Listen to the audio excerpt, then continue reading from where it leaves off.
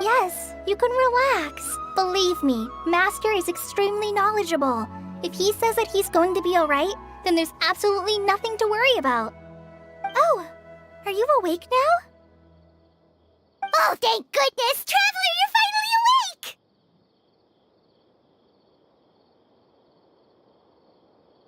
Well, we're at...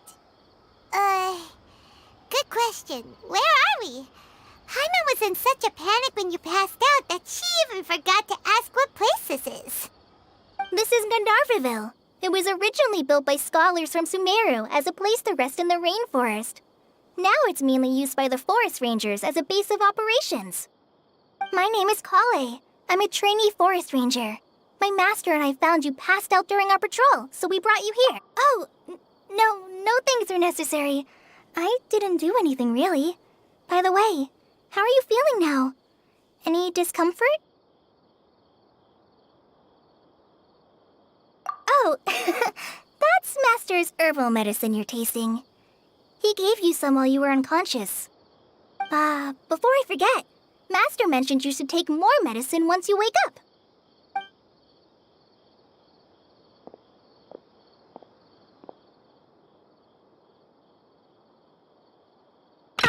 Whoops! Kale, what's the matter? Were you trying to retrieve the medicine? As I've already told you, you must be careful with these. All right, I'll get it for you once I'm finished here. Sorry, Master. Now, the guide to Avidya Forest's edible fungi is clearly posted on our bulletin board. But if Farbode forgets which mushrooms to avoid one more time, I'll have no choice but to leave the guide somewhere a little more visible. Like right smack on his forehead so others can remind him to be careful. Right? This is the second time he's come down with food poisoning this month. I'll be sure to give him a good talking to. Yes, please do. If, on the off chance, Farbode simply enjoys having little imaginary fairies dance before his eyes, then we'll just let him be. But the next time he requires any of our medicine, be sure to charge him accordingly.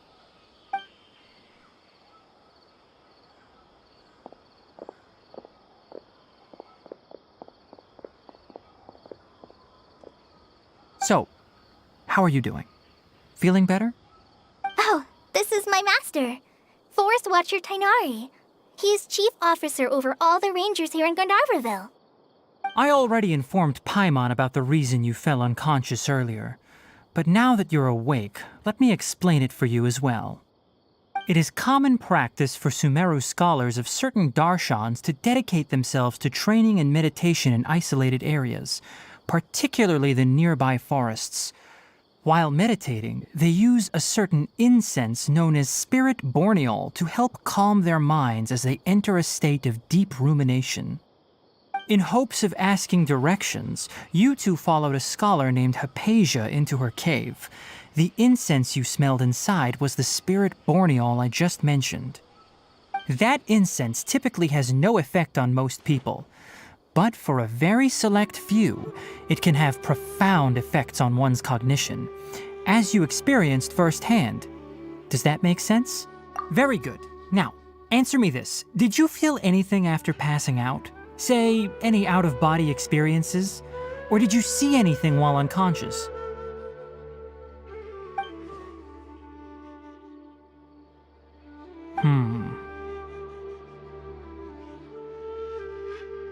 Kale, let the others know to stop bringing their patrol logs here for now. Huh? Why? Because these two will be staying here for the next few days. They can have my room and I'll bunk with Amir. Now get a move on and be sure to do as I've said. Yes, Master Tainari.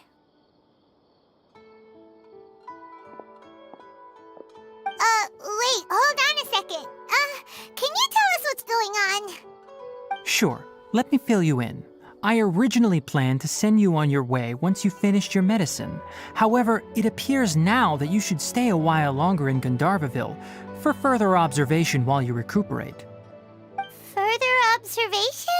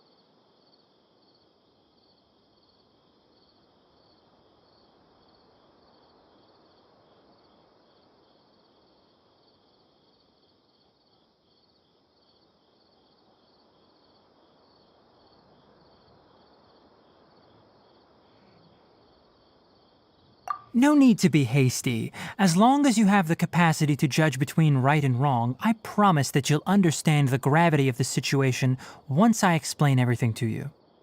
Based on what you saw after smelling the incense and losing consciousness, we can conclude that you experienced a powerful hallucination, which suggests your mental state is not in the best of shape. If you're skeptical, have a whiff of this. Whoa! Are you okay? You're experiencing a similar sensation as when you passed out, aren't you? So even though your condition is stable as of now, if I were to haphazardly let you leave, it's highly likely that you'd suddenly pass out again somewhere else. The rainforest is home to many fierce animals and hazardous areas. If something were to happen to you again, I'm afraid you might not be so lucky. For now, I suggest you continue taking your medicine each day and avoid wandering off on your own. At least until you stop having adverse reactions to this kind of smell, okay?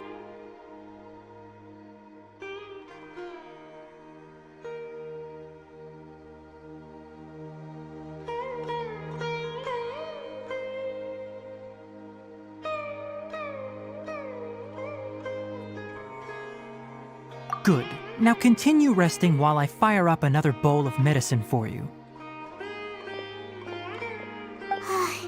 Seriously?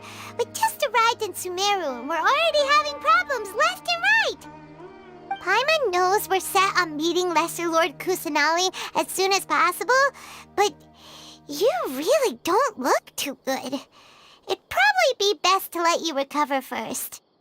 Hey! Are you even listening to Paimon? Paimon's over here worrying about you, you know!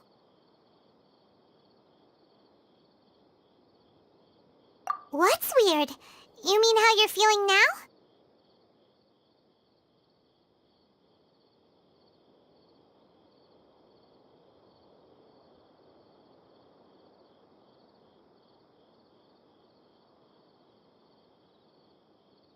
You mean the vision of tree roots and red skies you saw?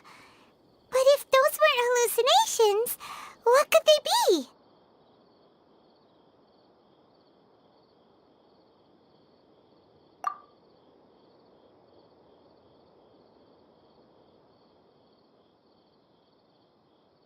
Well, considering how unique you are, Paimon trusts your judgment here. But why didn't you say anything about it to Tighnari? If he misjudged your condition, then there's a chance you could get worse, right?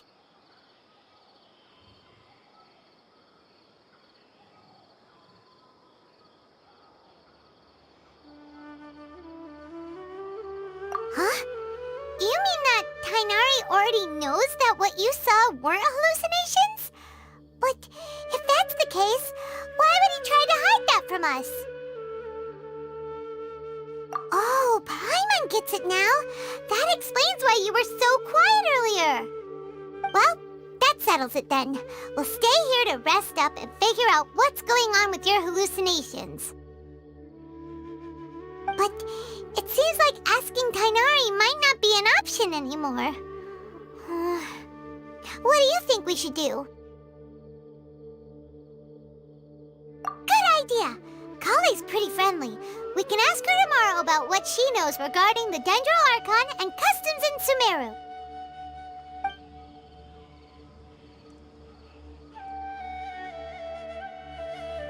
Rise and shine! Come on, it's time to go find Kale!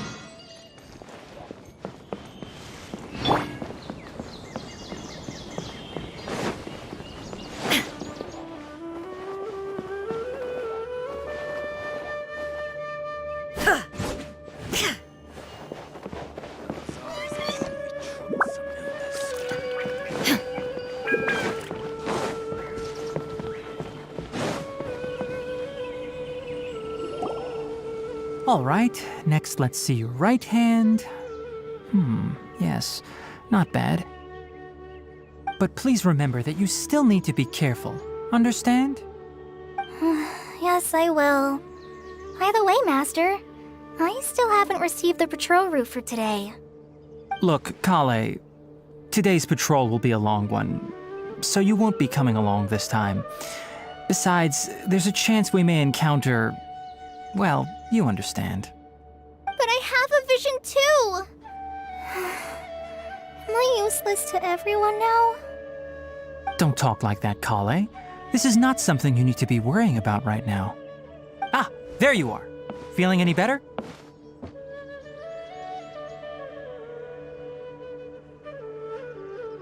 Yeah, since we'll be staying here for now, we thought we might as well try lending a hand around here. Seems you're not the type to sit back and take it easy for a while, huh? In that case, perhaps Kale could take you two for a patrol south of Gandharvaville for the day. And if you're feeling up to it, you can be responsible for cleaning the Statue of the Seven. Tighnari, we're ready to head out. Roger, I'll be right there. All right, we'll be heading into the forest now. I'll leave any further details to Kale. Yes, you can count on me. So, Kale, what exactly are we going to be doing today? Tighnari mentioned cleaning the statue just now, but, that doesn't really sound like the job for a ranger. Well, a forest ranger's responsibilities can be pretty diverse. They handle a variety of tasks, like checking the condition of outlying roads, maintaining forest facilities, ensuring fire prevention standards are met, and providing assistance to travelers and locals. As for Master, well, he has to handle more dangerous areas of the rainforest. Today we can perform routine checks on the pathway lamps as we make our way to the Statue of the Seven. Paimon, traveler, this way! You can leave the task of checking the lamps to me. In the meantime, you two can keep an eye out for anything unusual.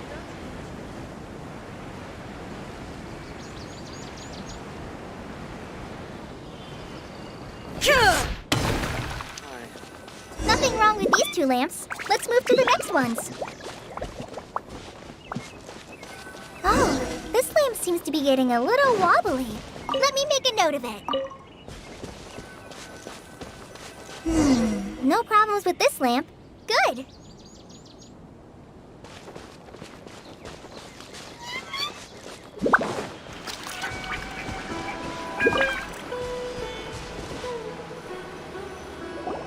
The Statue of the Seven is up on top of that large rock formation. You must have seen it when you came down this road before. It's pretty high up there, isn't it? Don't worry. If you're afraid you can't make it up there, I'm sure Master wouldn't mind if you don't clean the statue.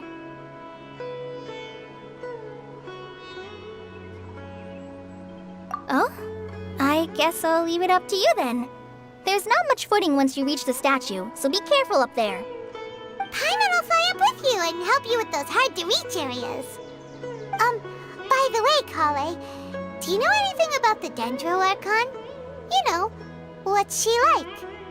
That depends.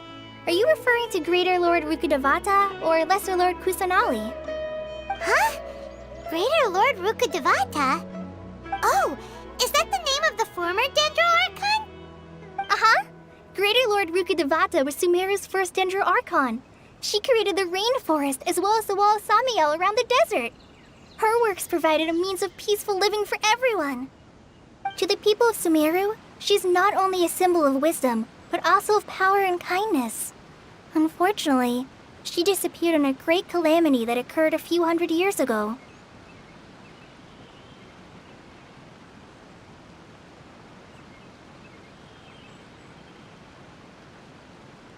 According to what Master has told me, the sages later found the newly born Dendro Archon and whisked her back to Sumeru. To celebrate the reinstatement of their lost deity, the sages dubbed her Lesser Lord Kusanali and let her reside in the sanctuary of Sarastana. Uh-huh. Then what happened? Well, and then... I'm not too sure what happened, to be honest. Huh? You're not too sure? But aren't you from Sumeru? Yeah, I'm from Sumeru. But... Maybe it's difficult to discuss this topic with strangers. If that's the case, then don't worry, we understand. No, it's not that. trying to hide something from you. Besides, I don't consider you two strangers. Anyway, you two know Amber, right? Wait, Amber? You mean...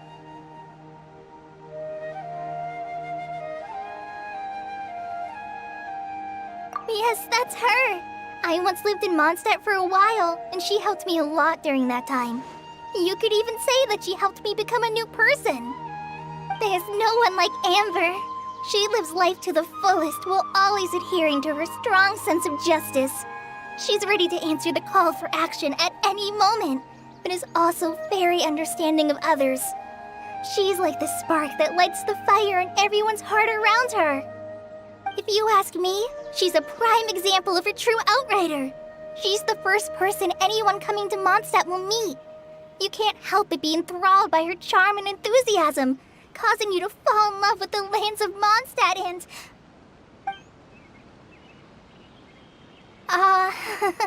sorry.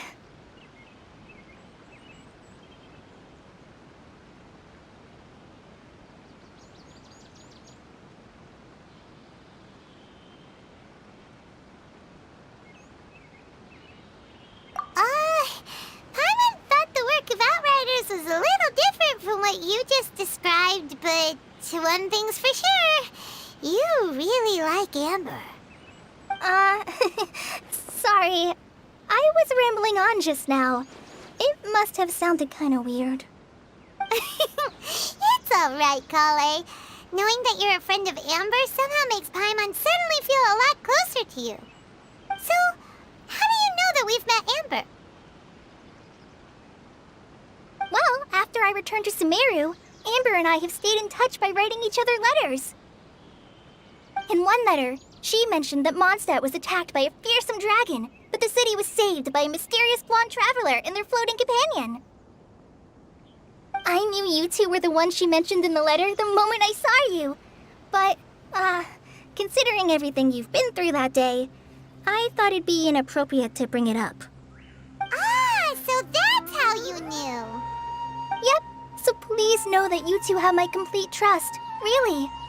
I wish I could tell you more about the archon, but I have been away from Sumeru for some time, and I haven't read any books. Sorry. That's alright. You've already helped us a lot.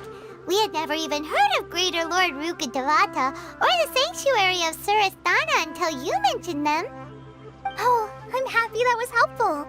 There is one thing I want to ask, though. Why do you two want to know about the archon?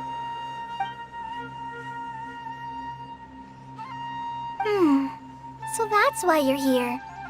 Thank you for telling me your story. Don't mention it. We are friends after all, right?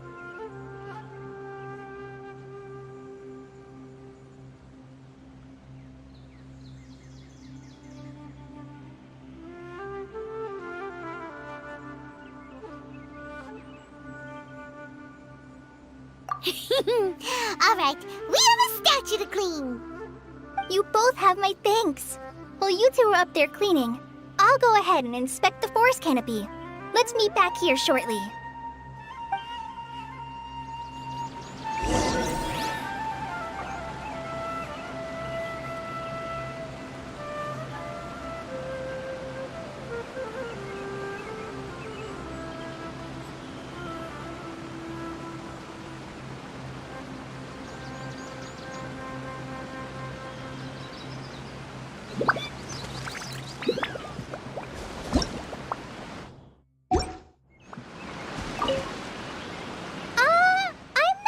Good climber, so I'll just let you handle the statue. I'll go check the facilities up ahead. By the way, once we're done with our work here, would you like to chat some more?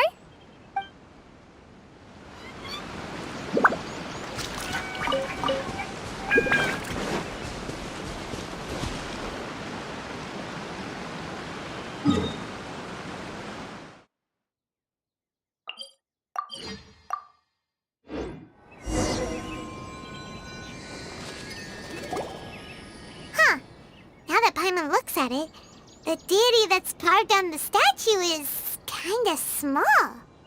Do you think she's supposed to be Greater Lord Rukkhadevata or Lesser Lord Kusanali? The name does seem to fit the statue somehow. Well, anyway, we'll have to figure that out later. Let's get started on cleaning the statue. Paimon will fly up and take care of the top, and you clean everything below.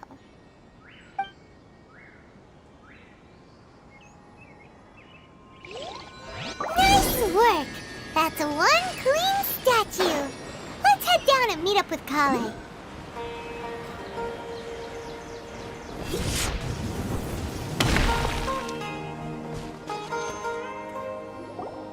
Kale, we're back! Welcome back! You must be tired after all that climbing. Let's take a little break. I brought some fruit and water for us. Yay! Food! What kind of goodies did you bring? Hey! Don't be a party pooper! It's not like Kale is a stranger or anything. Besides, the best way to compliment a chef is to show passion for their food. Xiangling taught Paimon that. I prepared a nice portable dish that forest rangers like to eat called pita pockets. I hope you'll like them.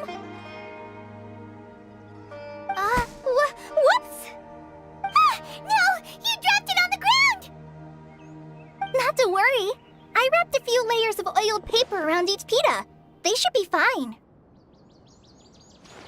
Oh, whew. Paimon nearly had a heart attack there.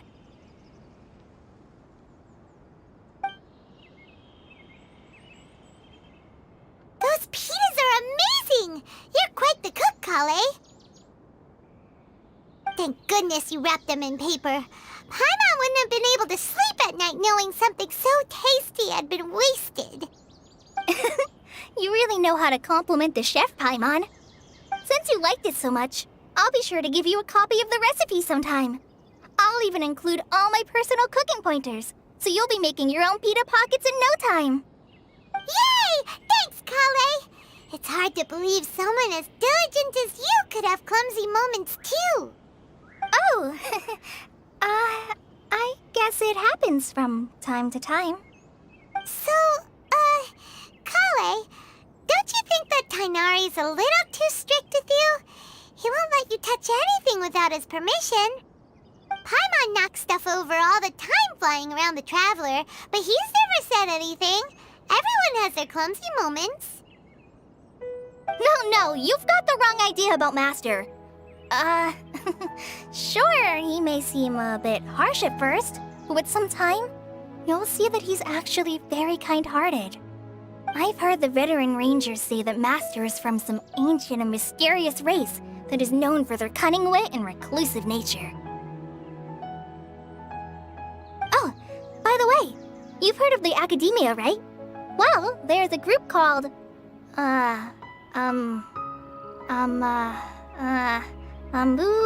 something? Well, anyway, because Master does a lot of research on plants, sages from the Academia have written him many times, inviting him to take up an official position there. But Master declines their offers every time, saying, Sumeru City is too noisy. It'd be bad for my ears.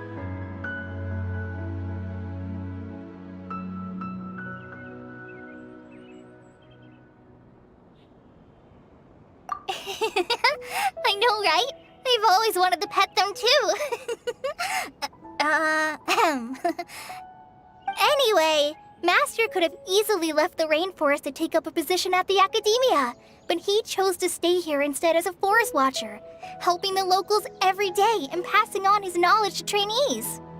In fact, Master's the one who taught me how to make pita pockets. Really? Paimon would have never guessed that. Oh, speaking of Tainari, he was the one who took care of you after finding you passed out yesterday. He even carried you all the way here. Paimon's still kinda upset, though. He kept scolding Paimon the entire way here.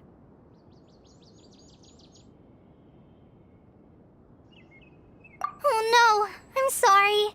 Master might have been overreacting a little. But, it's mostly because Paimon wouldn't stop yelling, Why, oh why? Is he going to die? It probably started to get under Master's skin after a while. Hey! Don't laugh! Paimon was genuinely concerned about you.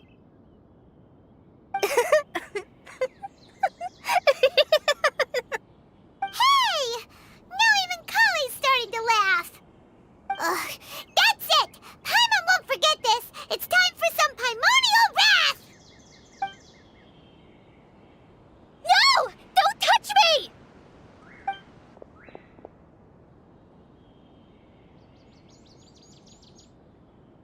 Oh, sorry, Kale. Paimon didn't mean to scare you. No, I just... I didn't mean that. Kale, are you okay? What's the matter? No, I'm... I'm fine. I'm sorry. I must have startled you both reacting like that. Oh, well, it's getting late now. Let's hurry back to Gandharvaville. I think Master and the others should be back by now, too.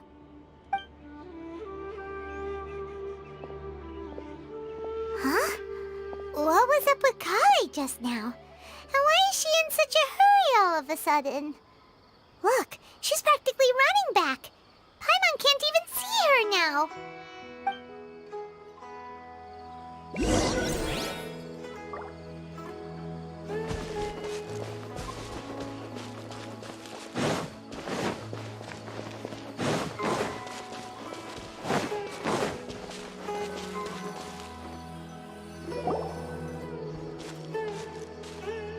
Ah, Traveler, you've returned. Yep, we're back. Have you seen Kale by any chance? Oh, Kale? Yes, I saw her go into her room just a moment ago. Oh, okay. Guess we'll just have to wait and talk to her tomorrow then.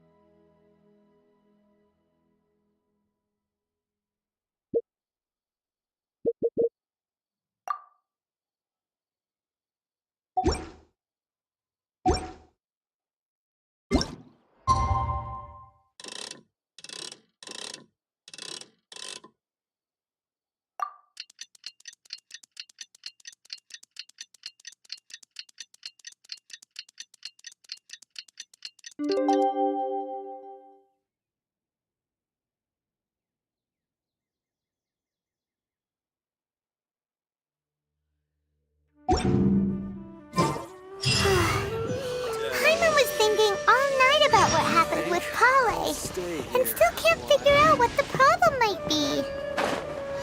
Maybe she's in a better mood now. Let's go check on her. Ah, it's you two. I was just about to go look for you. Huh? Tighnari? What are you doing here? Where's Kale? I came to check on Kale's condition. To put it simply, she's not well. You mean she's sick? How could she be... Oh, wait a minute. Could it be because of what Paimon did yesterday? No need to worry. Something as small as you could never harm her. This sickness is something that Kale has been dealing with for some time. Kale has been more excited than usual since you two arrived. A little too much so, to be honest. She hasn't remembered to take care of herself. I suppose it's understandable, though. She hasn't been around anyone she considered a friend for some time now. It must have been refreshing for her to have you two here. So, Tainari, what's really wrong with Kale? Let's take this conversation elsewhere. Kale just fell asleep after taking her medicine. She needs some peace and quiet.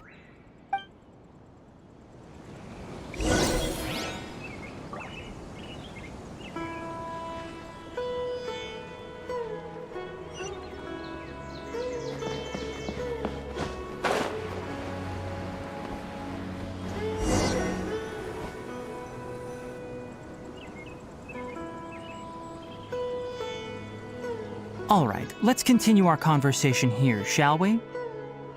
To be honest, I hadn't realized that you're that honorary knight from Mondstadt until Kale told me just now. I've also heard all about your deeds in Liyue and Inazuma. So, just to clarify, what I'm about to tell you about Kale is not because of who you are or your past feats. Instead, I am going to tell you because... well, because Kale asked me to. And honestly speaking, I was against Kale revealing her past to you. But she insisted, saying you two treated her with sincerity and as a friend. So now she wishes to reciprocate the gesture. So, Tainari, what exactly is wrong with Kale? You said this is something she's been dealing with for some time. Just how serious is it? Right. Ever since she was a child, she's been afflicted with a disease called Elazar. Elazar? Yes, it's a disease unique to the lands of Sumeru. It is characterized by dark and hardened scales that form on the body. At first, the afflicted may only feel mild numbness on the affected area of the skin. However, as the disease progresses, one may begin feeling fatigued and even experience peripheral paresthesia. In its final stages, the disease strips a person of the ability to control their own body, and they effectively become completely immobile. That sounds terrifying.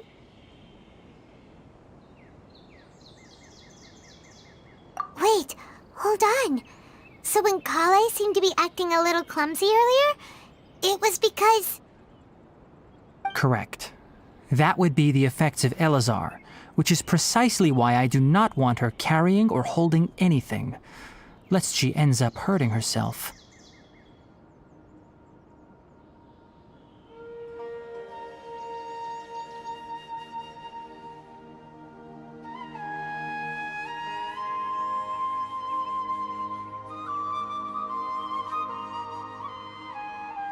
With appropriate treatment, the disease can be effectively controlled before it progresses to a more serious stage.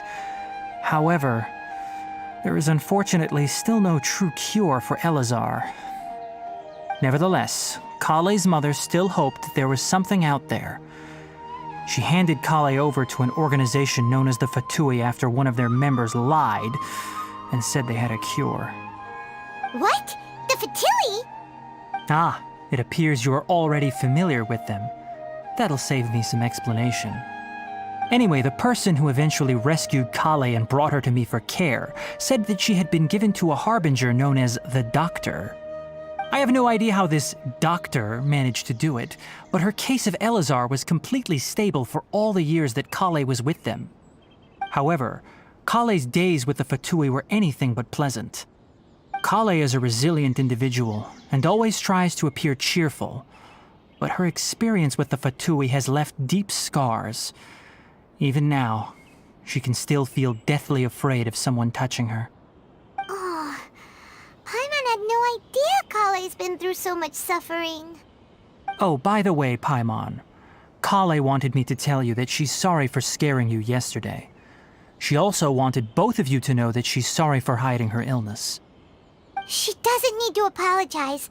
None of this is her fault at all. Well said. I hope you'll get a chance to tell her that in person the next time you see her.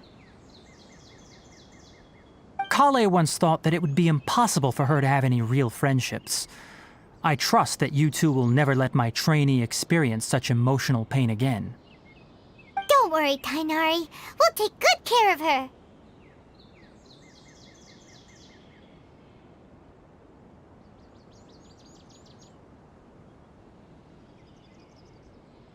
Well, it's not too serious at this point. She overexerted herself the last couple of days, which is what led to her breakdown this time. As long as she has taken her medicine and gets plenty of rest, she should get better. Though, I must admit that Kale's condition was much more stable when she first arrived here in Gandharvaville. She was interested in the work of the forest rangers the moment she saw us. I could see that she was serious about learning, so I felt compelled to ask her to join us. Her stamina has gotten much worse recently. Though a moderate amount of physical exercise is always necessary, I'm afraid the long-distance patrols are a little too much for her now. All right, now that I've told you about Kale's past, I think I'll head into the rainforest to find some ingredients needed for her medicine. I'll see you two later.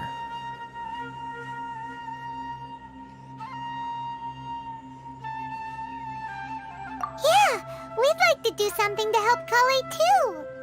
All right, but I must warn you two.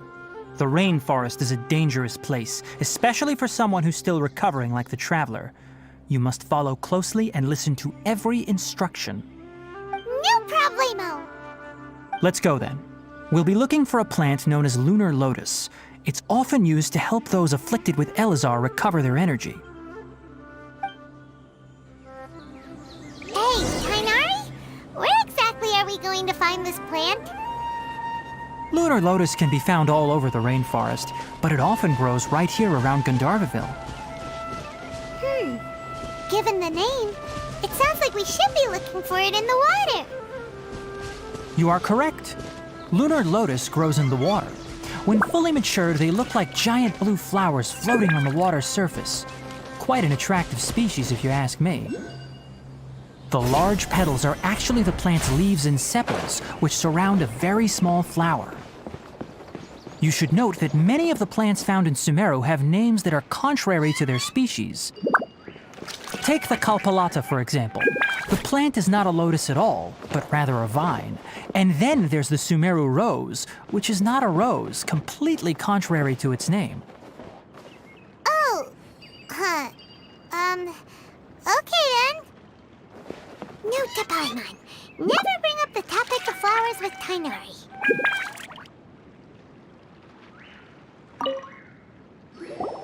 Shh! Kale's asleep. Let's come back once she's feeling better.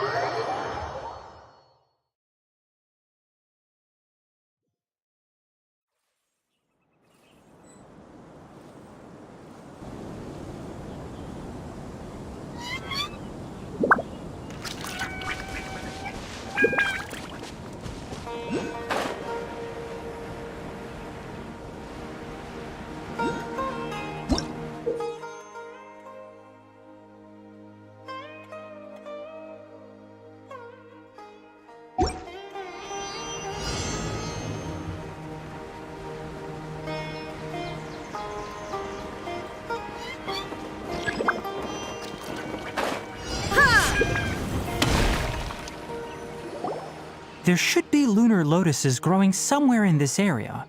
Let's split up and begin searching. If you could manage to gather 4 of them, that would be sufficient. We'll rendezvous here once you've gathered the needed amount.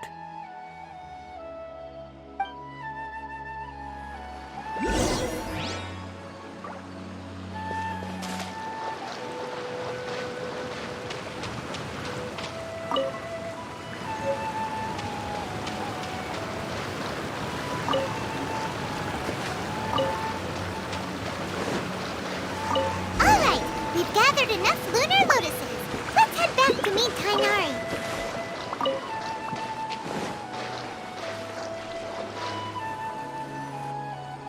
Hey Tainari, we found the lotuses you requested.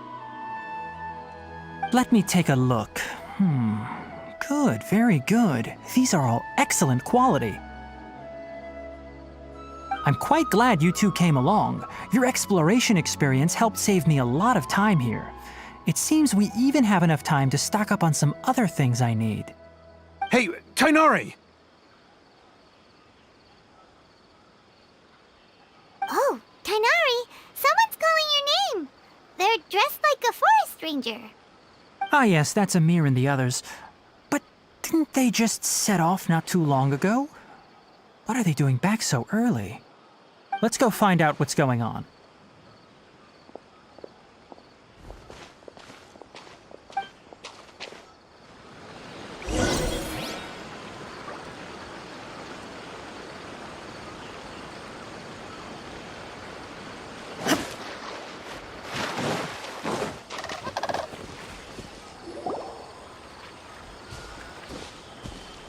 Tainari, thank goodness we found you here. We were just about to head back and find you at Gandharvaville. What's going on? We just discovered a withering zone. The Withering is back? But the patrol route you were on should have been already clear just a week ago. It reappeared so quickly. Can you tell me the exact location? It's up ahead, deep in the river valley. It's appeared in a spot that blocks nearly the entire narrow part of the valley area, so we decided to come find you as quickly as possible. And the radius of the contamination? Sorry, I couldn't get a clear enough view to tell. No one in our patrol team had a vision, and it appeared to still be spreading, so we didn't risk getting any closer. Okay, I understand. You made the right decision. I'll go deal with it right away. In the meantime, please guide these two back to Gandharvaville. Wait, Tainari, why don't you let us help you? You two have only just arrived in Sumeru. You're still unfamiliar with many things in these lands. There's a unique type of anomaly that occurs in the Sumeru rainforest. It's called the Withering. The affected areas not only cause nearby vegetation to wither, but it's also lethal to wildlife and even people. If you don't carry a vision, then you should think twice before approaching such places. Yes, Amir is absolutely right. I wasn't kidding when I said the rainforest is a dangerous place. As Amir said, only someone with a vision, that is, the power to manipulate elements, will be able to resist the Withering's corrosive effects for a time. That's right. If any of the forest rangers without a vision come across a withering zone, we first make a record of the location and then have a ranger with the proper abilities deal with it, like Tainari here. Only someone with a vision can venture within a withering zone and find a way to deal with it. But you don't seem to carry a vision. Don't worry, he may not have a vision, but he's a real pro at using the power of the elements. Don't sweat it. We've helped others deal with similar situations before. Wait, you've met other forest rangers before? I was planning to properly show you both how to identify the Withering before you left Gandharvaville. Anyway, since you two are experienced adventurers, come with me. I'm sure you'll both be able to help.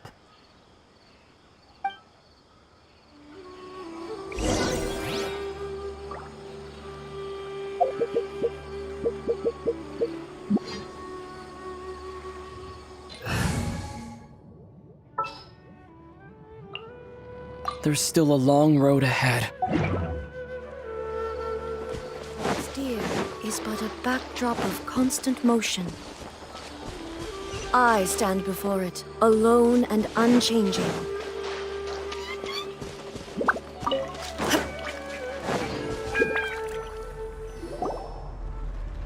Hey, look!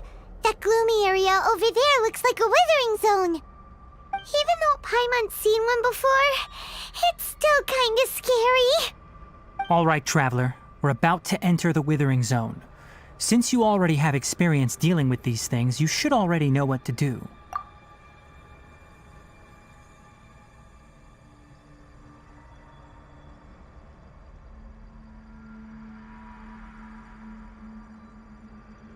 But please remember, don't push yourself. If at any point it becomes too much, return outside the zone and take a breather. It could become a matter of life and death. You ready then? Let's go.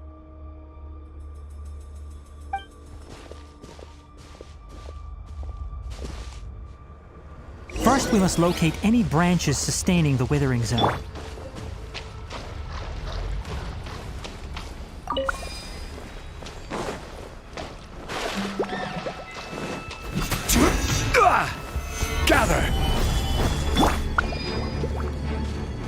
Propagate!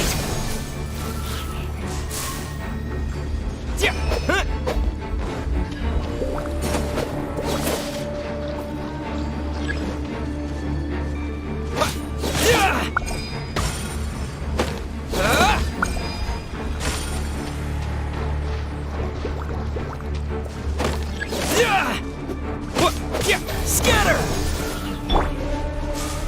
Solidify!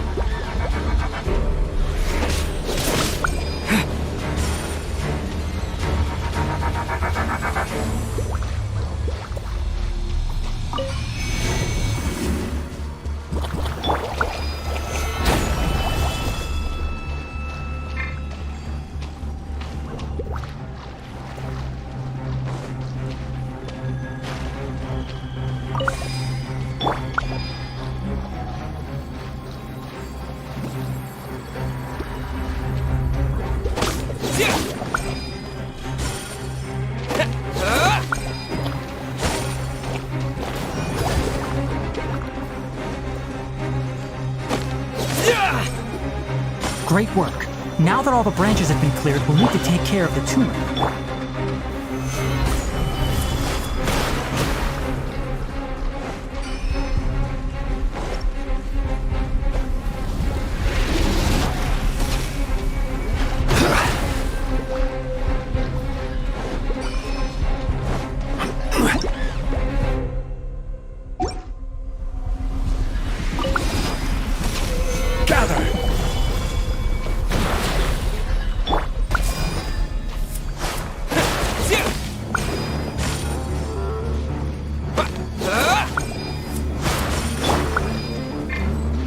This is order.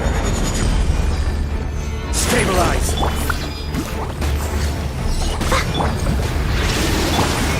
Propagate!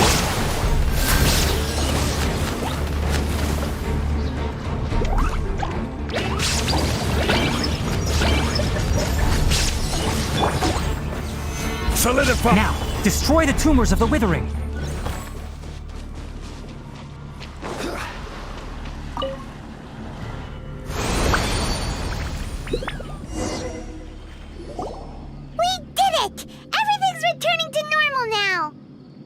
Yes, thanks to you two. We were able to quickly restore this area back to normal. Tainari? You make it sound like we did well, but why does Paimon have the feeling you're worried about something?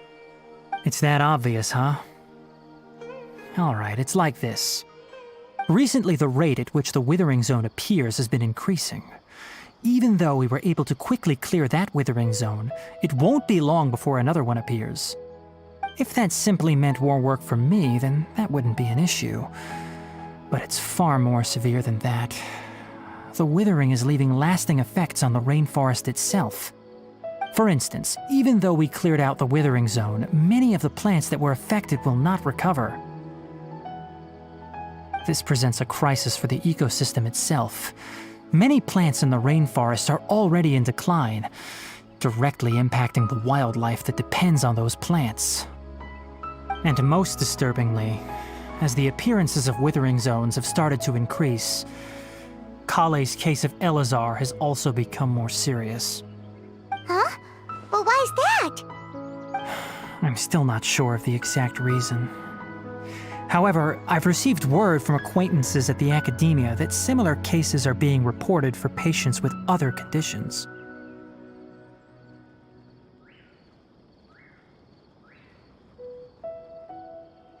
No, none that we know of.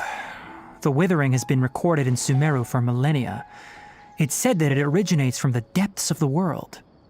By the way, have you heard of Irminsul before?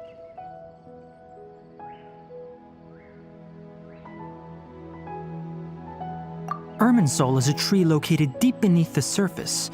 Although it isn't like any tree we know in a biological sense, you can basically think of it as a large tree that grows downwards rather than upwards. I'm sure you've heard of ley lines, right? They're like the roots of Irminsul, spreading and extending from a massive cavern deep underground all the way up to the surface.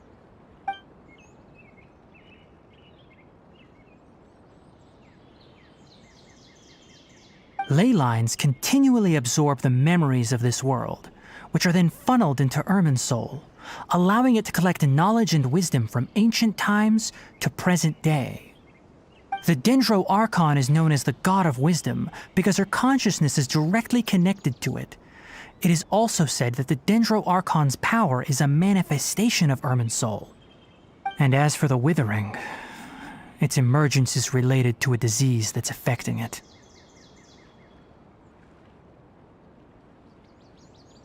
That's right. My ancestors learned of this from Greater Lord Rukkhadevata's familiars a long time ago. But even those mysterious creatures did not know of a cure for Irminsul. I'm afraid we Rangers will be battling the Withering Zones here for a long time until a cure is found. Alright, that's enough on this topic for the time being.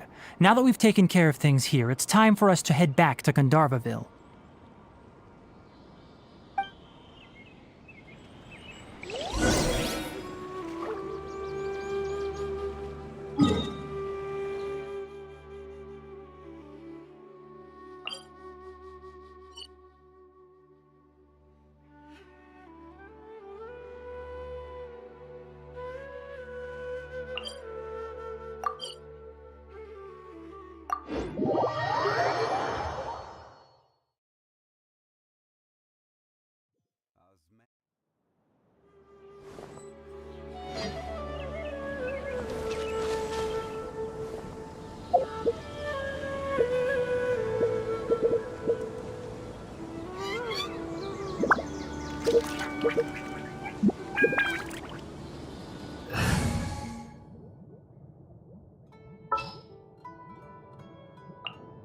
It is as the stars foretold.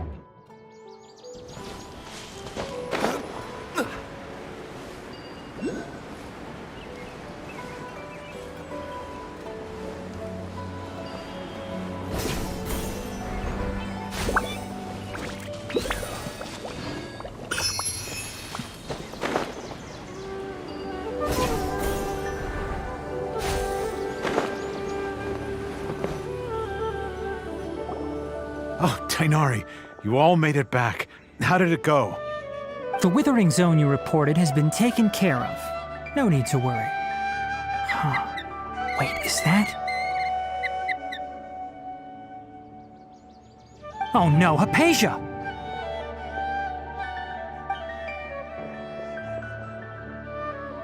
Huh? What's wrong, Tainari? This Duskbird is Hypatia's designated courier for urgent news. You do remember her, don't you?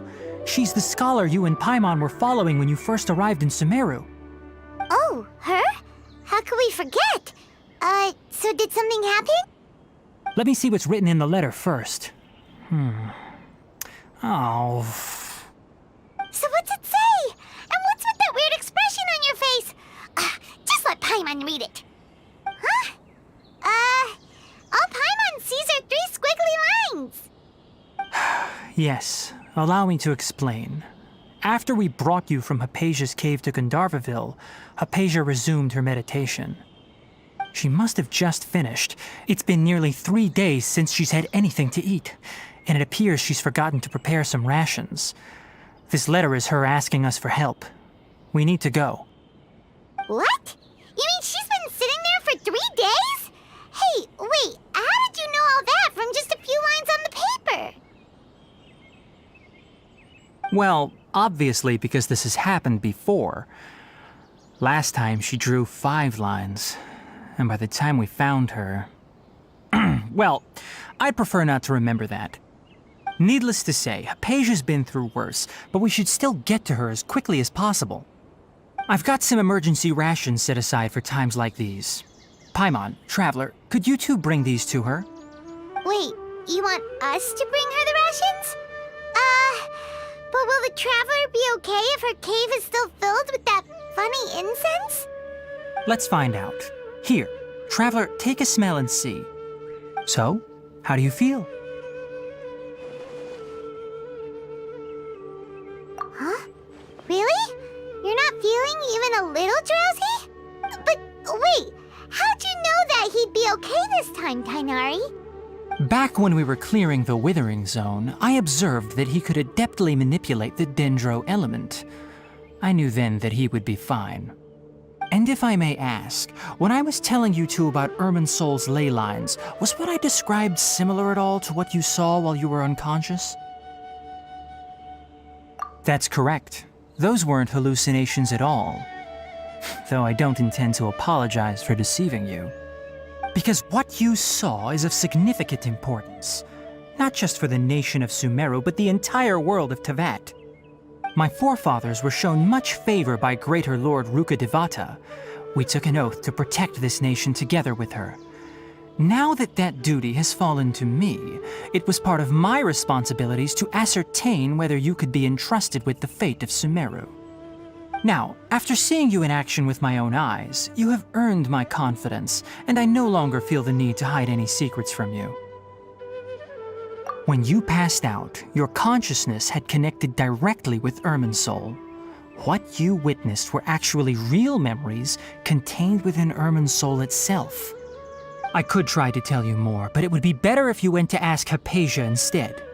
Her focus on meditation and use of Spirit Borneol are aimed at establishing a connection with Irminsol, just as you did. That sounds nice and all, but will she really help us? Seriously, she completely ignored us the last time we tried talking to her. That was because when you ran into her, she was in a special phase of her training. During that time, she must avoid communicating with others. Please, wait here for a moment.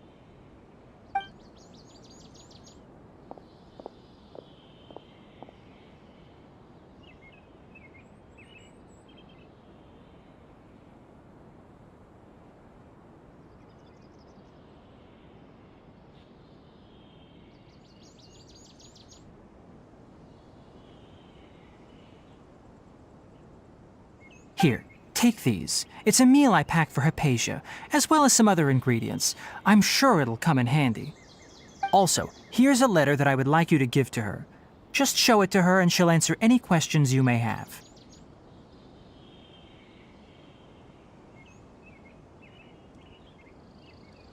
No. I should be the one thanking you. You've both been a great help these last few days. Hypatia should...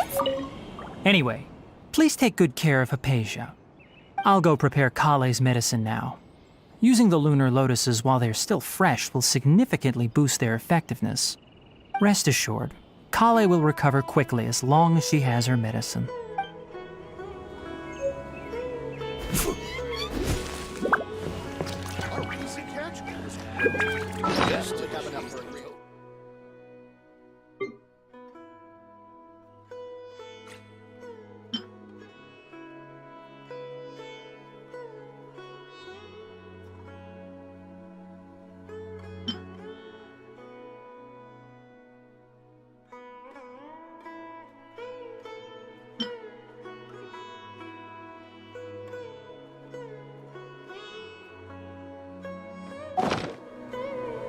Yesterday, total of...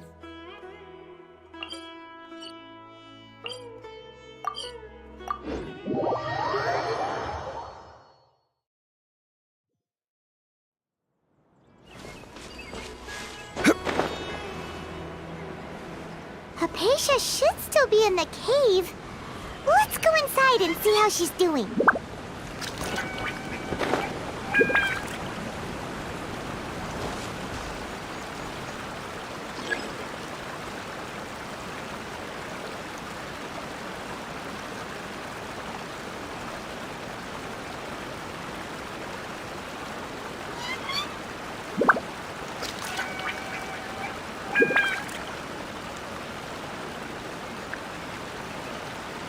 Osmanthus wine tastes the same as I remember.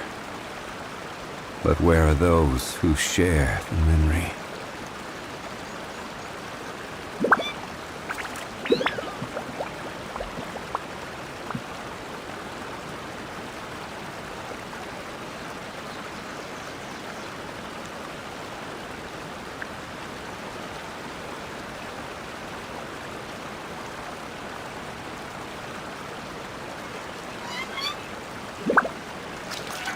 Boats are made for transferring commodities back and forth, and those that come across Lior tend to stay a while, so it is where many things come to settle.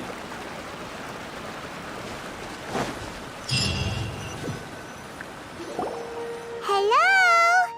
Hypatia? Hey, there's nobody here. Maybe she went out to look for some food.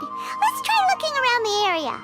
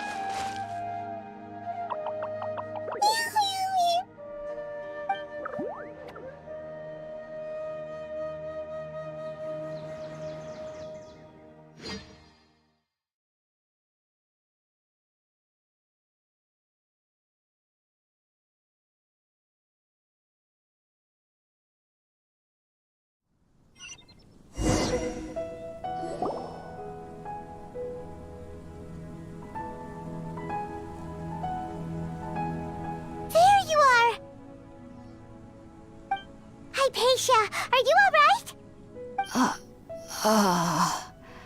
So hungry. There's no way we can get her to eat in her current condition. Let's try finding some water first. Huh? Wait, why does it look super foggy outside all of a sudden? Anyway, let's go look around.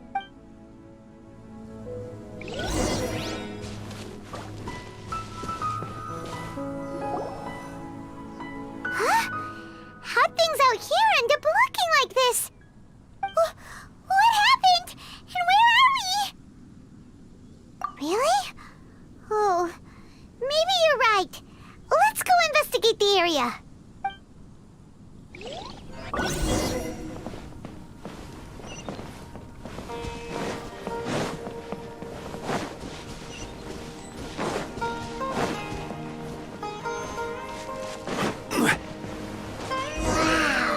This place is huge! I knew there's something off about that cave. Let's think of a way to get over there and have a closer look. Who knows? Maybe we'll find a lead of some kind.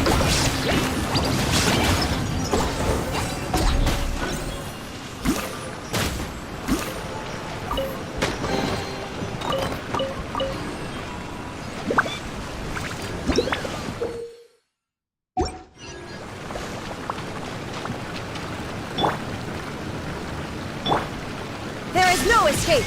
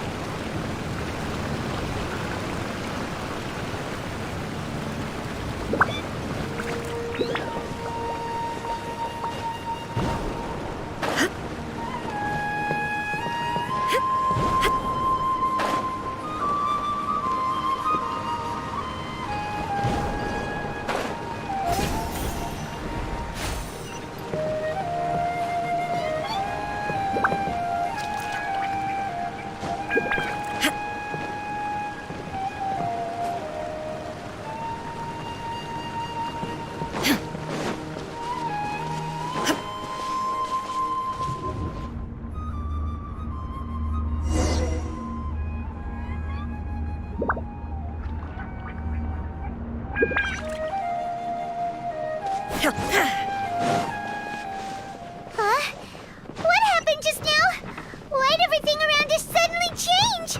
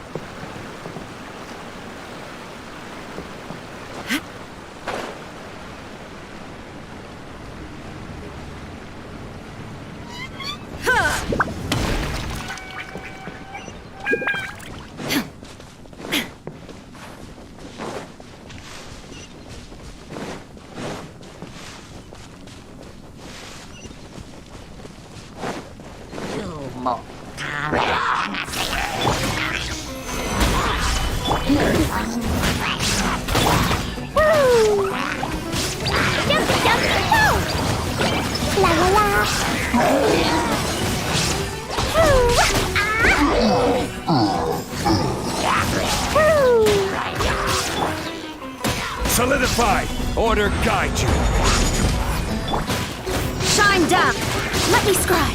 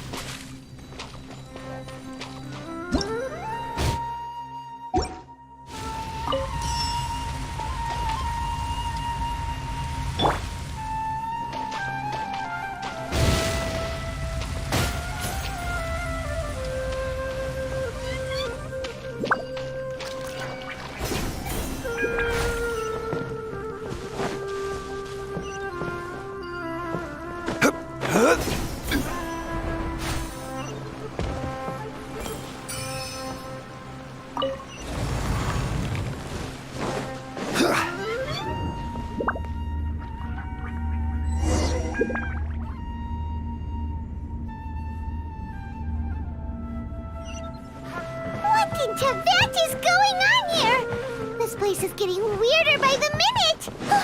Hey, what's the matter? You don't look so good.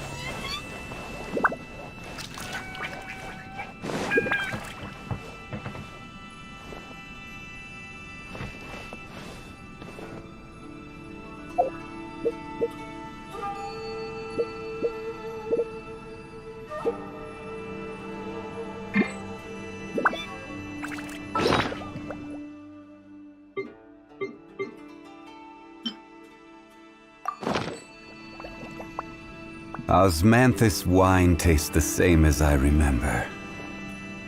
But where are those who share the memory?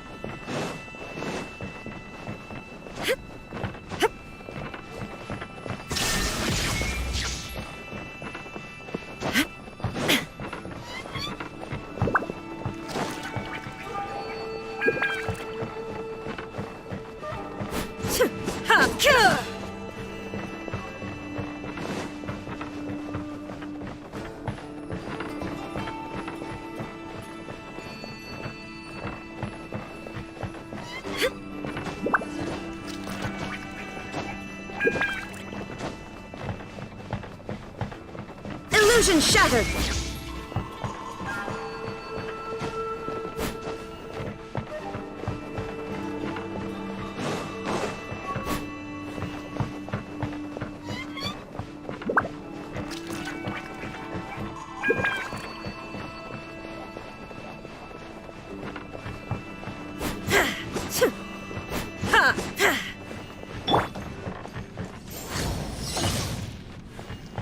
La la la. Woo! Yeah.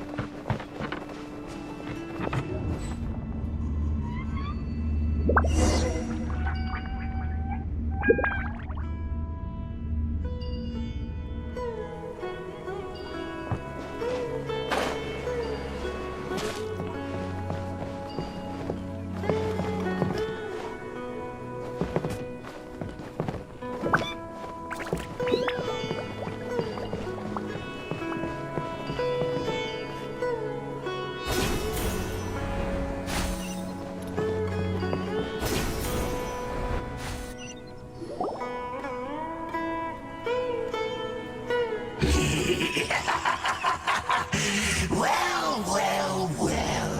Looks like we meet again, traveler. The Abyss Herald! What are you planning to do in this strange place? Strange place. Plotting. You needn't worry about such things. They don't concern you.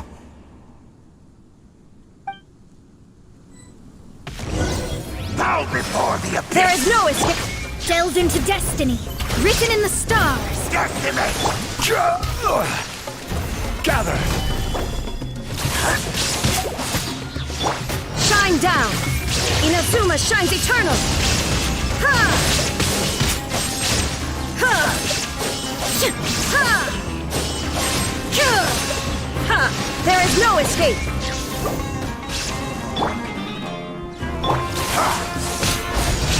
This is order.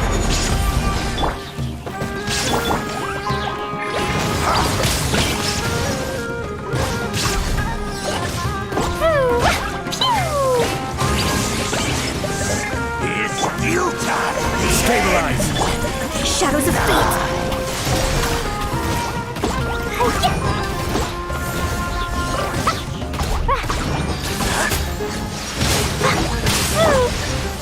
Solidify!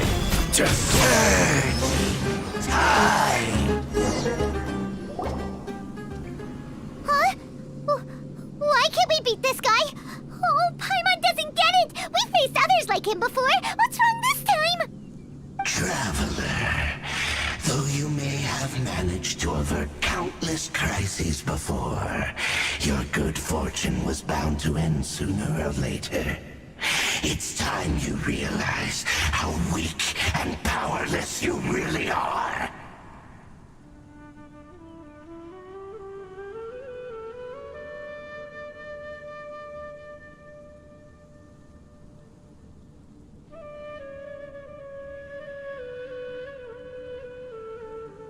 Your sister. Oh, pitiful traveler. Are you really so ignorant?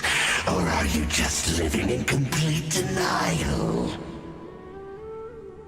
Her Highness has long since forsaken you. Your meager existence in her eyes is that of an annoying bug, only to be stepped upon. The bonds of love and family which drive you to find your sibling are utterly gone. Your journey is meaningless. But don't you fret now. Today will be your last. Now die!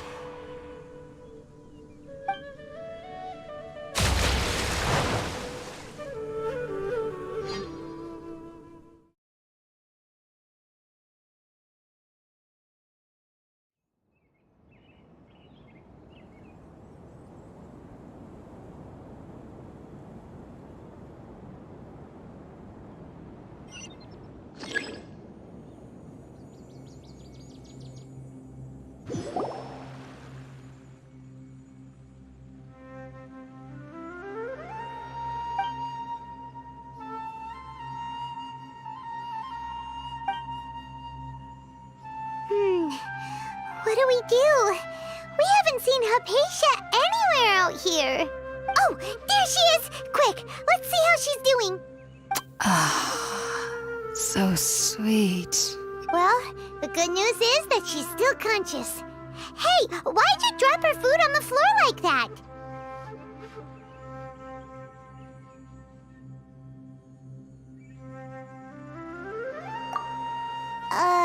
Are you okay?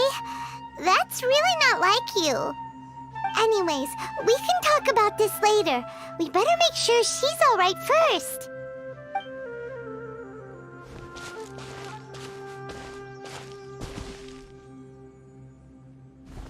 Whoa, wait a sec. Look at all this fruit lying around her. We can put that to good use.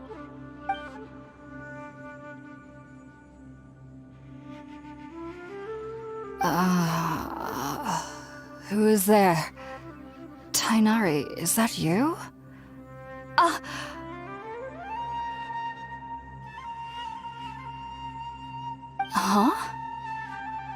It's okay. You can relax, Hypatia. Tainari sent us here to bring you some food and water. Here, we have a letter that he asked us to give you.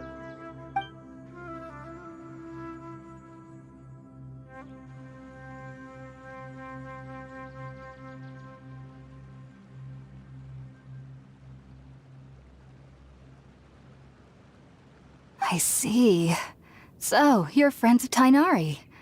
I apologize for all the trouble I've caused you. I'm grateful that you came so quickly to save me. You even brought all this fruit. Well, actually, we didn't bring the fruit. It was already here when we arrived. We were kind of wondering about that, actually. When we found you here, there was all this fruit lying around and even some juice dripping from your lips. How did you end up like this anyway? Oh, really? I seem to understand now. All the fruit was likely from my, neighbor. Must have come by and saw me like this. Your neighbor? You mean there's someone else living nearby?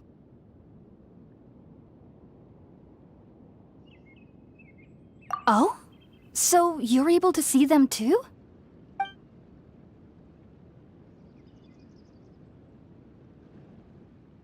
Wait, hold on a second, Traveler. You say that before we arrived, you saw some mysterious creature and suddenly had a strange dream? Isn't that a little too crazy to believe? No, I actually do believe what the Traveler is saying. I myself had a similar experience once before and ended up scaring my timid little neighbor here. You needn't worry. They mean you no harm.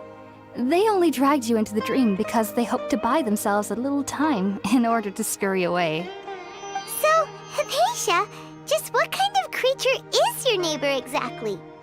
I'm not sure what it's called, to be honest. But I do know that they have some sort of deeper connection with the Dendro Archon.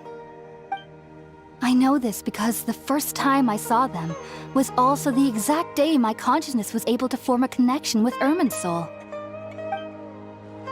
Even after I opened my eyes and stopped meditating, my heart was still pounding, and my mind was racing with all the knowledge that I had touched. And at that very moment, I suddenly noticed a small figure at the opening of the cave. In my curiosity, I began to walk over to the creature. They must have already been used to me living in the cave, because they didn't seem to mind me approaching them. They just kept doing whatever they were up to. It wasn't until I crouched down next to them that they suddenly realized that I could see them. Oh! And then? And then I had a dream. By the time I came to, they were nowhere to be seen. I was convinced they'd never show up again. But sure enough, I saw them nearby a few days later, and they weren't alone. I feel like they aren't as afraid of me as the first time I approached them, but I never would have expected them to save me. Yes, no doubt about that. By the way, Tighnari mentioned in his letter that you had questions for me regarding Irminsul.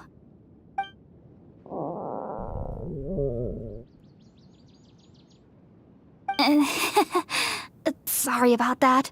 Sounds like just drinking juice still isn't quite enough for my stomach. Well, if somebody hadn't dropped the food earlier... Anyway, looks like we'll need to prepare something ourselves. Besides, Paimon's getting hungry too. Let's eat first and talk about Irminsul later. Alright, we're up, Traveler. Today's menu will feature sweet madame and a radish veggie soup. You'll love them, Hypatia. They're our specialties after all. Sounds good.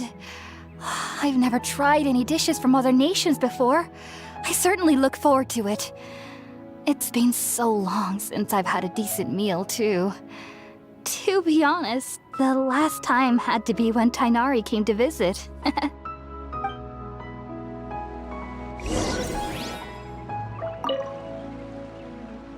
Are you already finished cooking? Smells delectable. I'm truly thankful whenever I can enjoy a proper meal like this.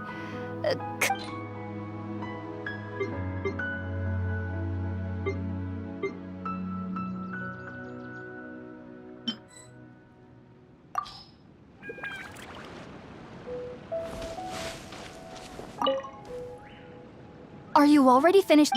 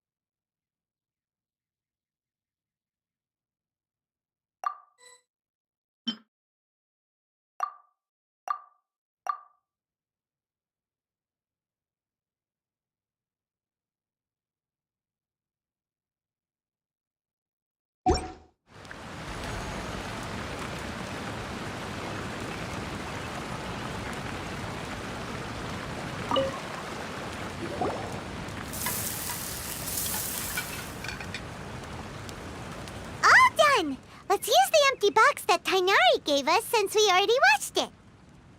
Oh, it smells amazing! And the box is a nice touch, too!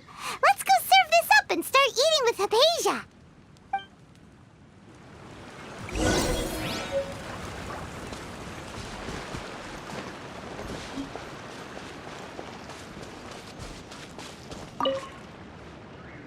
Are you already finished cooking? Mmm, smells delectable.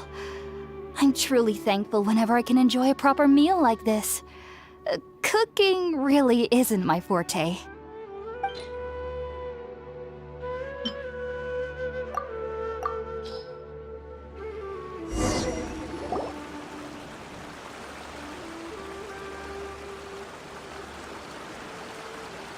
Even though everything you mentioned was in Tainari's letter, it's still hard to believe you were able to connect with Irminsul immediately after smelling Spiritborn eel for the first time.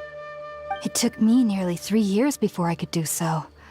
And everyone at the Academia even lauded me as a genius. You should know that some researchers spent their entire lives without ever successfully connecting with Irminsul as you have. So why does this incense allow people to connect to Irminsul?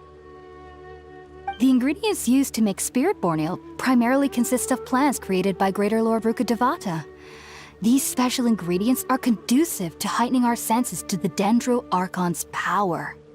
Since the root of the Dendro Archon's power lies within Irminsul, we can occasionally tap into her powers to peer into the depths of the earth.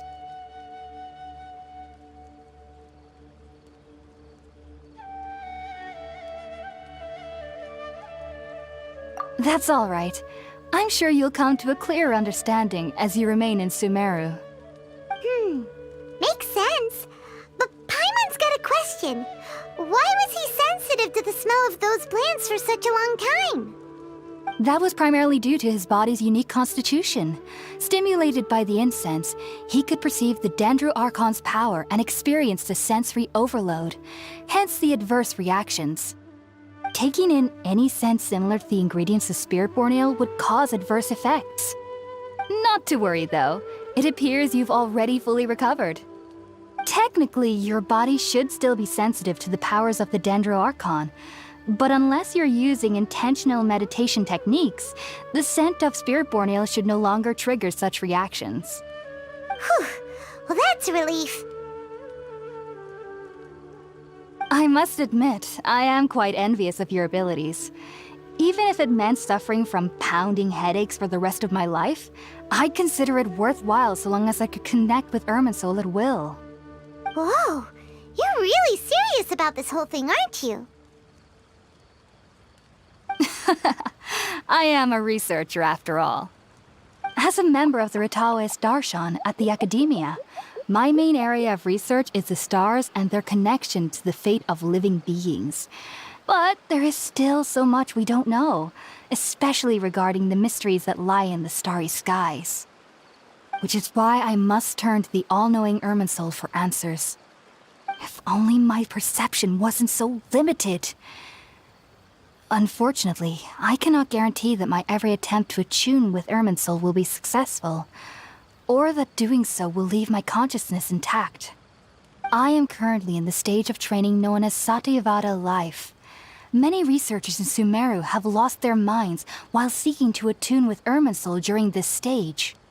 Sages have said that Irminsul contains divine knowledge, and touching such knowledge without the proper preparations and abilities will only lead to one's mind caving in on itself. That's why we meditate alone. We need to ensure that our minds will be calm while minimizing the possibility of involving anyone else. Whoa, so knowledge from Irminsul can be super dangerous. Aren't you afraid of the risks, Hypatia? Of course I do. Especially during nights that are pitch black with no moonlight, and dead silent without even the sound of insects. However, I've been feeling better as of late. I don't get as scared anymore knowing that I have a little neighbor living nearby. I believe that being able to see them is a sort of blessing from the Dendro Archon. But what's strangest of all is that they're clearly an envoy of the God of Wisdom herself. And they have the curious power to make people dream. What's so strange about that? It doesn't sound so out of place for a divine being, does it? Well, it's strange because nearly nobody in Sumeru can ever dream. Oh, is that true? Yes, well, to an extent. Only children can dream in Sumeru. Adults, however, never do. The sages say that wisdom implies rationality, but that which occurs in dreams is often neither rational nor logical.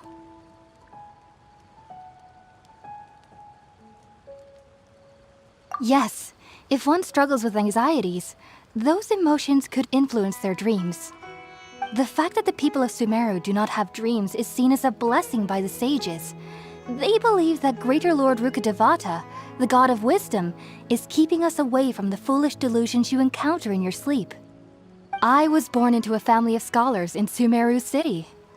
Ever since I was a child, my parents would always tell me that I'll know I've grown up once I stop dreaming.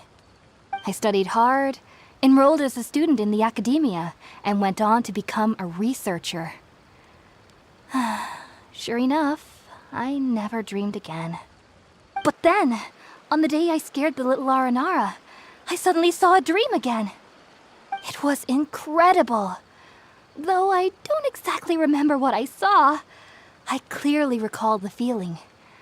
I suddenly felt like I was a child again. Back then, I was foolish and ignorant as any youth would be, but I was free of fear. Maybe dreaming isn't as bad as we've made it out to be. Just be sure not to speak of this if you travel to Sumeru City. They'll look at you as if you've lost your mind. So, do you have any thoughts about the things he saw when he connected with Irminsul? Sorry. I'm afraid I don't have any answers as of now. All I can say is that what you saw is a memory contained within Irminsul itself. World forget me. What could that possibly mean? If only I could ascend past Satyavada life and begin Paripurna life, I might have some more answers for you. If you two are ever in the area again, please be sure to come and see me.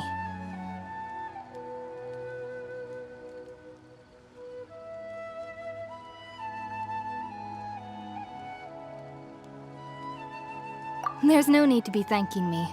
You two are my saviors. Besides, I'm already looking forward to tasting some more of your cooking. Now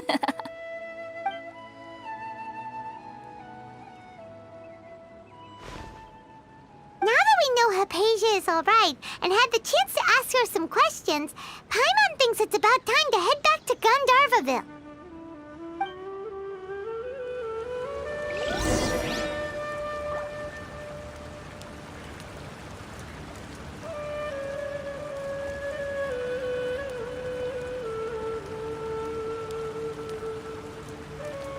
Dodoko?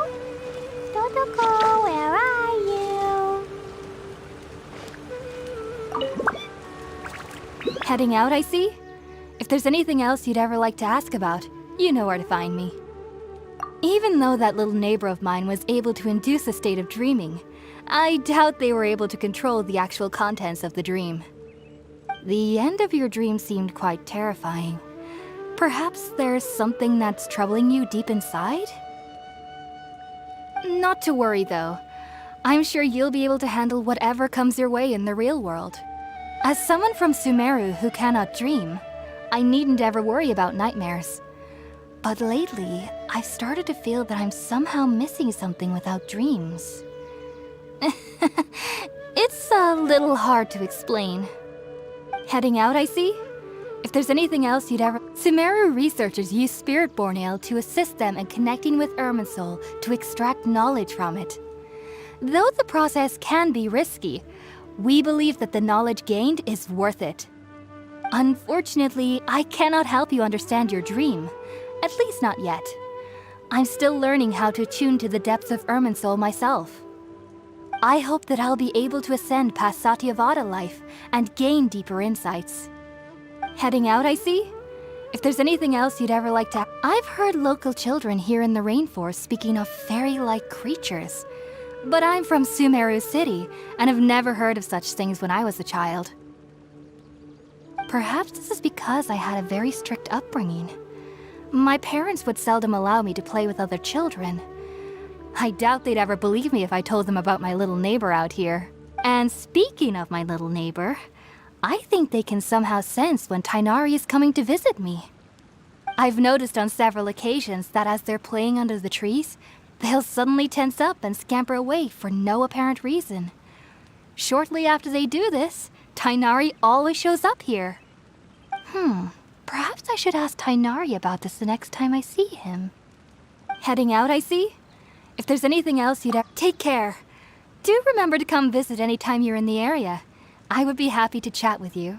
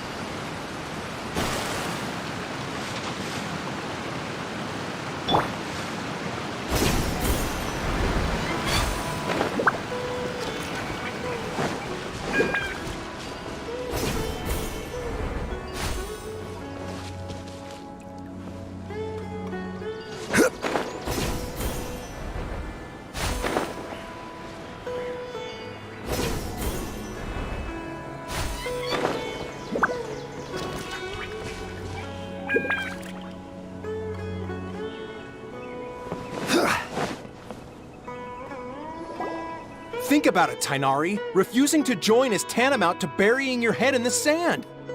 I understand that you're a forest watcher and that it's your duty to combat the effects of withering zones. But isn't it evident that such work is not a lasting solution to the problem? As Sage Kage clearly stated, your presence and guidance in Sumeru City is pivotal in finding a cure for Irminsul. How could you possibly refuse? Keep your emotions in check, Ghulam. Let's at least listen to Tighnari's reason for declining. We're here to invite him to the Academia, not to cause a scene. Sage Kage, I am truly honored that you came here in person, but I'm afraid I must still decline your invitation. I am merely a forest watcher. How could the great minds of the Haravatat have any need of someone like me? Well, it turns out that your refusal letter had some implications on your master's reputation. He is a renowned sage of the Immorta, after all. So now I've come here in his stead. I see. Huh. And I figured that given his temper, he would come here and berate me personally. Tighnari, your master is an integral part of this effort, and now he requires your assistance. And what exactly does my master need of me, Sage Kage? You'll know, once you've arrived in Sumeru City, that is. And how long will I be required to stay? There's no definite answer as of now. Do you mean to tell me that despite coming all the way here to Gandharvaville, you still can't answer the questions I laid out in the letter to my master? If that's the case, then I'm afraid I cannot give you a definite answer either. Tighnari, but you... So be it. Come, Ghulam, we're leaving.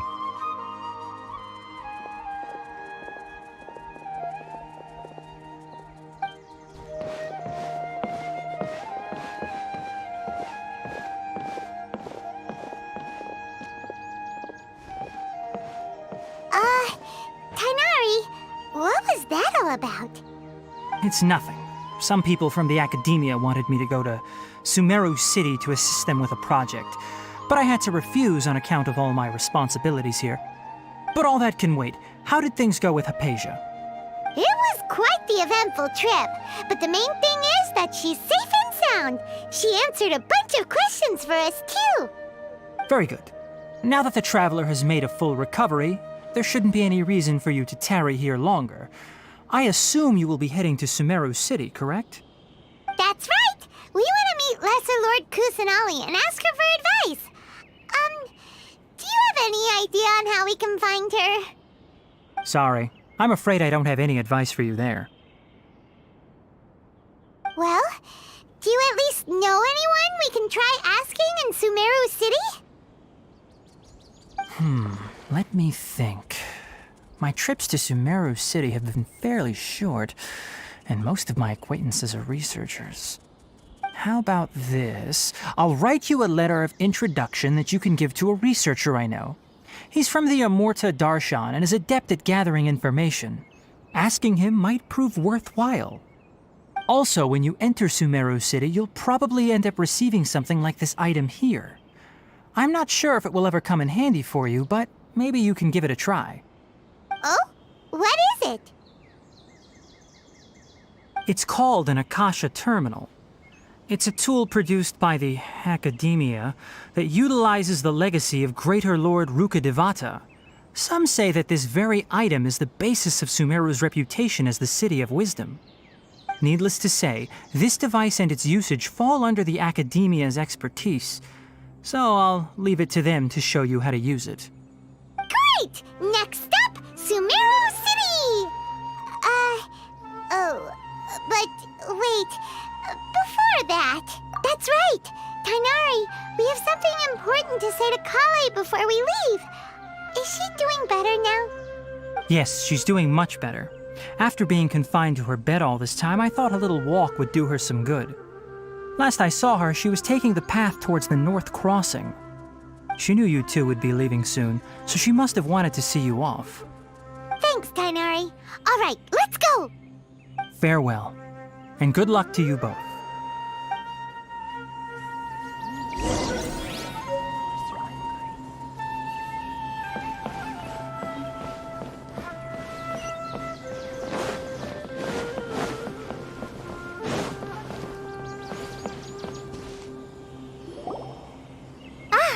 I've been waiting for you two.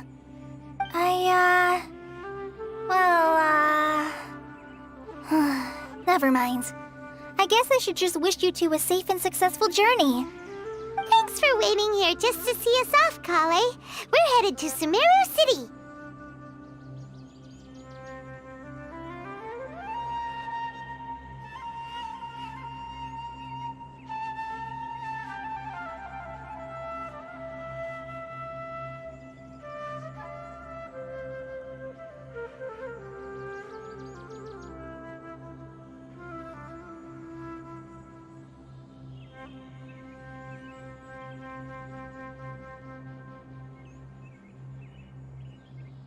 Don't worry about me. I can take care of myself. My condition won't be getting in the way of my duties. I want to be a forest ranger after all. It's up to me and the others to protect the rainforest here. And, I'm sorry. I should have told you both about my condition when we first met.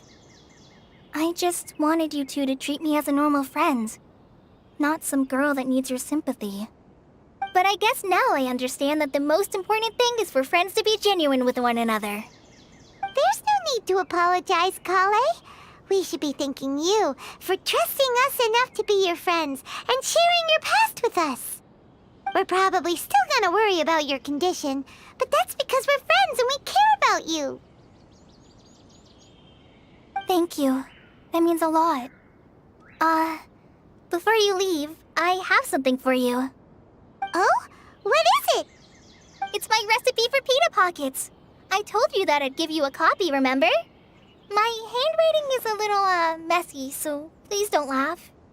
Yay! Thanks, Kale. Now we can eat those scrumptious little pitas whenever and wherever we like. I hope that whenever you eat them, you'll both remember your time here in Gandharvaville.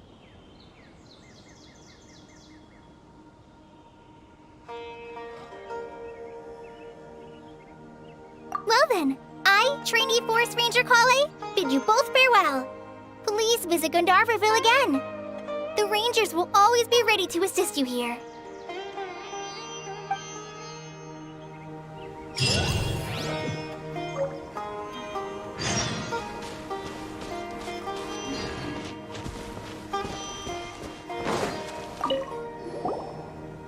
have a safe trip to Sumeru City and get to meet the Dendro Archon there. I'm much better now. I'll be back on patrol again starting tomorrow. Even though I'm not quite ready to help Master clear the Withering Zones yet, there are still plenty of other tasks for me to handle. Oh, and Traveler, if you ever see Amber again during your travels, please don't mention my illness to her, okay? Amber knows about my case of Elazar and what's happened in my past, but I haven't told her about my condition getting worse. I guess I just don't want her to worry about me. If the need arises, I'll tell her about it myself. All right, we understand, Kale. I hope you have a safe trip to Sumeru City and get to meet the Dendro Archon there. Kinda hard to believe that Master Tighnari can cook, isn't it? His culinary techniques are very polished, but his taste is a little, unusual. It's not really his fault, though. He just has a sensitive tongue and nose, so he prefers much lighter flavors. The last time I went a little too heavy on the spices for my pita pockets, Master started having a sneezing fit. Of course, I never heard the end of it after that. I hope you have a safe trip to Sumeru City and get to meet the Dendro Archon there. See you later! Be sure to come back often. Even though Master didn't admit it, I'm sure he wants to see you again.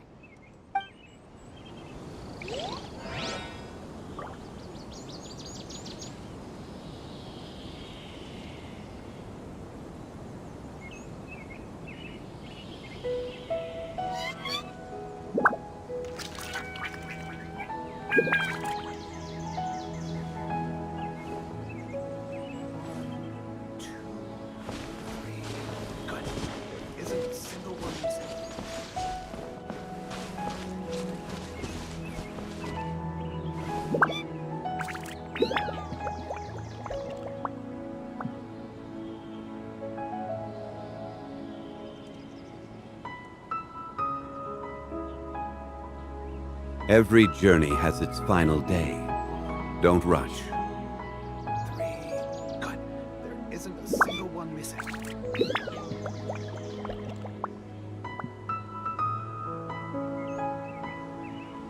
Osmanthus wine tastes the same as I remember. But where are those who share the memory?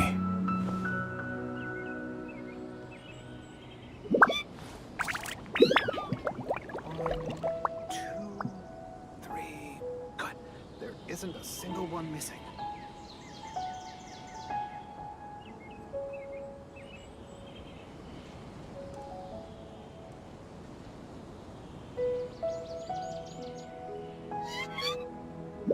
Boats are made for transferring commodities back and forth. And those that come across Lior tend to stay a while. So it is where many things come to settle.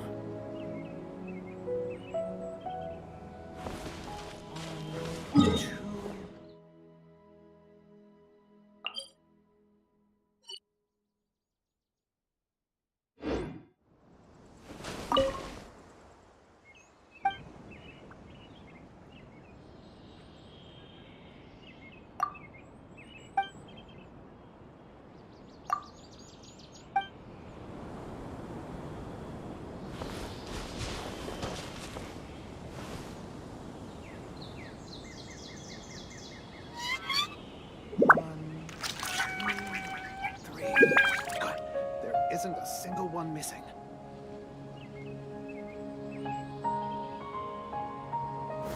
Stabilize!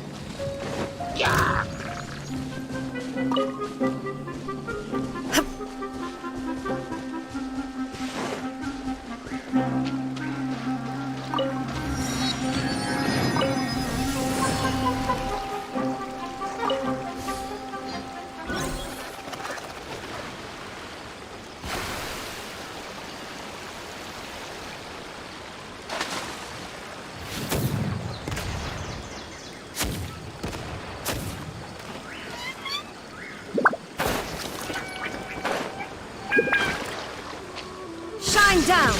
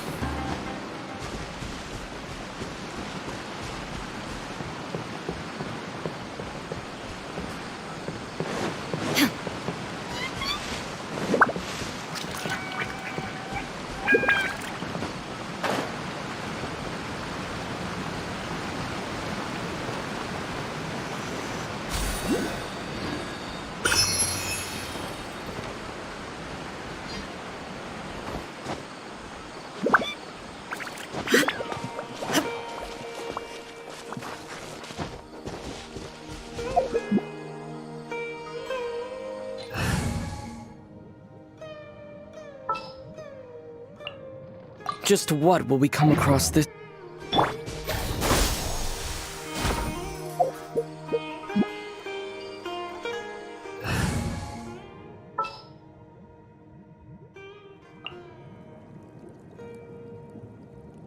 This is destined.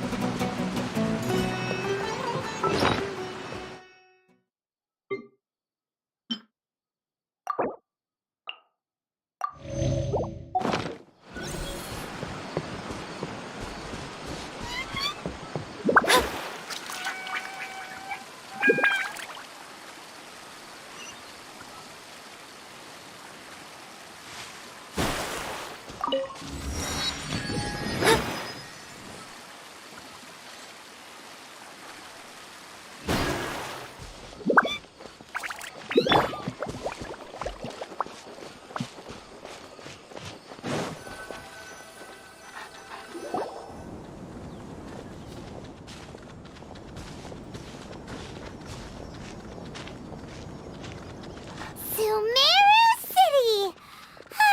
We finally made it! Oh, did you see that? When those people entered the city, something on their heads lit up.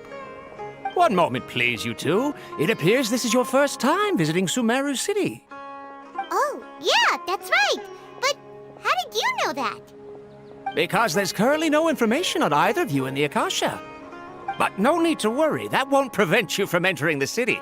In fact, the Academia conveniently provides each traveler to Sumeru City with a device. Perhaps you two have heard of the Akasha before. It's our beloved Greater Lord Rukkhadevata's lasting legacy, a treasure trove of collected knowledge. After centuries of tireless research on the Akasha, the Academia created one of its most ingenious inventions, the Akasha Terminal. As long as you are within Sumeru's borders, you may use an Akasha terminal to connect directly to the Akasha and access any knowledge you need. I should mention that due to technical limitations, the operation of Akasha terminals will be much smoother and more effective in large cities such as Sumeru City and Port Ormos. Oh, so this is the thing that Tainari was telling us about. It sounds pretty amazing. You two are quite fortunate. Until recently, it was standard practice to only issue Akasha terminals to outlanders who spent an extended amount of time in Sumeru. However, this policy was recently changed, and now all travelers are issued one upon arrival. Here are your Akasha terminals. Please handle them with care. It kinda looks like a leaf. To activate it, simply hold it in your hand and say the following phrase to yourself. May the mighty God bless us with their voice of wisdom. Oh, since this little doodad lets you access knowledge, maybe we can use it to find a way to meet Lesser Lord Kusanali. Let's give it a try. Ahem. May the mighty God bless us with their voice of wisdom.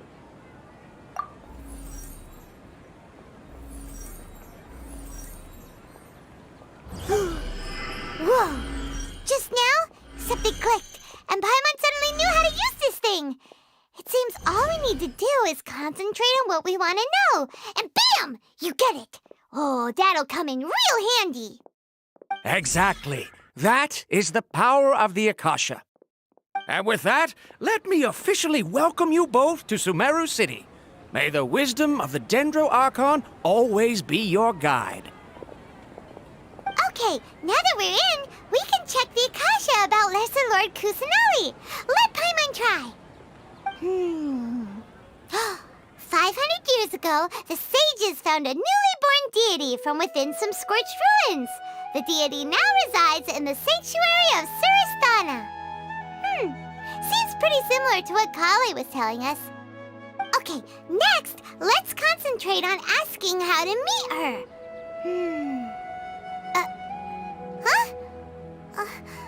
Paimon doesn't sense anything. The Akasha didn't respond to Paimon's question. Oh, come on! Ugh.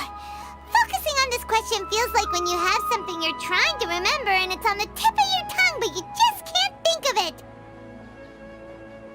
Ugh, Paimon's brain is exhausted.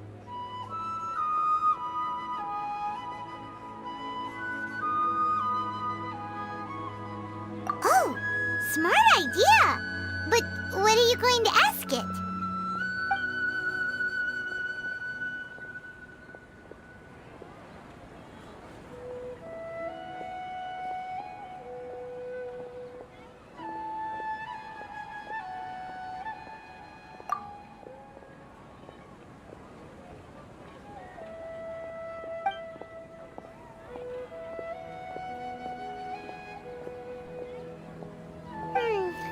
You too? Well, glad it's not just Paimon.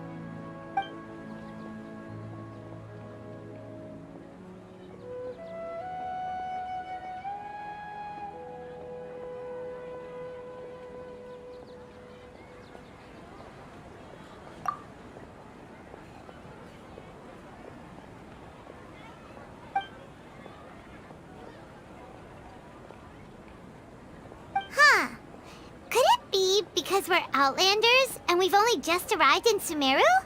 You know, maybe we're not qualified to receive an answer to this sort of question or something.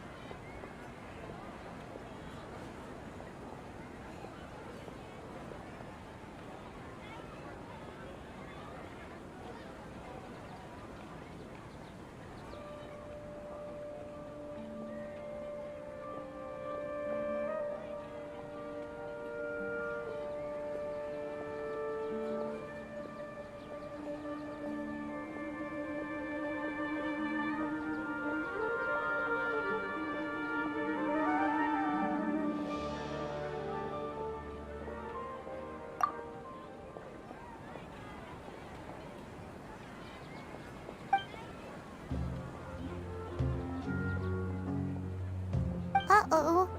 Paimon's getting all teary-eyed all of a sudden. It feels like the people of Sumeru really missed their Archon.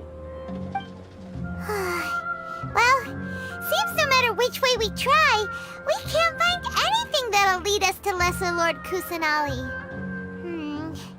Guess our only choice now is to try meeting with the researcher that Tainari recommended. He's from Sumeru and even has a position in the Academia. Maybe he'll be able to access more info from the Akasha. Let's see. Tainari wrote an address on the letter's envelope. Oh, it's not far from the city's gate. Let's head over and have a look. Hopefully he's at home. Watch out for pickpockets.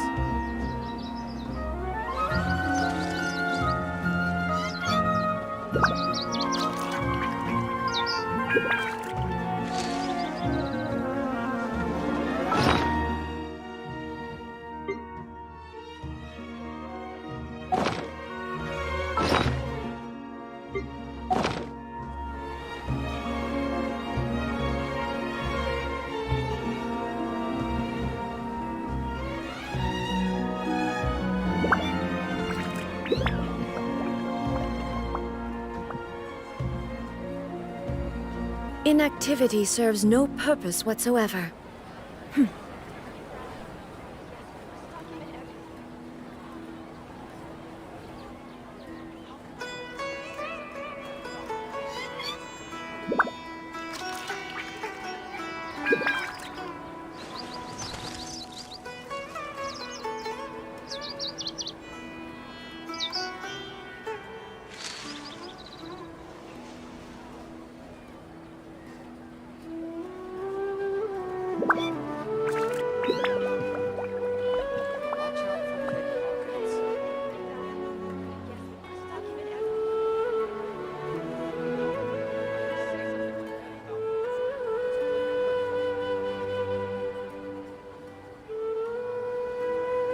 The world remains constant over the centuries, but human life is like the dew at dawn, or a bubble rising through water. Transitory. Watch out for pickpockets.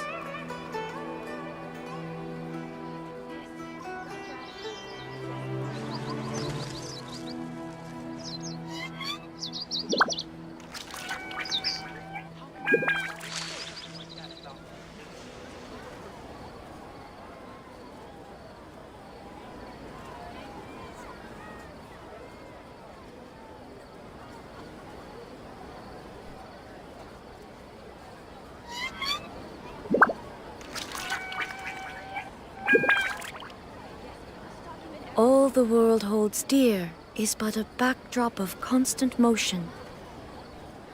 I stand before it, alone and unchanging.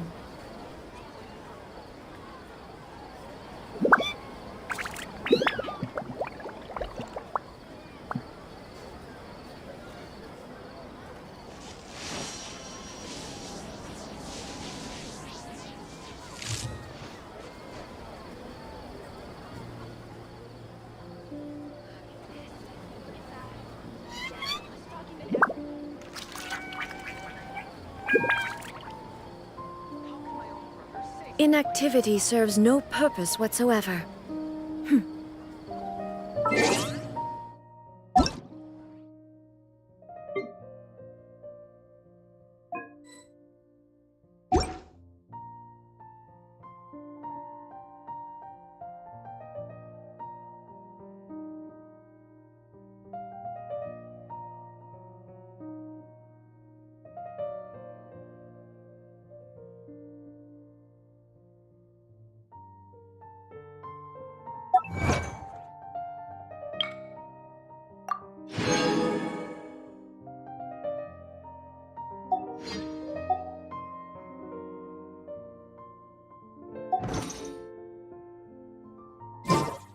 The world remains constant over the centuries, but human life is like the dew at dawn. Just what will we come? Watch out for pickpockets.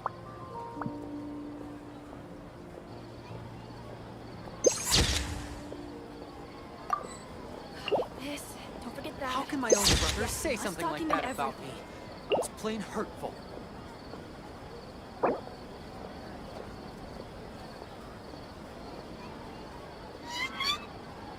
Watch out for pickpockets.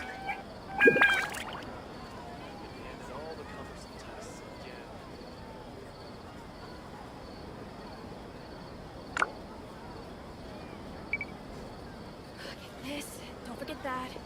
Yes, we must document everything. How can my own brother say something like that about me? It's plain hurtful. Watch out for pickpockets. This,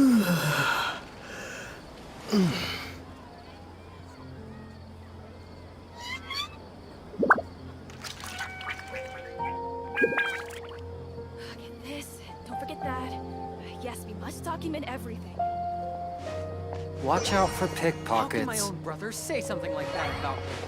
It's plain hurtful.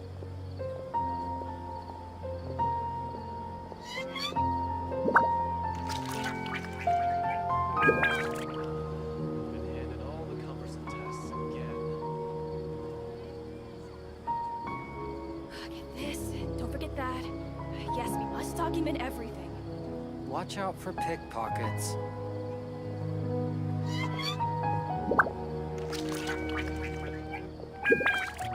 How can my own brother say something like that about me?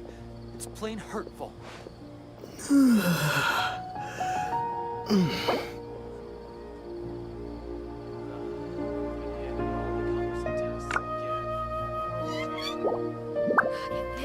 don't forget that. Yes, we must document everything.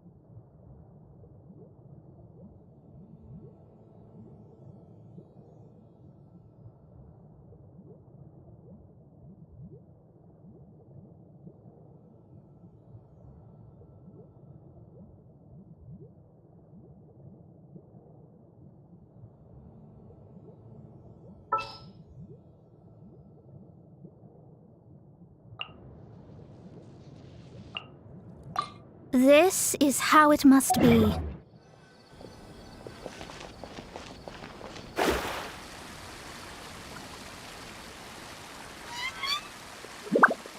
How can my own brother say something like that about me? It's plain...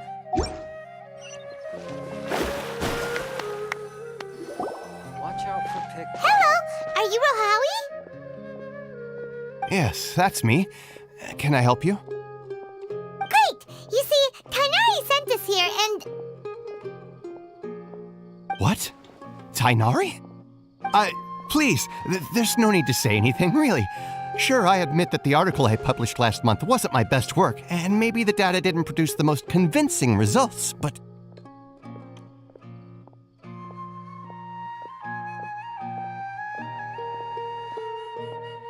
Here! This is a letter from Tainari! Oh, let me see. Ah! Ooh, what a relief. You two nearly scared the life out of me. So you two just have some questions for me? Seems even Tainari acknowledges my innate ability for procuring information. So, what is it you two would like to know? We want to meet with Lesser Lord Kusanali. Do you know a way we can do that? You mean you want to meet the Dendro Archon herself? This isn't exactly my area of expertise, but let me see what I can find in the Akasha.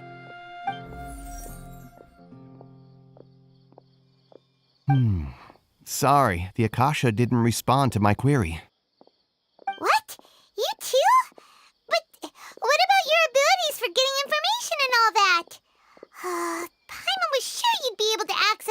info than we did. Well, as I said, this isn't my area of expertise. I am but a lowly researcher, so the Akasha doesn't see a need for me to know more about the Dendro Archon. All I know is that ever since Lesser Lord Kusanali returned to Sumeru, she's never left the Sanctuary of Sorasthana or made a public appearance. Huh. Didn't expect her to be such a mysterious figure. The Dendro Archon is somewhat of a recluse. Perhaps she just doesn't want to entertain visitors, which would explain the lack of information in the Akasha. Aw, but then what can we do? No need to worry just yet. I'm only hypothesizing here. You could certainly try asking around and see if anyone else has ideas. And besides, you two should consider the bright side of things. Not being able to see Lesser Lord Kusanali may not be a bad thing. In this world, there will always be information you cannot obtain from the Akasha and things you can never accomplish. Knowing when to yield is a form of wisdom. Take me, for example. It's a miracle if my brain cells can spit out one paper every 3 years. But Tainari? That guy can publish 3 papers in just a single year. Okay. Thanks for your advice. Don't mention it. If you two ever want information about things like who's been promoted within the academia or relations between the 6 great sages, come find me. Hey, come on! This is a survival skill at the academia. Oh, Paimon's expectations were pretty low, but this is so low it's like digging holes in the dirt. So what do we do now? Even if we want to talk to someone, we don't know anybody here.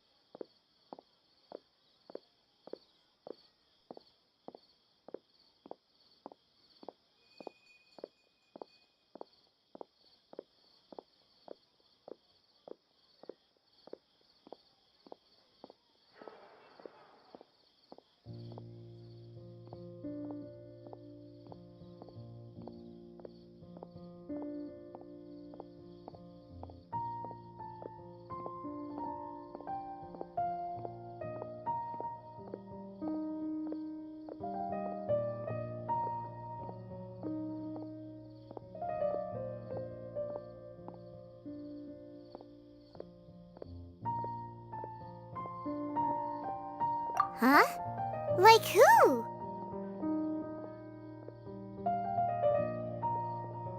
Oh, you're right! Catherine! The Adventurers Guild has its own intel network. Let's hurry and find her. Brother, say something.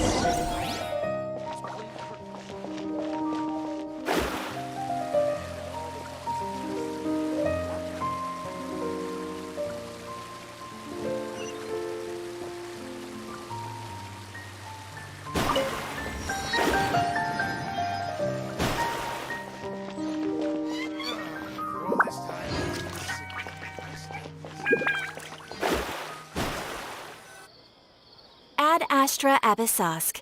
Hello, Traveler and Paimon. Catherine, we need your help with something. Understood.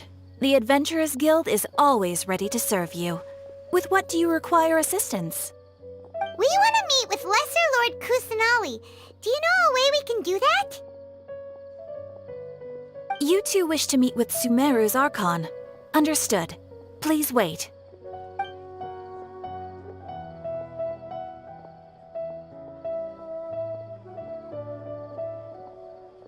I apologize, but I am unable to call up any relevant information in the Akasha.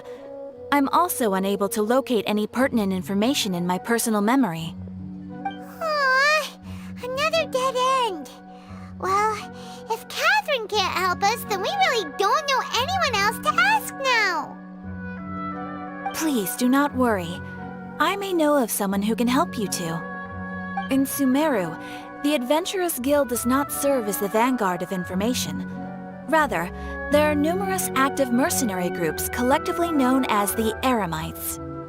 They take on various contracts and work all across Sumeru, so they naturally accrue intelligence. An Eremite brigade called the Corps of 30 is in charge of Sumeru City's defenses. Not only are they the oldest brigade, but they are responsible for managing and coordinating the affairs of all other mercenary brigades.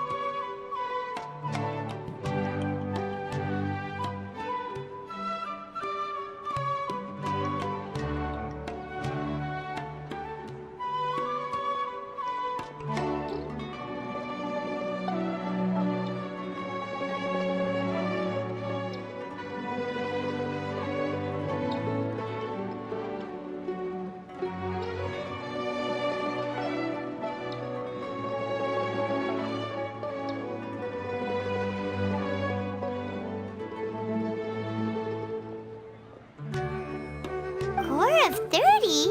What a weird name. Supposedly, they are named as such because their ranks numbered 30 at their inception. Asphalt, an advisor with the Corps of 30, maintains good relations with the Adventurers Guild. Though he's already retired, he and his words carry great weight within mercenary circles. If you'd like to get in contact with him, you can find him at the Corps of 30's headquarters, the Citadel of Rexar.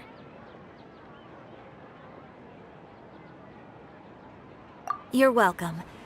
I wish you two the best of luck. We look forward to your exploits in Sumeru. Alright, off to the Citadel of Rexar we go!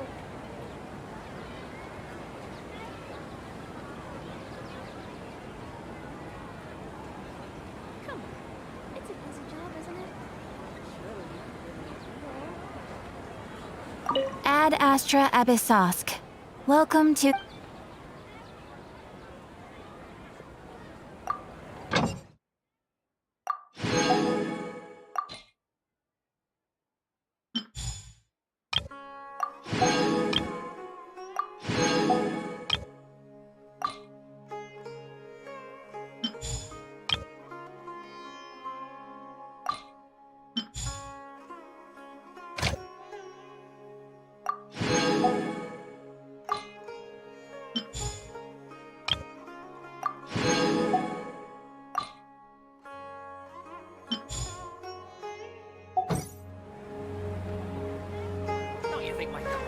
Ad Astra Ab...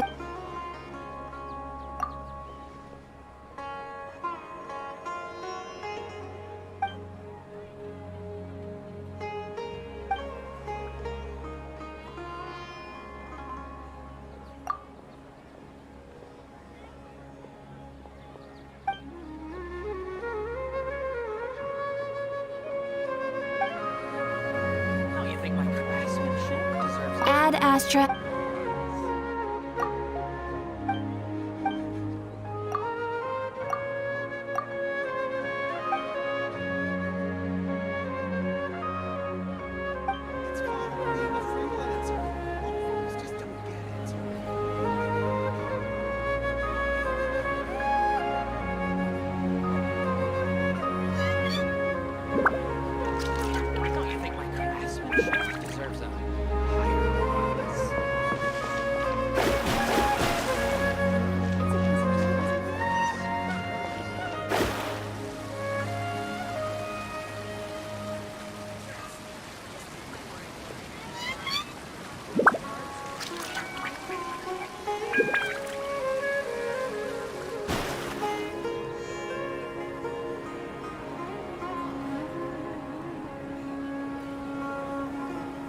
Welcome.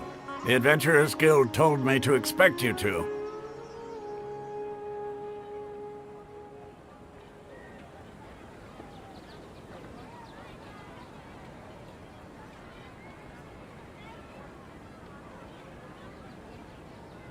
It's nice to meet you, Osfond. We'd like to ask you about something.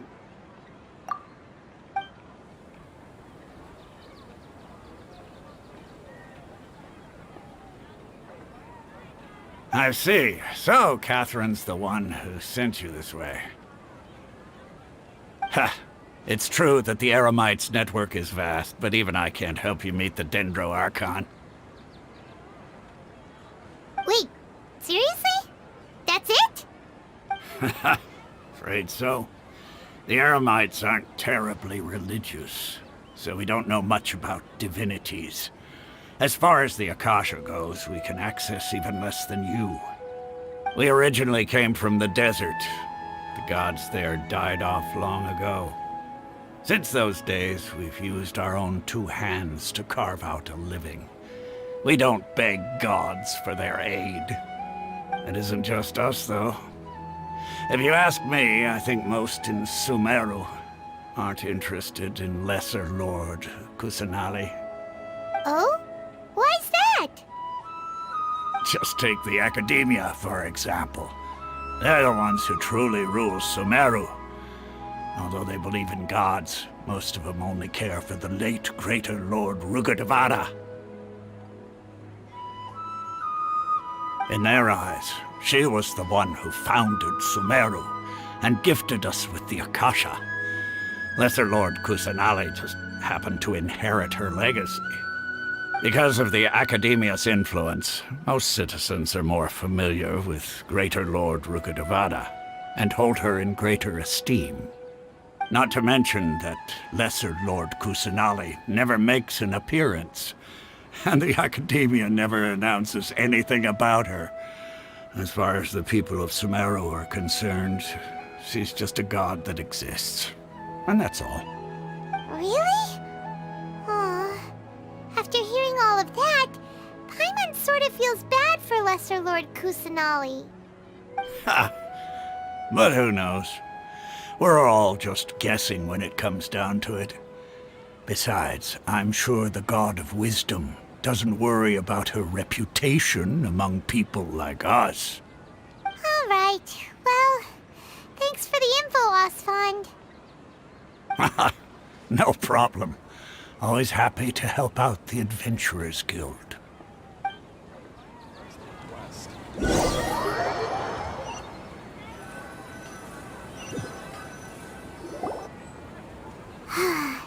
Seems Osfond was right about most people's attitudes here. Not only are they not interested in the Dendro Archon, they even say stuff like, if the Akasha doesn't think I should know, then I don't need to know about it. We've been asking for information non-stop ever since we got to Sumeru. But the harder we try, the more helpless everything seems. Isn't there at least one person in this entire city who cares about Lesser Lord Kusanali? Oh, you two are interested in Lesser Lord Kusanali? Huh? Who are you? From the sound of it, you two are Outlanders who recently arrived here. You've been asking around for information on Lesser Lord Kusanali, right? Oh, I'm sorry. I forgot to introduce myself. I'm Dunyarzad, one of Lesser Lord Kusanali's faithful followers. Whoa, really? Then do you know how we can meet with her? I'm afraid I can't help you with that. But your conversation earlier did happen to remind me of a legend about the Dendro Archon.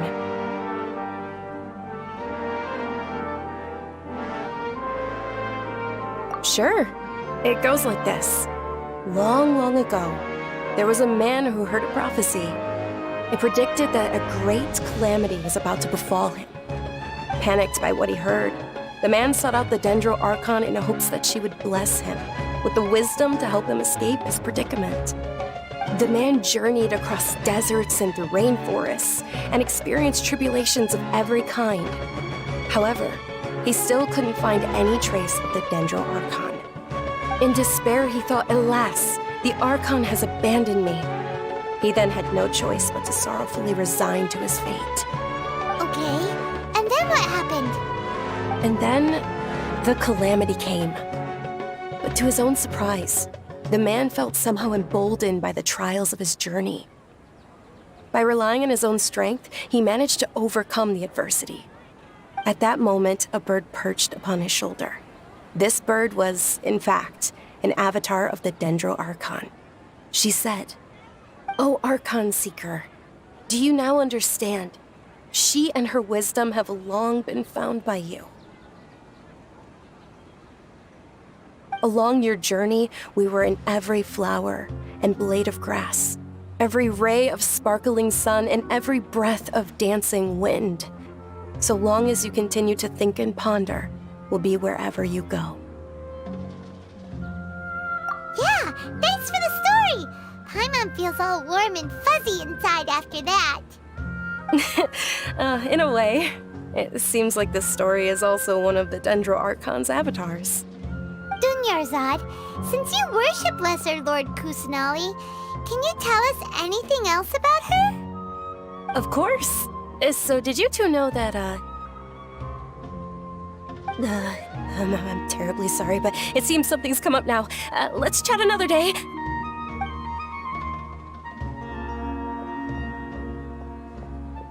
Hey, wait! What the heck just happened? It looks like they're searching for someone. Dunyarzad was acting super nervous just now. You think they're looking for her? Ugh, this stinks! We finally managed to find a lead about Lesser Lord Kusanali! We can't let them get in the way now! Let's see if we can get rid of them. Then we can catch up with Dunyarzad! Hey, have you two seen a brown-haired girl wearing a purple top and a long blue dress? We're looking for her. Did she have bandages wrapped around her wrists? Yes, that's her. Did you see which direction she went? Yeah, she went that way. Quick, after her!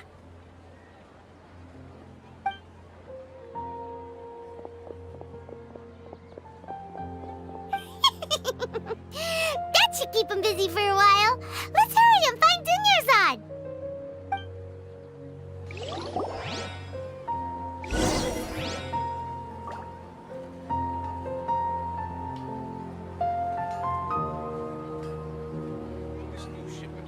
Why isn't it working? I don't get it.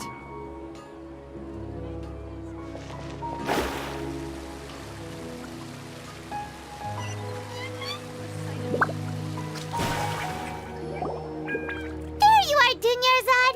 We thought you might have been long gone by now.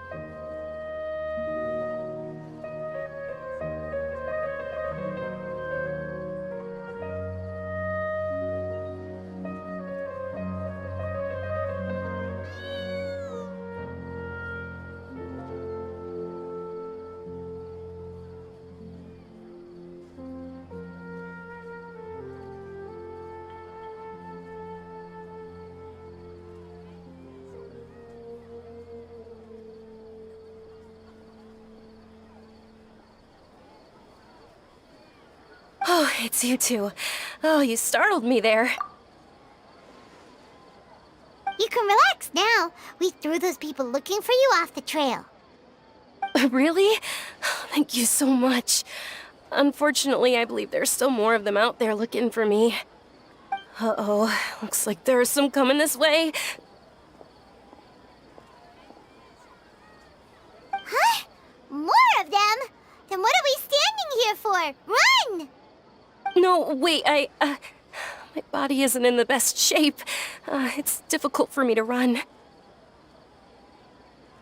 Okay, sounds good. There's a tavern on the other side of the port we can go to. They probably wouldn't expect me to hide in a place like that.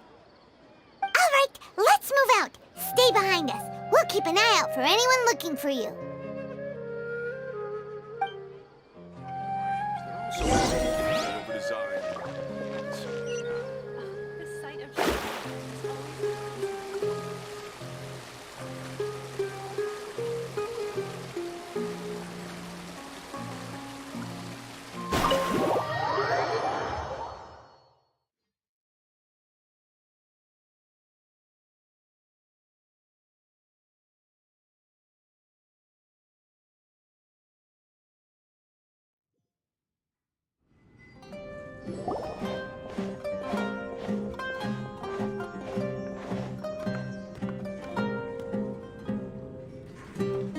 We made it. Oh, they shouldn't be able to find us now. Wait, stand down, Dia.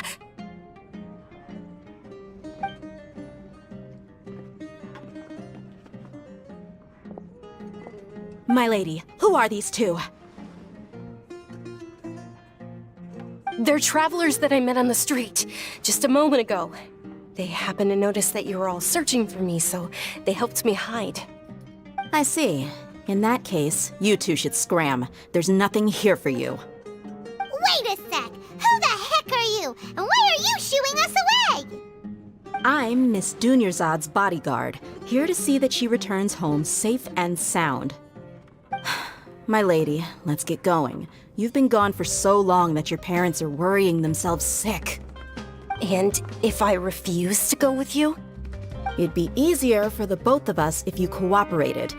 But if you insist on not going, then I'll have to carry you like a sack of potatoes. Hey! Dunyarzad already said she doesn't want to go back. Why are you still pushing her? Stay out of this. You don't understand the situation. Sorry, my lady. Even though I'm your bodyguard, your parents are my employers. I have to answer to them. How much? Wait, what? How much more do I have to pay you to become your employer? So you never listen to my parents ever again. Double? A triple? Give me some time and I'll get that much. My lady, this isn't about Mora. I don't know what you think of us Eremites, but let me say this. I like Mora, but I'll never go against my principles. That's why I'm here looking for you. Sure, it's an order from my employer, but my conscience was also telling me it's the right thing to do. And knowing your health, carelessly running around like this is gonna hurt ya. For the sake of those who love you, don't be stubborn.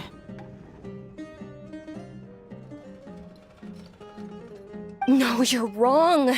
I'm aware of my limits and I know what I'm doing. Honestly, the only people being stubborn right now are my parents.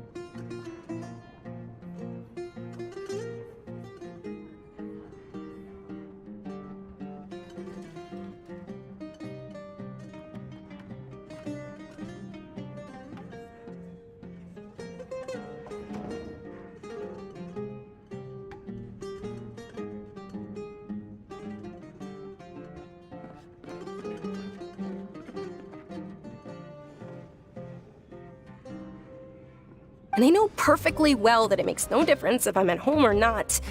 They still won't accept reality. And every time I bring this up, they just change the subject. Dia, you've been living with us a long time already.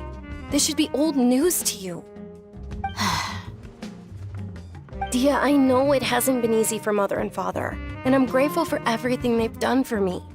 But there's someone else in this world I'm also grateful to. Because she saved me. The love I have for her is the same I have for my parents. This is my life and my last chance. So I want to do something meaningful.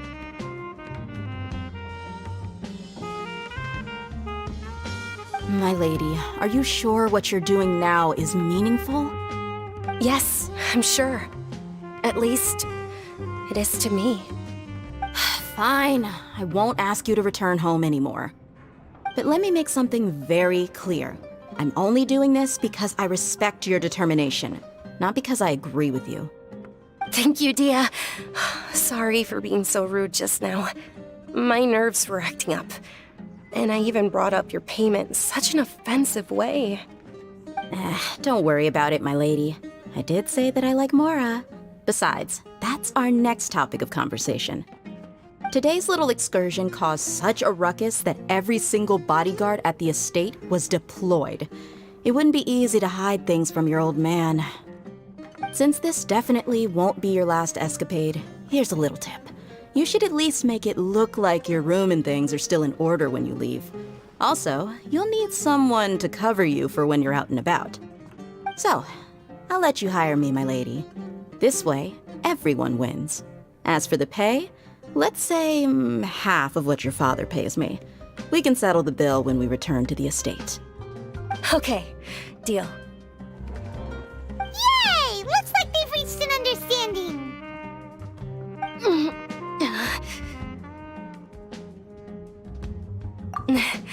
I'm fine, really. I just feel a little tired now that things have calmed down. My lady, stop trying to look tough. We're already in a tavern, so let's rest up and grab some grub. I'm sorry for worrying you two. If you don't mind, I'd like for you to join us. Sure! After you rest up, we want to hear more about Lesser Lord Kusanali.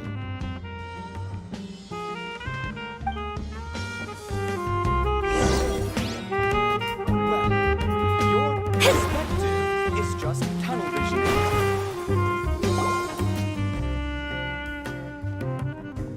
Ha! Well, if it isn't Dia. Haven't seen you in nearly half a year. Word on the street is that you're a bodyguard for the Homayani family now. Ha! Don't you find that kind of work boring? Nah, you get used to it. How about a menu over here? You got it. Huh? Isn't this little Miss Homayani herself? We don't get to serve personages like you very often. We'll be sure to prepare our very best. Thank you, sir, but there's no need. I don't have a lot of Mora on me, and I really ought to save as much as I can. But please bring these two the best food you have. They're my new friends, so I want to be a good host for them.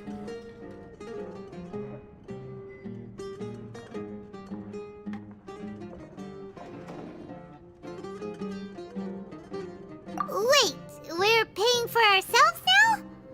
Aw, Paimon kinda wanted to try something fancy, but we aren't exactly loaded. Guess Paimon will settle for something ordinary.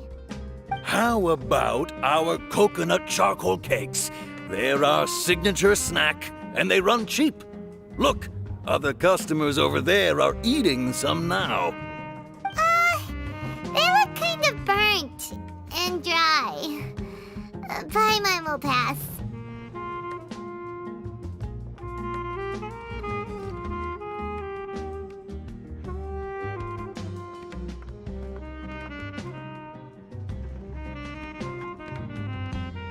Hey, come on! Paimon has personal preferences too, you know. Dunyarzad, we asked a lot of people when we first arrived, and almost nobody was interested in Lesser Lord Kusanali. So, what made you want to follow her? Well, remember when you asked me if I knew how to meet the Dendro Archon? Even though I don't know how, I think I've actually seen her before. Huh? Really? Yes, it was when I was a child. At the time, my illness had kept me bedridden for the better part of a year. I was stuck inside and couldn't make any friends, and my parents did their best to find treatments for me. But even then, the Akasha didn't have any helpful information. My younger self no longer had any hopes or dreams. One flare-up was so bad that I was in a semi-conscious state for several days. Then one night, I woke up alone in my room. I was terrified. My body was paralyzed. Even if I cried, there was no sound. At that moment, an ethereal voice spoke in my mind. Dunyarzad, don't be scared. You don't have to cry. Dunyarzad, don't be scared. You don't have to cry. Huh? Who are you? How do you know my name? How do I explain this? You might not be able to understand, but actually, I know everything about you. Really? Of course. I know that you're scared of thunder, that you hate taking medicine every morning, and that you love counting the petals on your mom's skirt.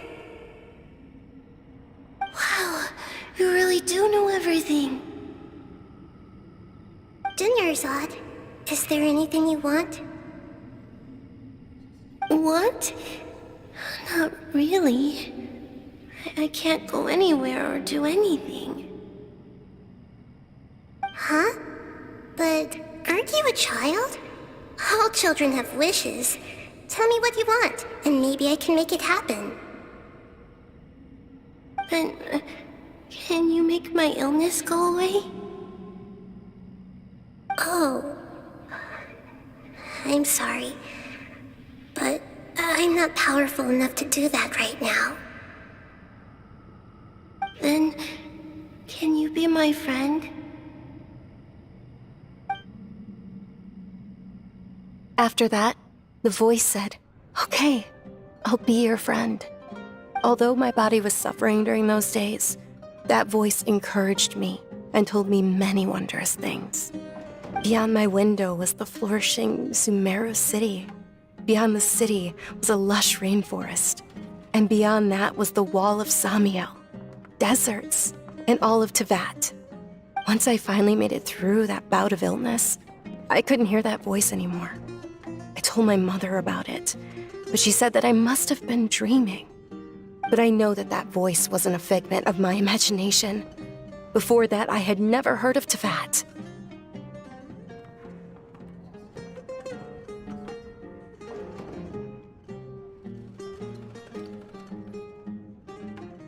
Yes, for sure. If it weren't for that voice, I would have never grown curious about the outside world, nor would I have learned how to read and enjoy so many books. That voice sparked a desire for wisdom. It had to have been the Dendro Archon. I've been hoping for a chance to repay her kindness. In fact, I was running around today to help prepare the Sub-Zerus festival for her. What's the Sub-Zerus festival? It's Lesser Lord Kusanali's birthday, which was the day that she was found by the sages. It's actually an old holiday that originally celebrated Greater Lord Rukkhadevata's birthday. When she passed away, the holiday eventually became a celebration of the Lesser Lord's birthday. I heard everyone was overjoyed when they welcomed her back to Sumeru. In those days, the festival was a huge deal. But because of the Academia's influence, people have gradually lost interest in the festival. The Academia actively participates in Sumeru's many holidays dedicated to Greater Lord Rukkhadevata. But when it comes to the Sub-Zerus festival, forget any funding. They practically act like it doesn't exist. Maybe they see Lesser Lord Kusanali's birth as confirmation of Greater Lord Rukkhadevata's death, so they're reluctant to celebrate it. Aw, but that's awful. It is. It's absolutely terrible. Sure, the Greater Lord founded Sumeru, but hasn't Lesser Lord Kusanali been the one quietly protecting us for the past few hundred years? Just remember that we're still out in public. Don't get too carried away now. I know that people over by the Grand Bazaar still hold the Sub-Zero's festival to this day. But I hadn't met any of them before, so I was never able to contribute. But recently, I made a friend there who also follows Lesser Lord Kusanali. I gave her my savings because I want her to throw a wonderful festival this year. That's the least I could do for Lesser Lord Kusanali. Hold on, my lady, does this friend happen to be Nilu, the one who sends flowers to the estate? Yes, that's her. I saw her leaving the other day with a nervous look on her face. It seemed like she was hiding something in her arms. Did you give her something? Yes. Initially, I didn't have much Mora prepared, so I had Nilu sell one of my skirts. I've agreed with Nilu to meet up at the Grand Bazaar today, and see how things are coming along. Dia, would you accompany me? Sure. That's quite the trip, though. I'll carry you. No, that would be too much, even for you. You might as well just accept the lift. If I let you walk, who knows how long it'll take us. And if anything happens to you, then I'd really never hear the end of it from your father. But of course! Nilu will be thrilled to hear there are more people interested in Lesser Lord Kusanali.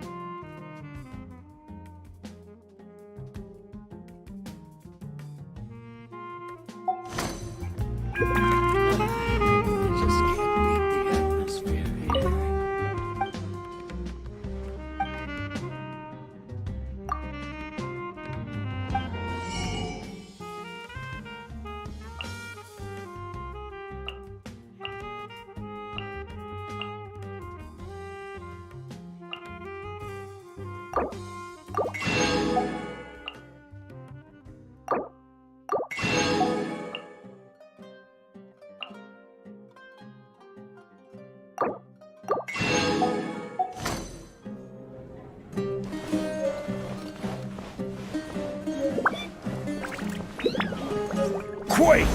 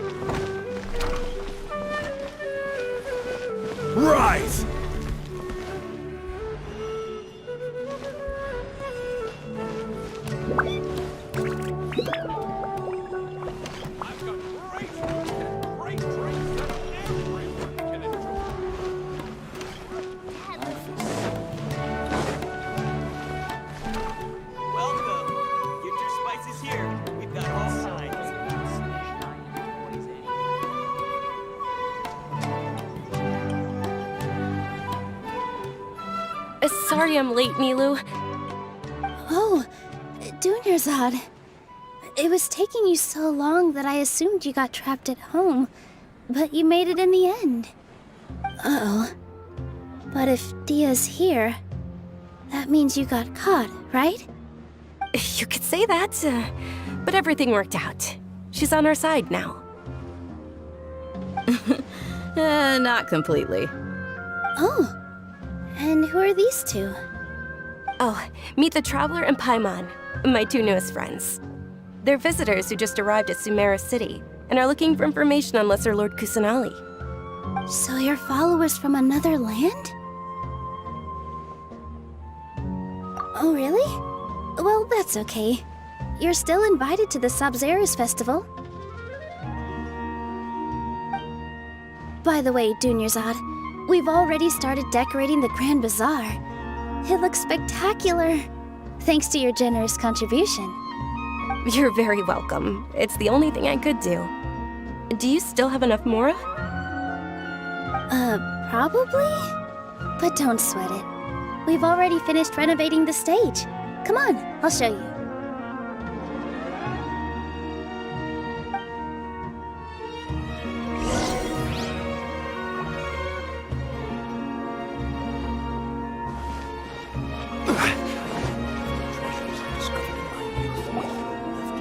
Wow!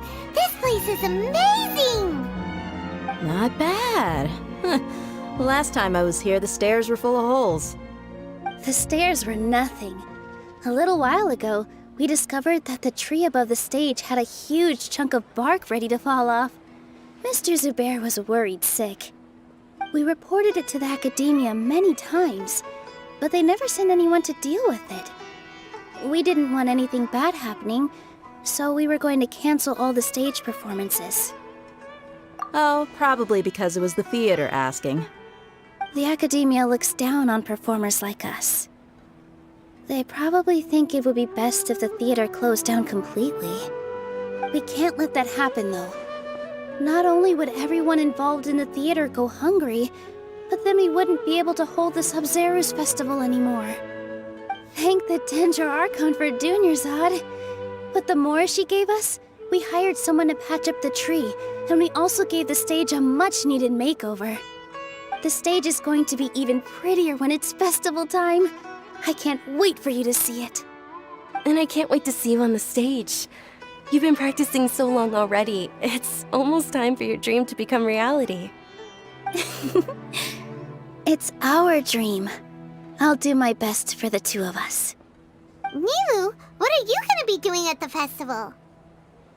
She'll be dancing the dance of Sabzeruz, the most important performance at the Sabzeruz Festival. Dunyarzad, have you told them the origin of this holiday? I only told them about the Greater Lord and Lesser Lord so far. Okay, then I'll tell you two about how this holiday came to be. According to legend, the Sabzeruz Festival was originally the Goddess of Flowers' birthday celebration for the Greater Lord. A long, long time ago, on one of Greater Lord Rukkhadevata's birthdays, her friends threw her a celebratory banquet. Some of the gods got drunk. One started playing music, and the Greater Lord started singing, so the Goddess of Flowers began to dance.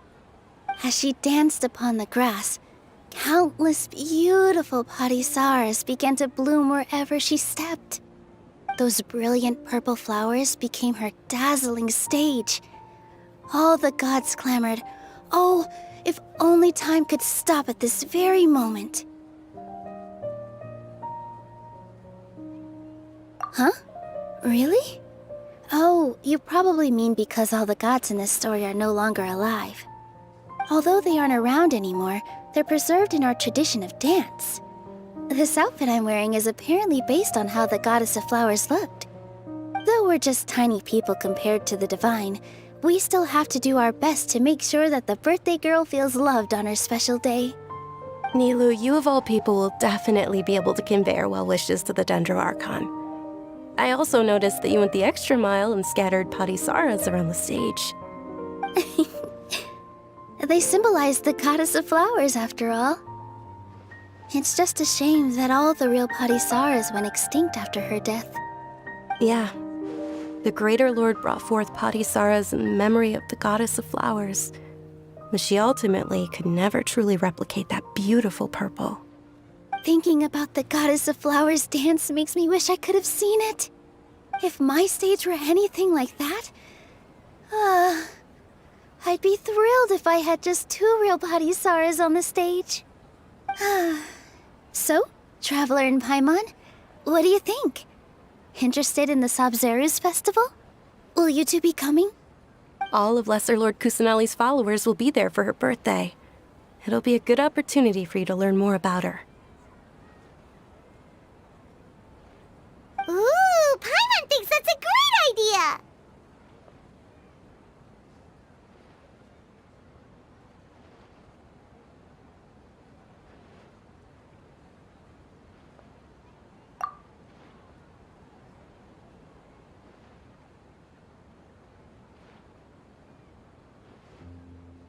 Hey, come on! There's nothing wrong with enjoying a festival.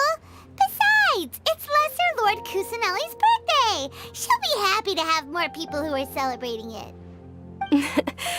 So how about we all attend the Sabzeruz festival together? Dunyarzad, let me show you which stage decorations we've picked out so far. Traveler and Paimon, if that doesn't sound interesting to you, then feel free to explore the area. Everyone at the Grand Bazaar loves Lesser Lord Kusanali, and we're all looking forward to the Sabzeruz festival. In that case, we'll take a look around.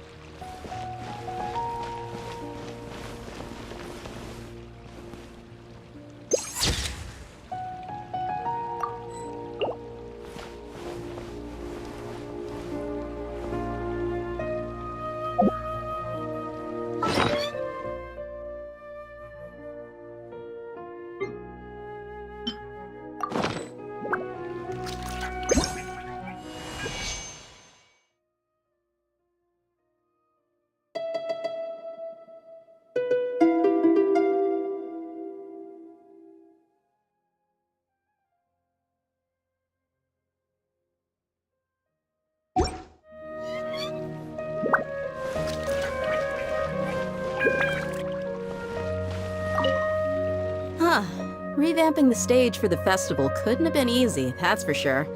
I bet this year's festival will be one to remember.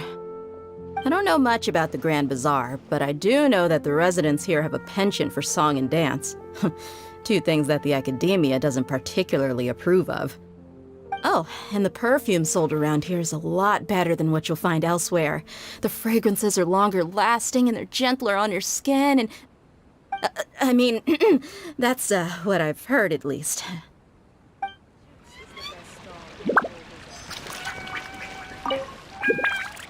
Things are really shaping up, and there's a buzz around the festival this year. We're expecting people from all over to come by this year and buy things during the festivities. Don't be fooled into thinking that Sumeru City has the best of everything. Some festival snacks are only offered here in the Grand Bazaar. And when it comes to musicians, dancers, or singers, the Grand Bazaar's got the best of the best. Sure, those folks at the academia might not like it, but what's a festival without song and dance?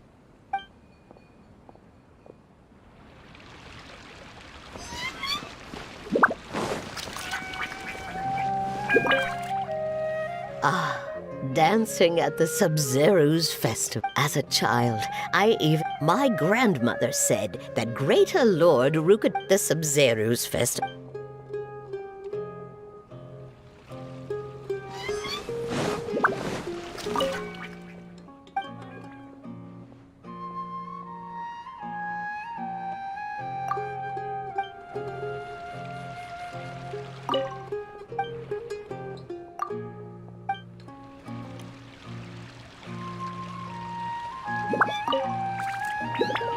Whoa! What's with your yellow hair? And why do your clothes look so funny? Are you an outlander? Did you know that the Sabzeruz festival is about to happen? There'll be loads of fun things to do at the festival. But the best part is when Ferris, the Knight of Flowers, passes out candy to everyone.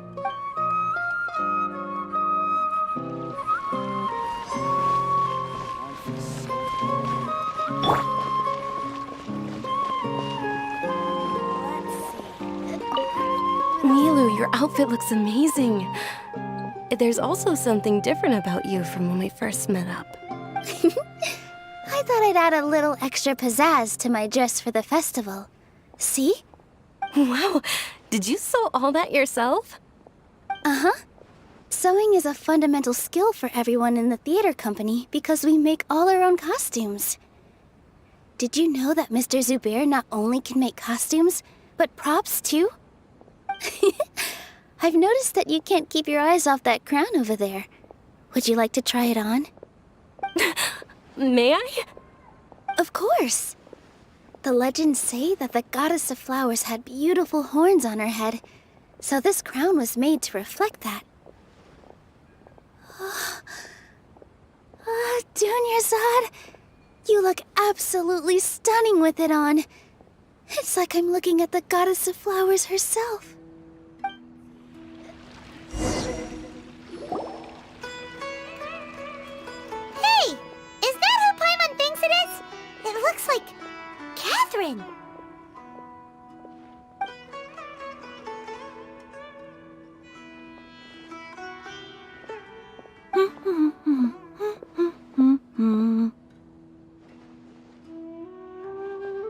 Huh. Come to think of it, Paimon's only ever seen her behind the counter at the Adventurers Guild. This is the first time we've ever seen her taking a break.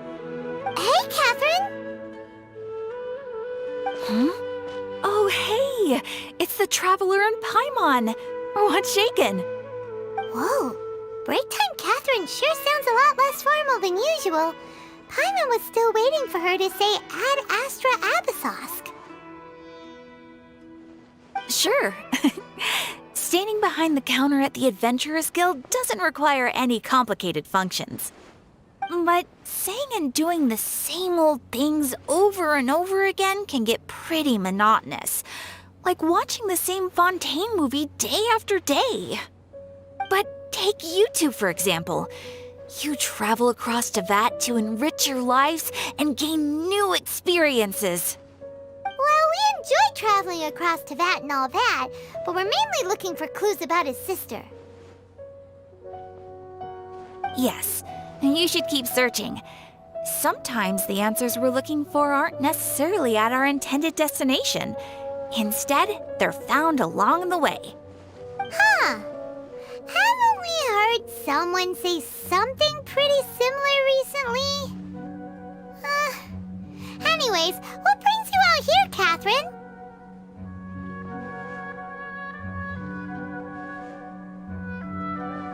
No, not particularly. I guess you could say that I'm loving the recent atmosphere here. If festivals bring happiness to everyone, then that's where their true value lies. Oh, it looks like it's about time for me to be heading back now. Alright, we'll see you next time at the Adventurers Guild. Oh, by the way, thanks for connecting us with the Eremites. We've already made some great friends in Sumeru City thanks to you. I'm sure you two will get along well with the people here. You've already been blessed by the element of Dendro after all. See you around.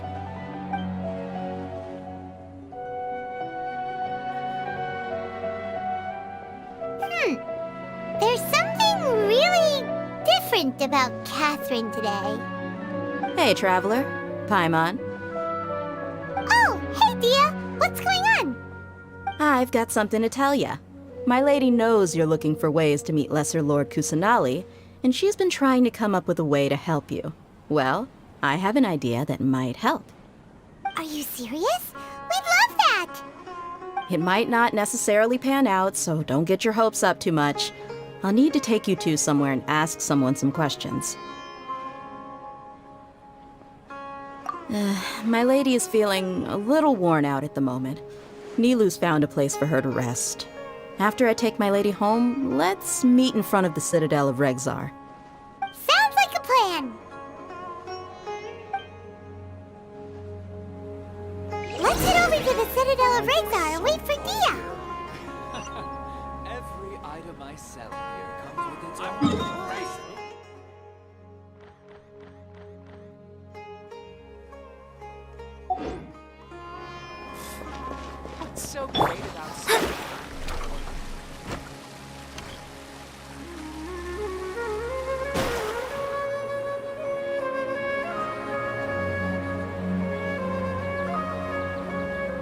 Sorry, I'm late. It took some convincing for the master and mistress to believe that Miss Dunyarzad was only sitting in the port for a while because she was in a bad mood. Anyway, I guess I should be thanking you. I haven't seen Miss Dunyarzad that happy in a long time. If it wasn't for you two, she probably would have been caught and dragged back much earlier. You sure sound a whole lot nicer than when we first met, Dia. Who would have thought you had such a soft spot for Dunyarzad? It's called being a professional. I'm a bodyguard, and I work for whoever's paying. Look, Dia's blushing. Listen, you two. I don't expect to be working for Miss Dunyarzad very long, but I hope to finish things on a positive note if possible.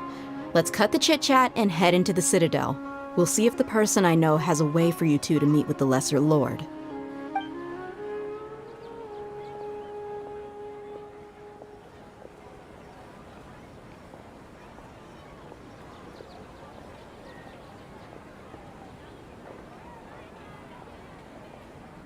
Oh, hey, Chief. Ha, Dia! What are you doing here? And well, didn't expect to see you three together. I take it you all know each other already? Mm-hmm. We met this morning after the Adventurers Guild pointed us to Osfon for more info. No kidding. Huh. So, where's Ruksha? I thought I'd help these two out by asking about the theft. Anything you can tell him? Ruksha's gone over to the Academia. The Grand Sage recently ordered Sumeru City to begin bolstering its defenses, so people from all over have been called back to the city. Since you've already mentioned the theft, I suppose I might as well tell him what we know. Appreciate it, Chief. Theft? Sorry, what the heck are you guys talking about? Just recently, the Academia lost something, and there's a chance the item is connected with the Dendro Archon. This case might just somehow help you in meeting her. I suppose that's one way to look at it. But if you ask me, the case is more about the Academia than anything else. Let me fill you in. The Academia recently sent a convoy to pick up an important package from Aru village. Word got out, and the convoy was robbed on its way back. The Grand Sage took the whole matter very seriously. Not only did he dispatch the Matra, but also enlisted our help in the search for leads. All we know so far is that whatever was stolen is currently in Port Ormos. You two have heard of Port Ormos, haven't you? It's the largest commercial port in all of Sumeru. You can travel there by leaving Sumeru City and heading south along the river. The Academia's grip isn't long enough to reach all the way to Port Ormos, so the city's a little more laid back, meaning the population's also a mixed bag. You never know who you'll meet there. Apparently what was lost has a great deal to do with the Akasha, knowledge, and even the gods. I'm afraid I don't have any other details for you, though. If you're interested, maybe you could head to Port Ormos and ask around yourselves. If you want my advice, try introducing yourselves as students of the Academia once you're there. Are you serious, Chief? All the Academia students are in Sumeru City, you know. Why should they pretend to be students in Port Ormos? If you're also interested, just go there and see what happens. Count me out. I've got plenty of work to do here for the Homayani family. And take it from me, if you two really do decide to visit Port Ormos, you'd best watch your backs. Let's just say that the Eremites there aren't nearly as friendly as those here in Sumeru City. There are even some extremists who go around shouting slogans like, "Retake Sumeru for the Scarlet King." Word is that more and more are joining their movement. They're becoming a real headache for Chief and the others. You bet they are. The Scarlet King's been dead for thousands of years. Now they start spreading rumors of his return. Ridiculous. Not everyone's like you, Chief. Even the desert natives who abandoned their homes in the wilderness still wish to have a god of their own. Well, traveler, that's about all the information we have for you. Thanks, Dia! And you too, Asfand! Since we've gathered all we could for the moment in Sumeru City, let's head to Port Ormos and see what we can find next. Miss Dunyarzad is looking forward to seeing you both at the Sub-Zeru's festival, so be sure to get yourselves back here in time for that. Good. Then we'll see you both at the Sub-Zeru's festival.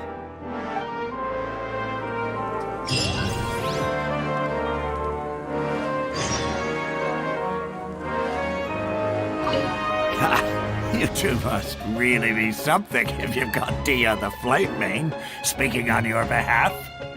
The Corps of 30 isn't officially overseen by the Academia, but because we're hired mercs, there's still lots of sensitive intel that I can't reveal to you. In the end, when it comes down to it, the city's safety is both the Corps and Academia's top priority. I've told you all I can about what was stolen from the Academia. As for why you should pretend to be students in Port Ormos, I'll leave that for you to find out yourself. It's been a while since I visited the Citadel of Regzar. I'll catch up with Chief for a bit before I head back myself. He really did a lot for me in the past. Remember, to get to Port Ormos, just follow the river south from Sumeru City's port. Just be sure to take care of yourselves out there. We'll meet again at the Sub-Zeru's festival.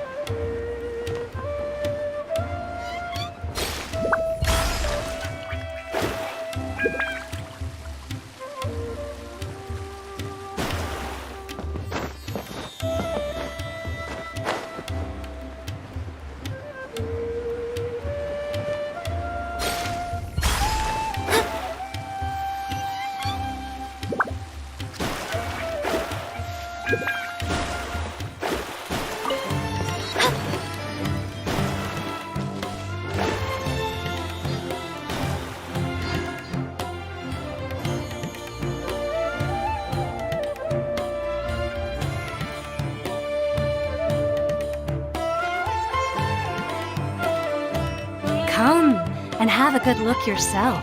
Traditional spices of the highest quality, made with pride and experience. You've got a deal. I can't thank you enough for always looking after my business. Believe me, I'm not making this up. Several Eremite mercenary groups are nearly in open conflict, but does the Corps of 30 care? And that's not all. Did you know that... Wow! Talk about hurly-burly! This place is busy! Well, guess that's only to be expected for the largest port in Sumeru. Maybe it's because because of what Dia told us earlier, but Paimon can't seem to shake the feeling that there's also danger lurking in these crowds. Ooh. Let's get our bearings so we can start looking for leads. We know that whatever the Academia lost is related to the gods. But other than that, we don't have much else to go on. Osfun told us to try posing as Academia students while asking around. Paimon checked the Akasha on the way here, and the Academia doesn't seem to have any research facilities in Port Ormos. Paimon doesn't get it. Won't we look even more suspicious going around saying we're Academia students and asking about the stolen item? Well, given all the people that come through here every day, if there's any information to be found, Paimon bets we could find it in the market. Let's ask around and see what we come up with.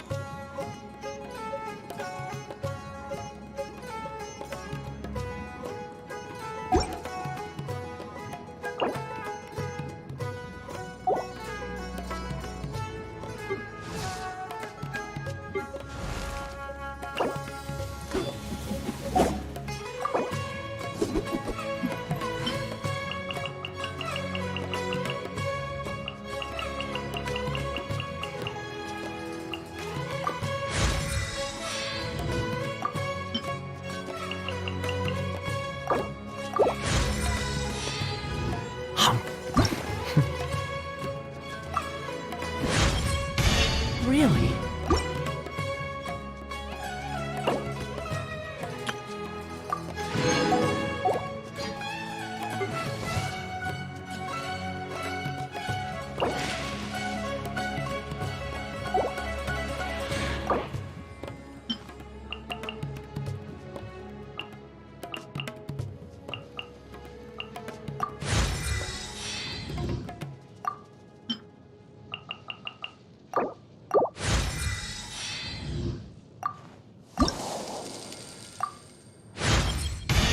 My bow sounds in.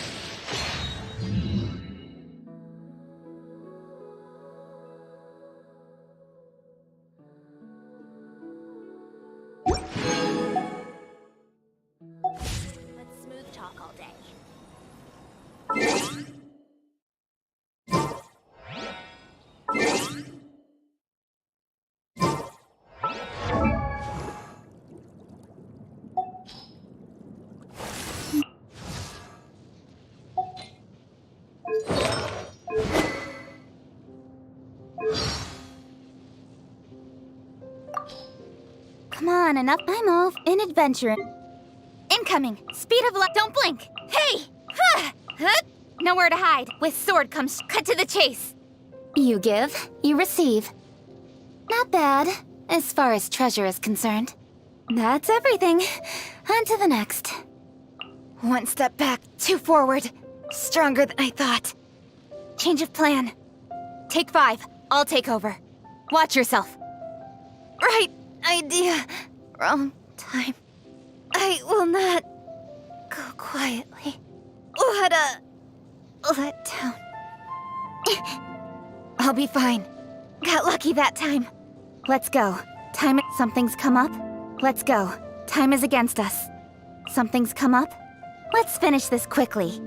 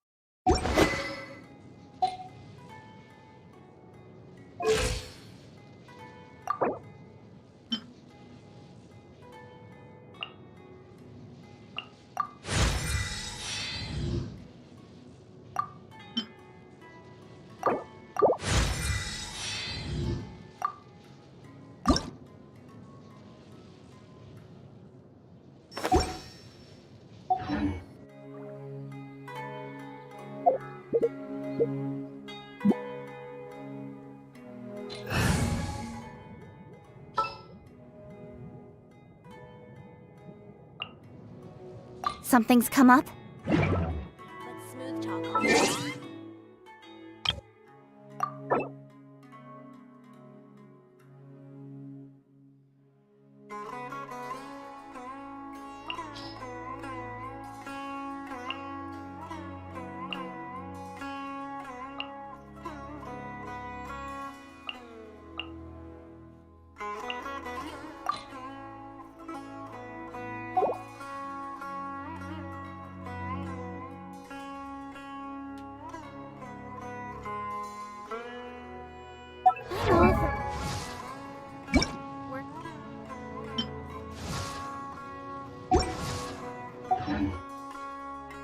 work-life balance, but I think this is pushing it.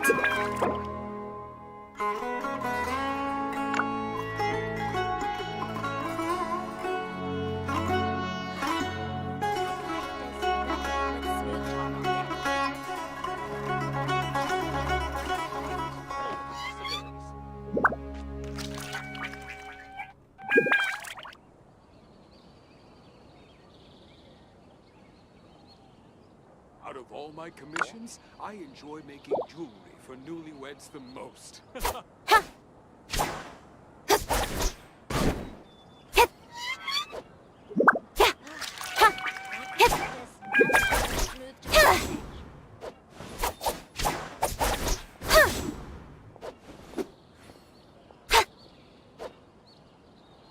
Hello there, my friend. Fate must have brought us together. I enjoy making jewelry for newlyweds the most.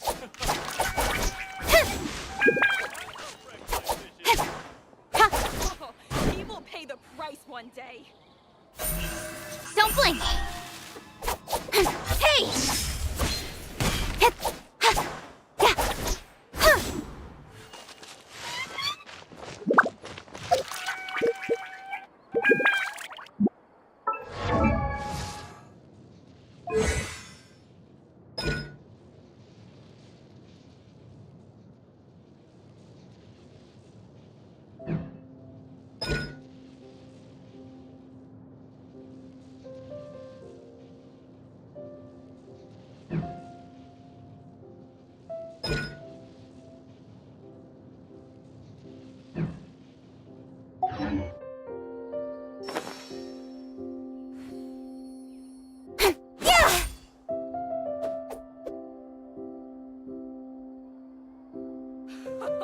He will pay the price one Out day. of all my commissions, I enjoy making jewelry for newlyweds the most.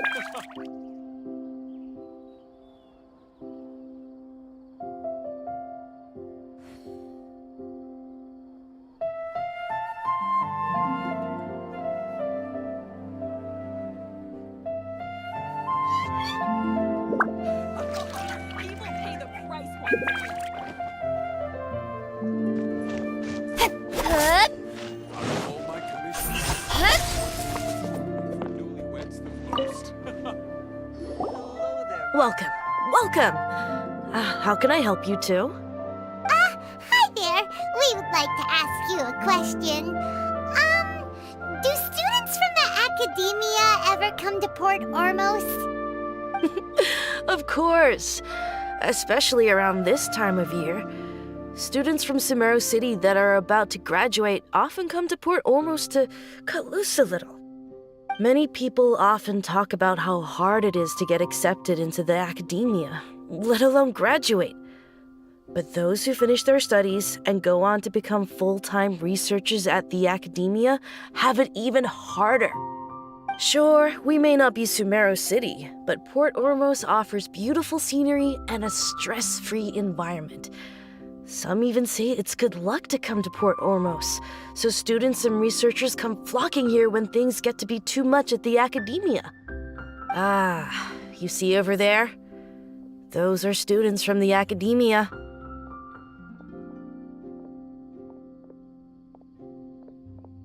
They've been looking worried and miserable ever since they got here a few days ago.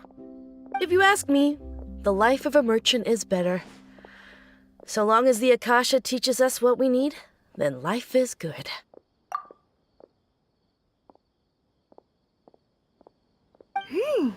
Those students seem to be discussing something. Let's see if we can listen in.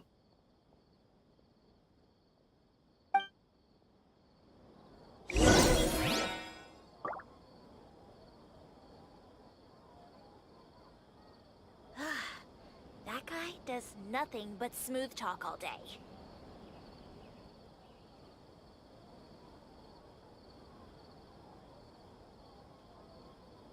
Out of all my commissions, I enjoy making jewelry for newlyweds the most.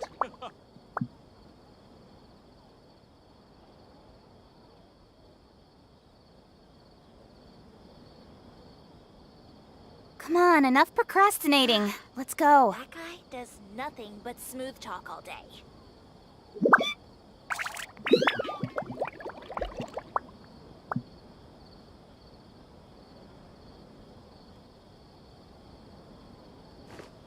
Out of all my commissions, I enjoy making jewelry for newlyweds the most. Hello there, my friend. Fate must have brought us together.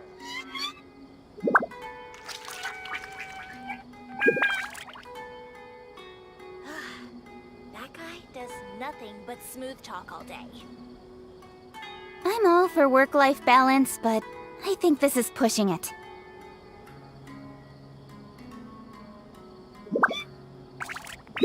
Out of all my commissions, I enjoy making jewelry for newlyweds the most.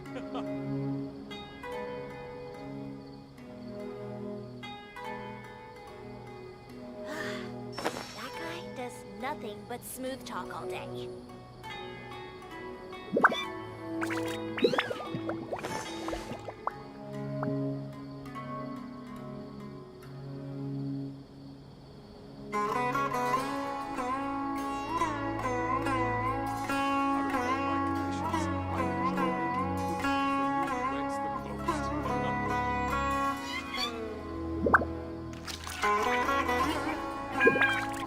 In adventuring, as in business, you always have to seize the opportunity while it's there.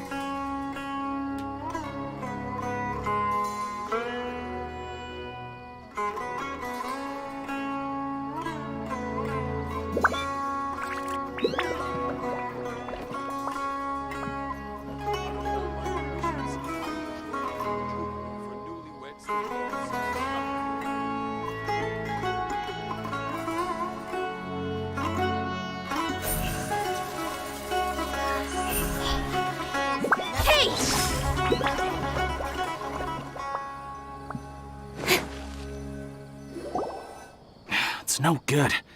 I've tried asking around, but I haven't been able to learn anything useful. Not to mention that a bunch of scary-looking Eremite mercenaries have been posted along the streets now.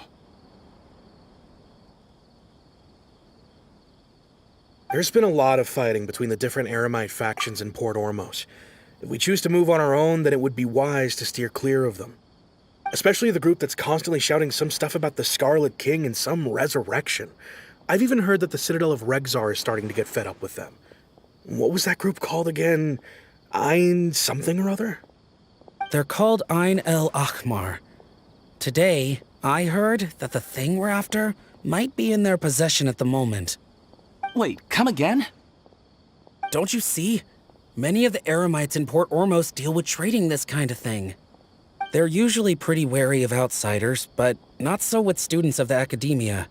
It's because the kind of goods that students are looking for aren't the kind of goods that Eremites are after.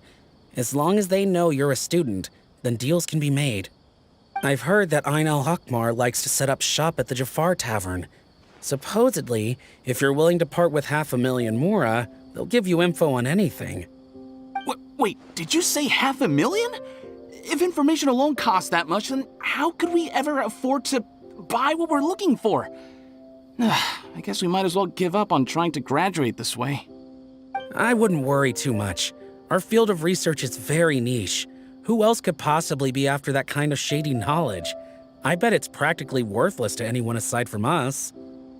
Oh, I guess that makes sense. Then the only thing left for us now is to find a way in. Why don't we all just pool our money together and pay for the information?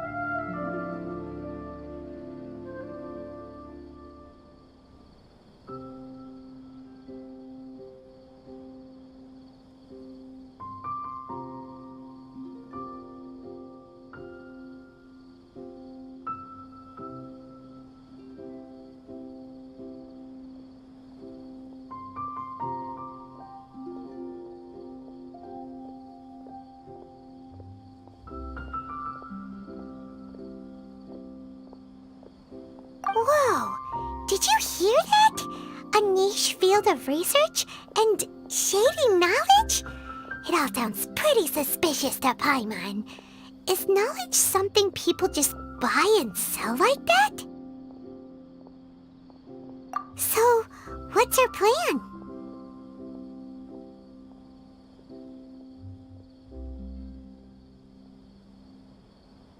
Wait, didn't you hear what they just said? Buying information is going to cost us 500,000 mora! Have you lost your mind?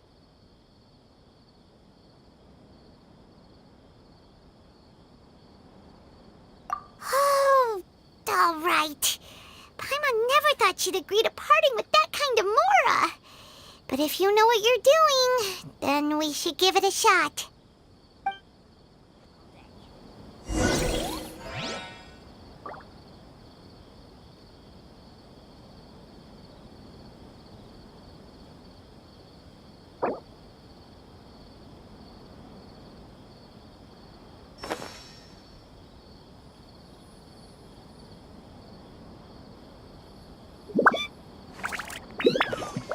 Out of all my commissions, I enjoy making jewelry for newlyweds the most. Hello there, my friend.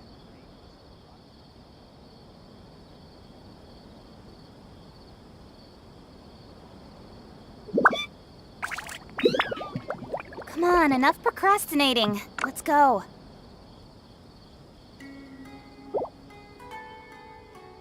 Out of all my commissions, I for newlyweds the most.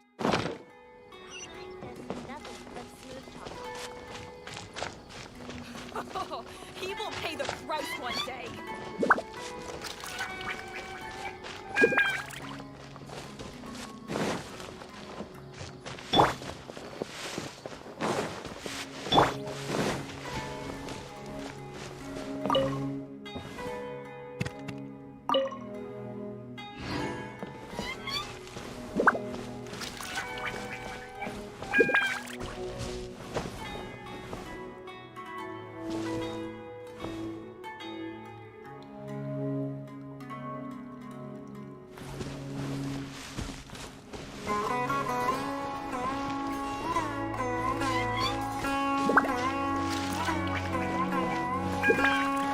This is the place we heard those students talking about. Let's find a seat somewhere and see if we can spot the group. Oh, you've arrived. Please take a seat. So, they think that they can go toe-to-toe with the boss? Ha! Once we reclaim the power of the Scarlet King, they'll be the first that the boss punishes. They're nothing to be afraid of. Our main rival now is the Caracal Battalion. They've also amassed a significant amount of mora this time, so we mustn't underestimate them. How can the Caracal Battalion compete with the boss when they're nothing but a bunch of money-grubbing opportunists out for a quick mora? Yeah, with Boss's fervent devotion, he'll be able to use this power to bring our god back this time. Huh. All these guys talk about is the Scarlet King, so they're probably the ones we're looking for. Greater Lord Ruka Devata. That traitor and her followers must not be spared. The day will come when the Scarlet King exacts vengeance on Sumeru, and all of them shall be punished.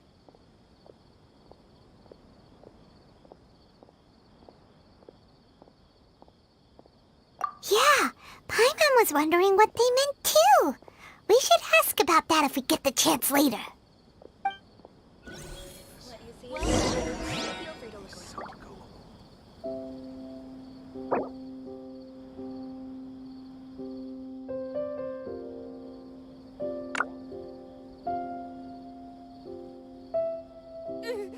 Why does it have to be this way? Got it. Oh, so what's going on? What happened How next? can there be Kairagi here? Welcome. There's no difference between the desert and the sea.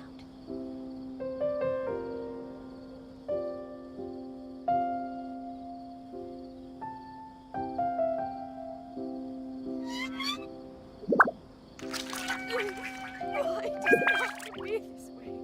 What's going on? How can there be Kairagi here? Got it. Just the shipping schedule. Oh, so then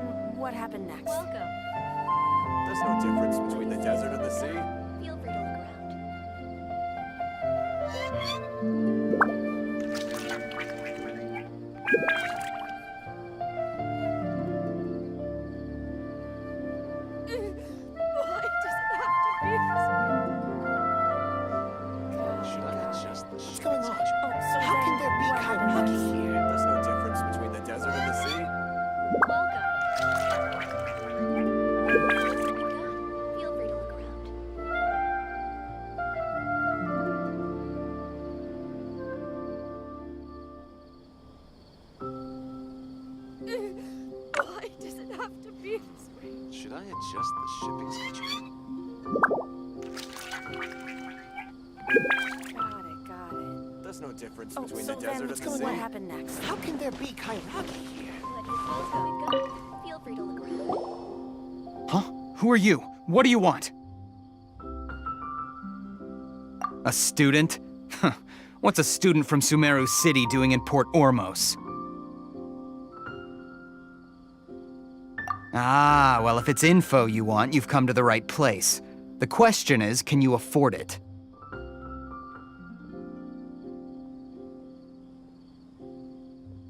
Huh? What is this, some kind of joke? Oh! Sorry! He must have grabbed the wrong amount! Hey, what do you think you're doing? Oh, Paimon can't stand to see so much more go. But there's no other choice right now. Here, this is the merchant's address. Whatever you're looking for, you'll find it there. Hmm? Well, what are you waiting for? Oh, that's right! We heard you mention the Scarlet King just now. We're actually interested to know more because we're, archaeology students! Fine. Since you've already handed over the Mora, I guess I can throw in a little extra info.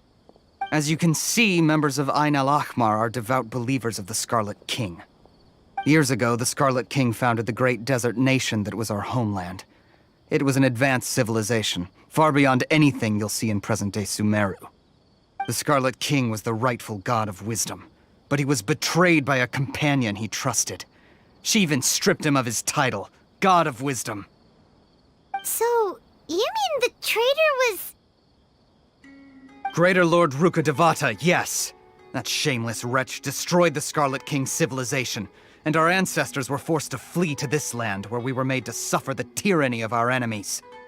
Furthermore, she conspired with the Academia to cover up the truth of her actions, and create the merciful and benevolent facade for which she is now known.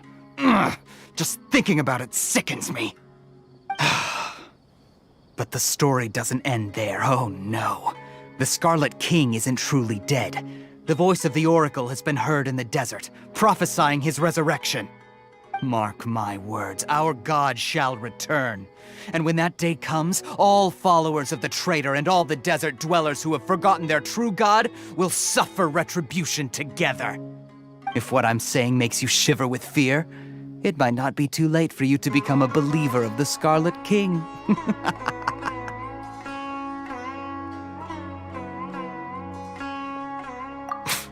I don't have anything to say to you Academia people about that. I think this conversation has reached its end. Not just yet. This man is a fraud. You again? Deranged Academia lunatic. Yes, it's me again. I already warned you that if you weren't willing to sit and discuss things with me, I'd take measures to make things uncomfortable for you. Listen to me. That address he gave you is fake. Or at least, you won't find a merchant waiting for you there. This group has been boasting all around that they can provide information on a certain item as a means of luring people into their territory. Once you show up, they keep up the act until they have hard evidence that you want to purchase said item. Then they use that to squeeze you for all the Mora you're worth. Hey! Shut it all, Hatham! What are you playing at, trying to ruin our business like this, hmm? I told you the other day. I wish to discuss my terms with your boss. Ha! The boss made it perfectly clear that he won't negotiate with you. Yes, and in no uncertain terms. But that was then. It does not preclude him from changing his mind in the future.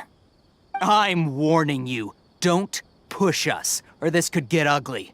We don't usually get rough with people from the Academia because it just complicates things. For a lunatic like you, though, we might just have to make an exception.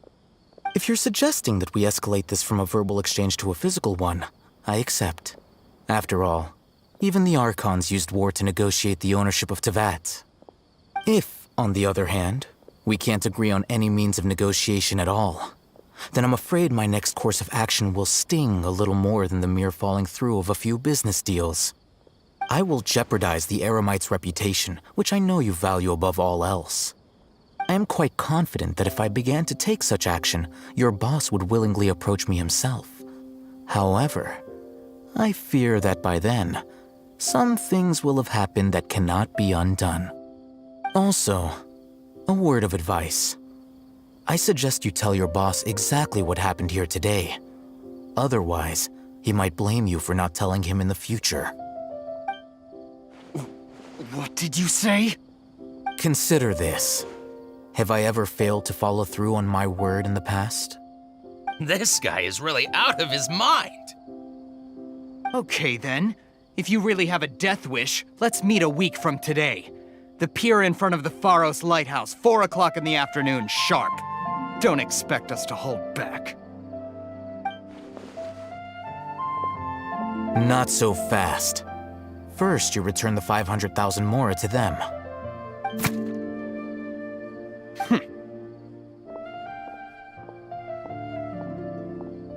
Please, I beg you, don't provoke them. We can't afford any trouble with this crowd. They haven't even paid for their food yet. Mr. Iman, there appears to be fewer staff in the restaurant recently. This wouldn't happen to be because they're all busy spreading the word to the students, would it? Well...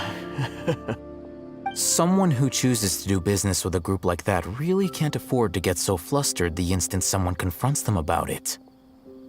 Consider the meal compensation for our silence. I'd say you're getting an excellent deal. Whoa, did you see that? He not only got us our Mora back, but sent the Amorites running too. Plus, he seems to know a lot about what's going on around here. Let's catch up with him and ask some questions. He went that way! After him! Should I adjust the shipping schedule? Please, just leave. Forget the cost of the meal. Just, pretend nothing happened today. Please, just...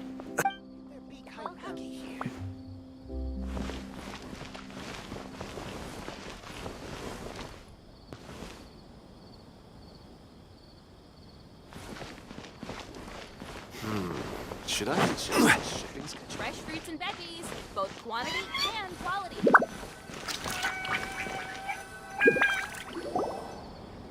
Wait up! It's Al-Haytham, right? What do you want?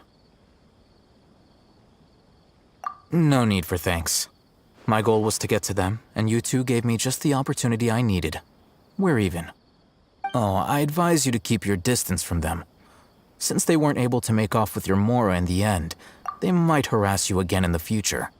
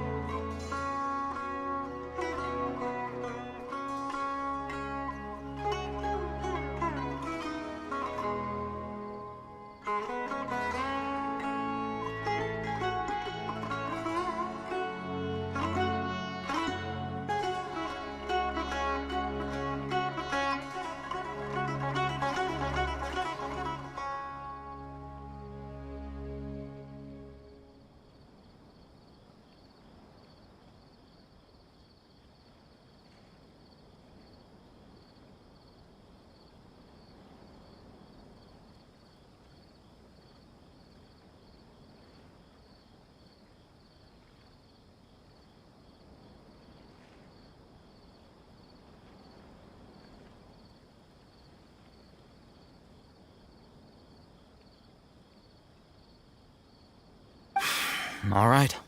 Goodbye. Hold your horses! We still have something to ask you about! Since you tore through their scam right in front of them, you must know the real story about certain something, no? Who exactly are you two? And why are you inquiring about that? A student. Right. Look, you should know that those thugs conducting business with you had nothing to do with your lie.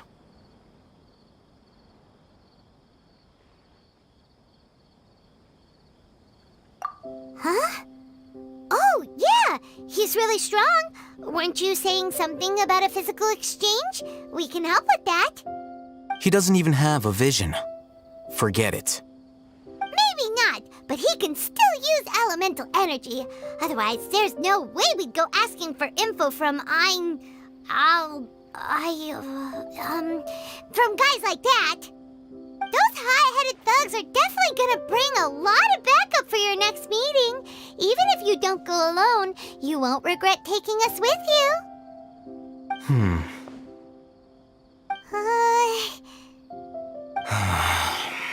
All right, I accept. Got a pen and paper? If you're searching for someone who sells that kind of merchandise, I'll give you one of their addresses, and you can try your luck. We'll reconvene at the appointed time by the pier. It doesn't matter if you show up or not. So, since you were happy to give us this merchant's information, does that mean you can tell us exactly what we're after? You were willing to part with 500,000 mora for something and you didn't even know what it was? Okay. Well, if you truly are as skilled as you claim, then you can beat the answer out of them when they become hostile. Look, if you've been making inquiries, then you have to know something by now. Tell me what you know so far, so I don't waste time repeating information. We know it's connected to the academia somehow, and that not only do the Eremites deal in it, but some students want to get a hold of it too. What else?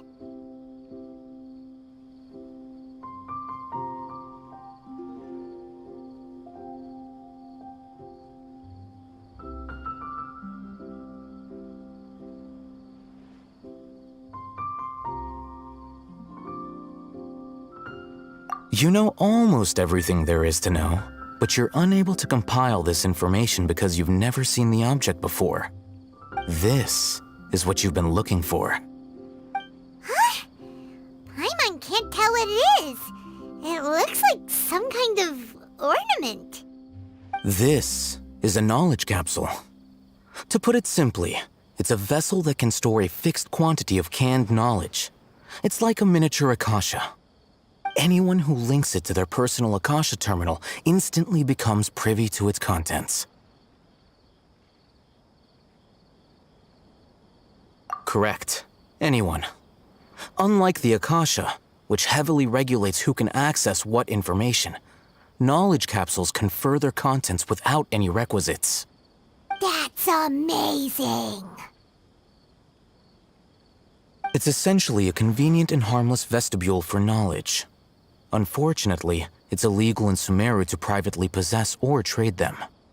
They were created as a means for scholars to transfer knowledge gained from Irminsul into the Akasha, and are intended to be destroyed immediately after use. But despite strict regulations, some of these knowledge capsules will always escape destruction. After all, there will always be those in this world who are dissatisfied with life as designed for them by the Akasha and wish to change their fate. Over the past century, a wide variety of canned knowledge has been leaked from the academia. Now, in Port Ormos, the valuable ones are a means to mora for the Eremites. Meanwhile, those which the Eremites deem to be useless to them occasionally prove useful to the common citizens and hapless academia students. Well, I think that about sums it up.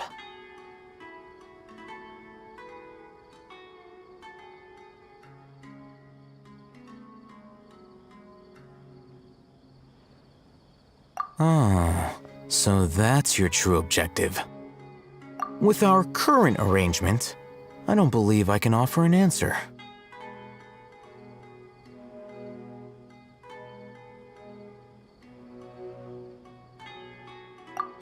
you're still resolved. Fine. Let's talk somewhere with fewer people.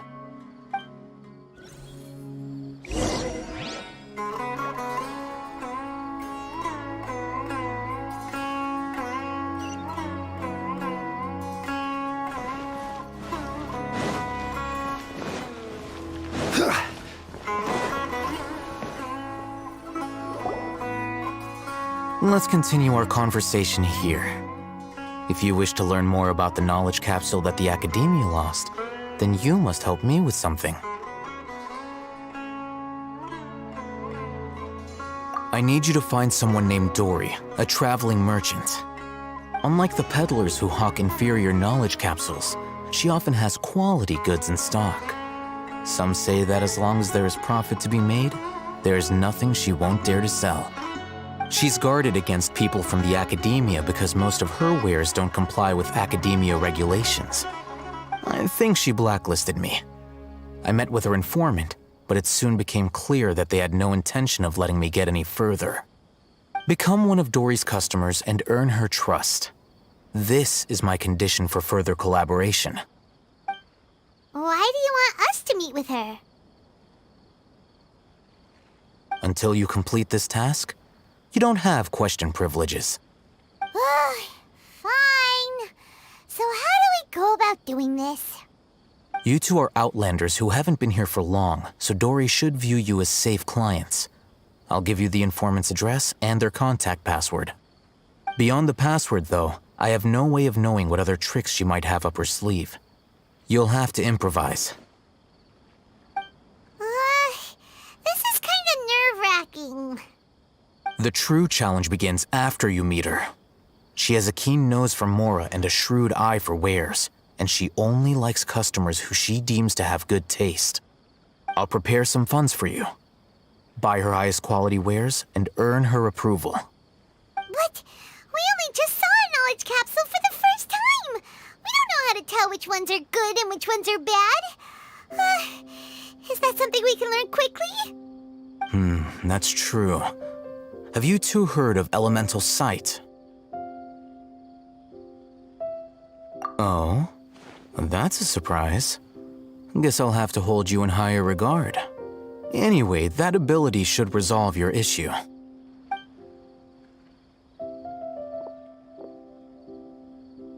Here are 2 knowledge capsules. Tell me, can you detect any difference in their quality?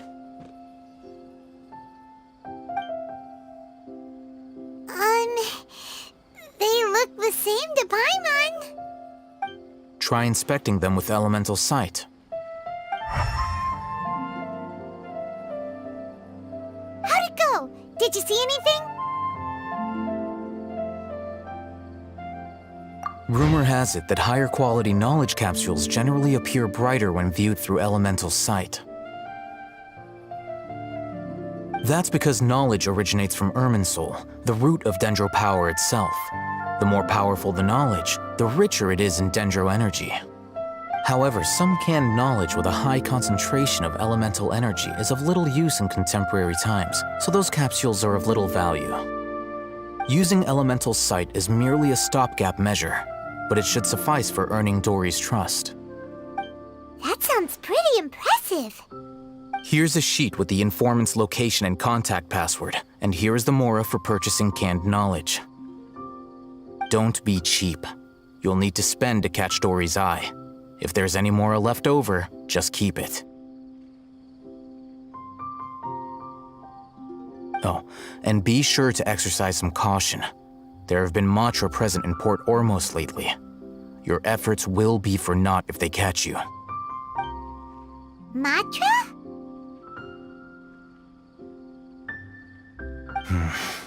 They belong to the Academia's regulatory body. They also handle cases of illegal canned knowledge transactions. Like I said, the Academia has banned both their trade and possession. The Matra are razor sharp. You're in for nothing good if they lock their sights onto you. If you two want to back out, now's the time.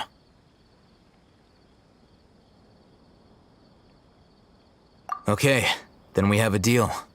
If you succeed in your dealings with Dory, come find me at the Wikela Funduk. We'll have an open discussion then. Looking at what Al-Haytham wrote, Dory's informant is a traitor near Old Ormos. Let's follow these instructions and try to get in contact with him.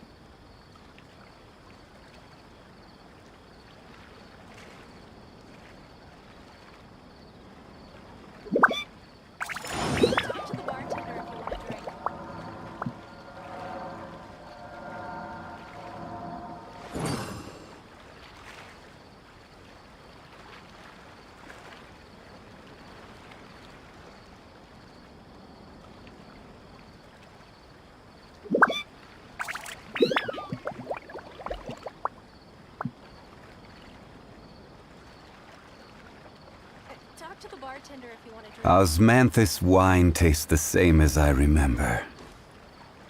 But where are those who share the memory?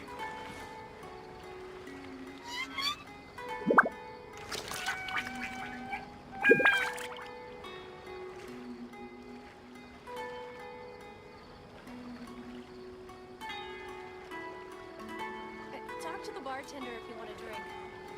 Every journey has its final day. Don't rush.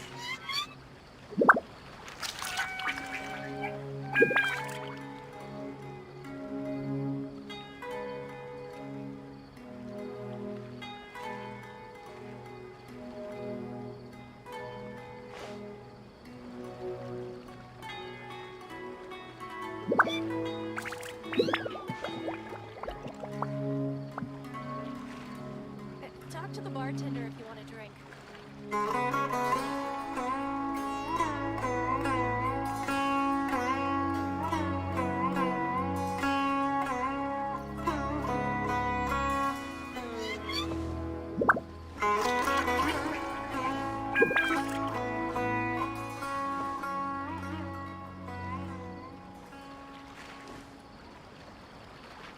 Talk to the bartender if you want a drink.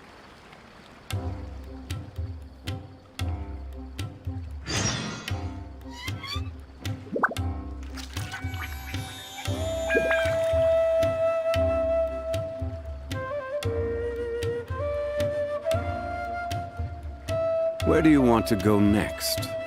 If you'd like to see Liyue's tourist spots, I have a few references.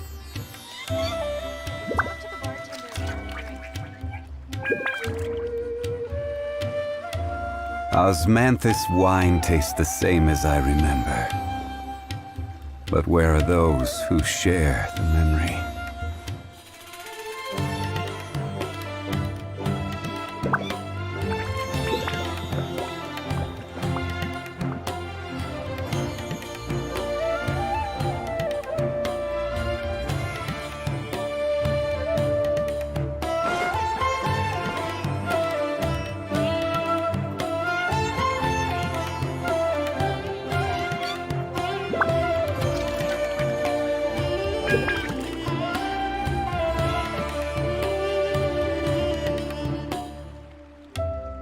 Boats are made for transferring commodities back and forth, and those that come across Liyue tend to stay a while, so it is where many things come to settle.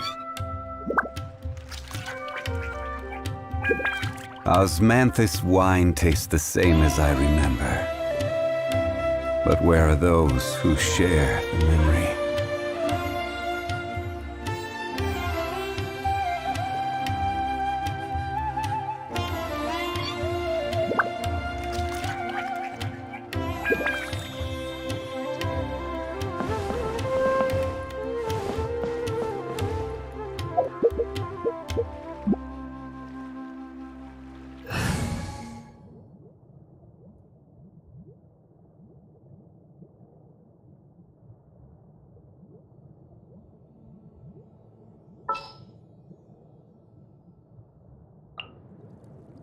This is destiny.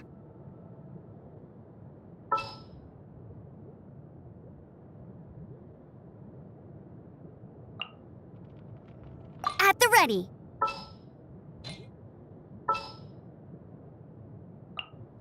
Oh, I'm looking forward to this. Don't rush.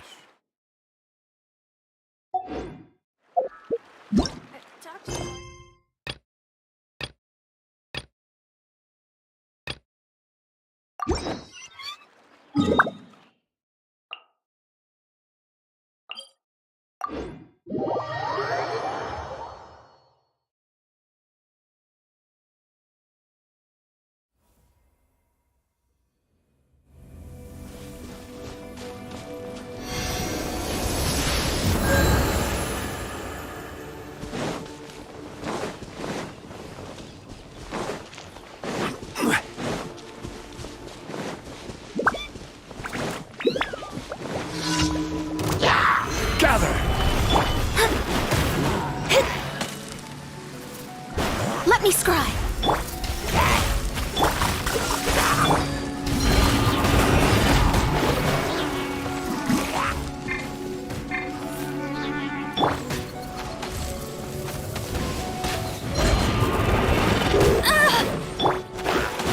Shadows of fate. Cool it! This moment will be frozen. Stabilize!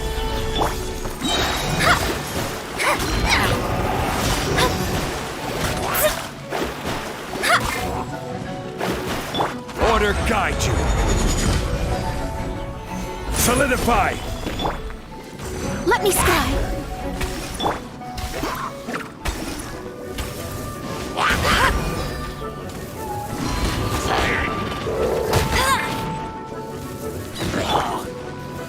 Gather! Delve into destiny. No escape! Get him!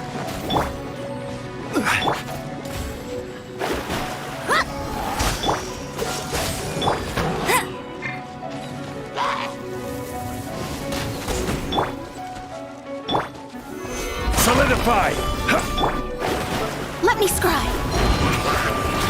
Fate is upon you.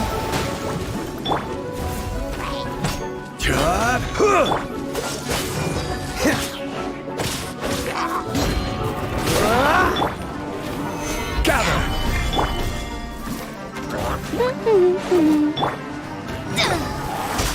Delve into destiny.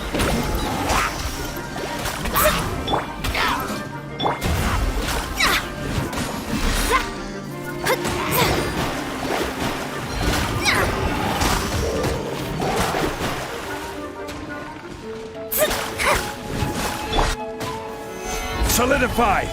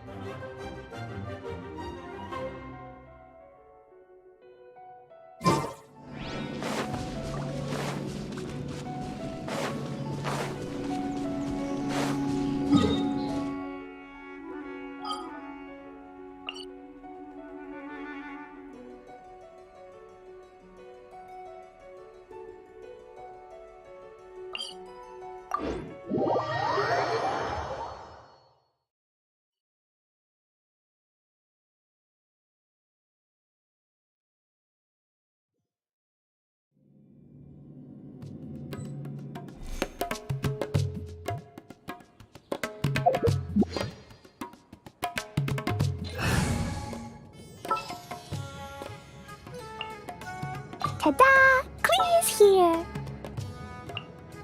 The campaign begins. Something's come up?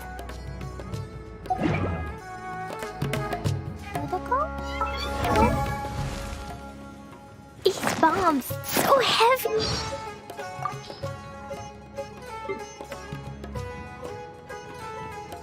Are you okay? I can make a big bang if you want.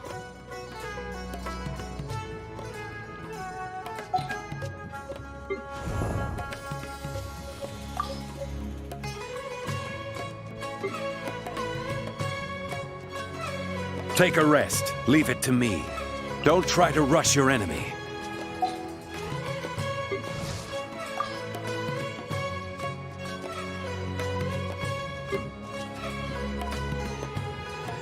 Fall back and await my orders. Step aside.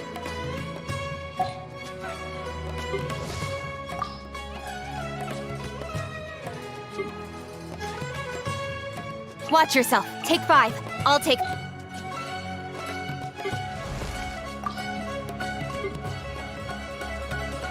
Hey, pick on someone your own size. You're in over your head. Let me try.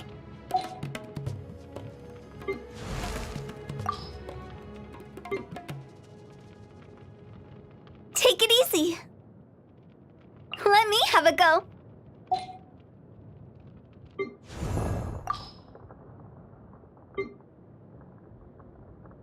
You're out of moves.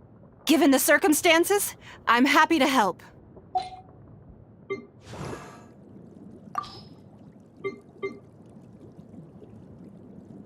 Come, I have devised a plan. Tread carefully.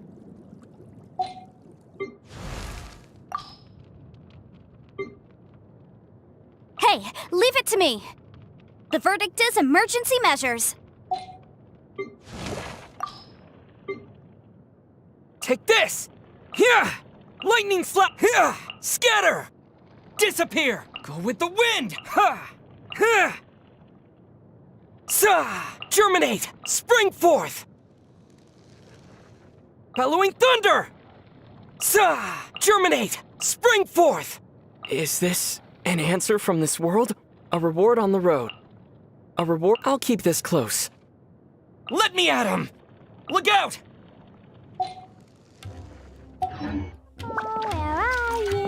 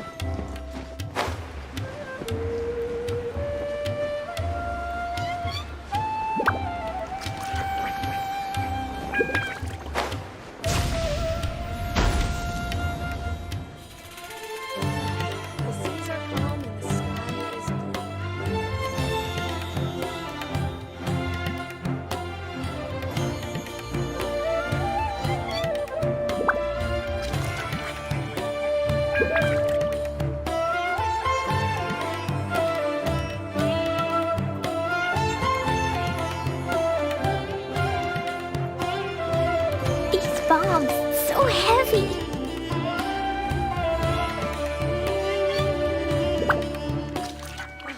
The seas are calm and the sky is blue.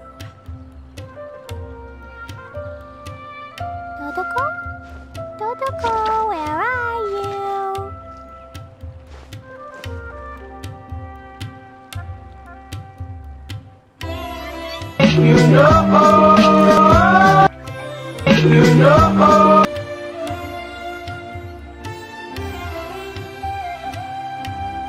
These bombs, so heavy. The seas are calm and the sky is blue.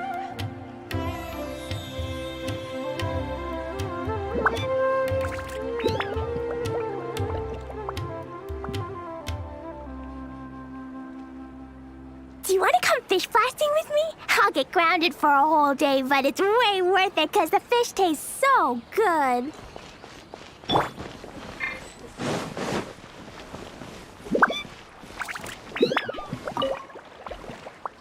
Hello. What are you two looking to buy?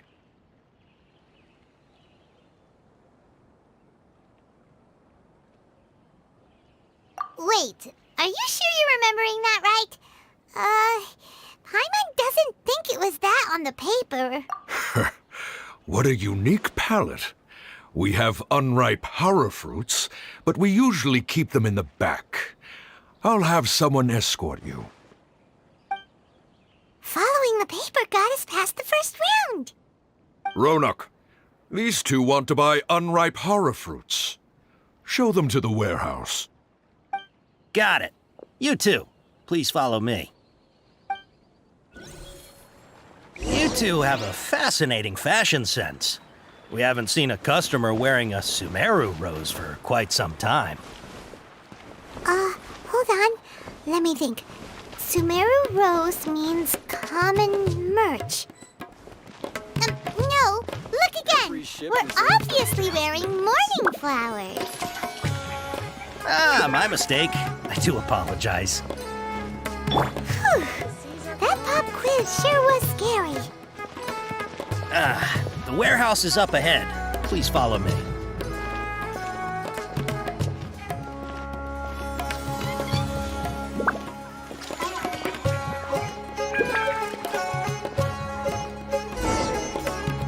Before I retrieve your products, I need to confirm a few things. Please forgive me, but we may not have sufficient stock for you today. Earlier, many of our hara fruits were taken by mice.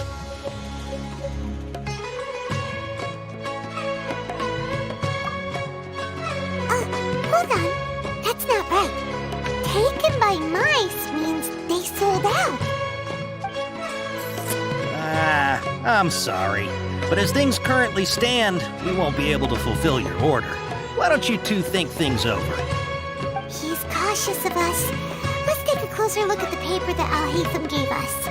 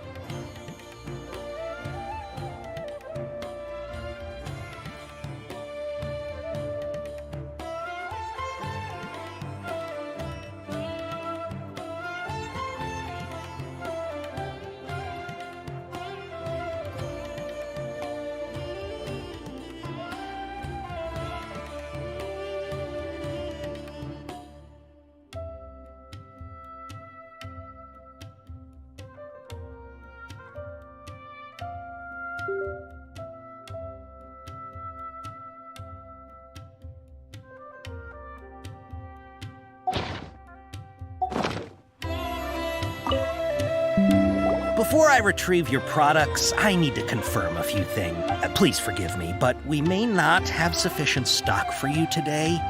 Earlier, many of our hara fruits were taken by mice. Thanks. If better goods come in, you'll be the first to know. You look like you have some skill. Why don't I pick out some fruits that'll make you dizzy?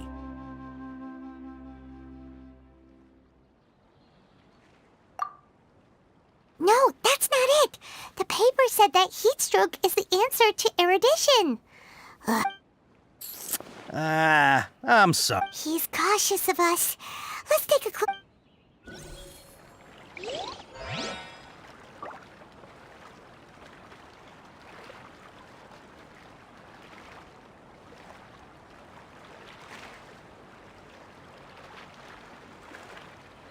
Inactivity serves no purpose whatsoever. Before I retrieve your products, please forgive me, but we may not have sufficient stock for you today. Earlier, many of our hara fruits were taken by mice. Thanks. If better, you look like you have some skill. Why don't I pick out some fruits that'll make you dizzy? Yep, that's the right answer. But eating hara fruit that makes your head and ears ring sounds like a bad life decision. Would you like your hara fruits to be packaged in the Sumeru City or Port Ormos style?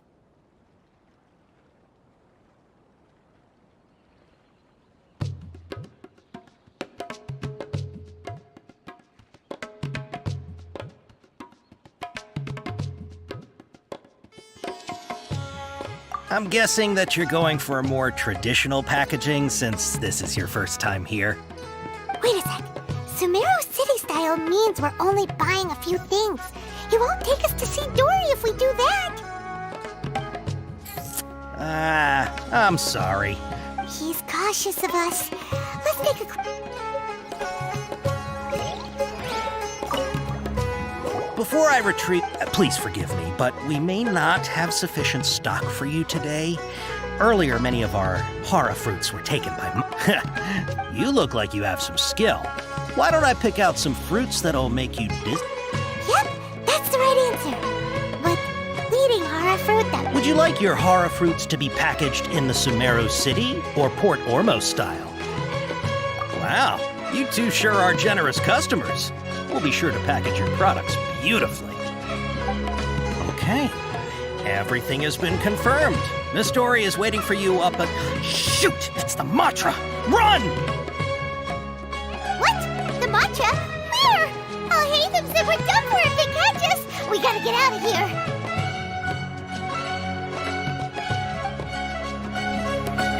We don't know this area, so let's follow that informant.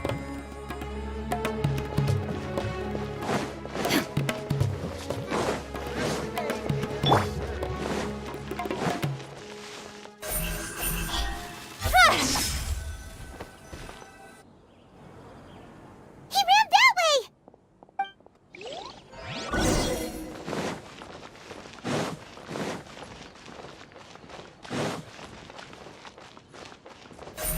Speed of light. Touch.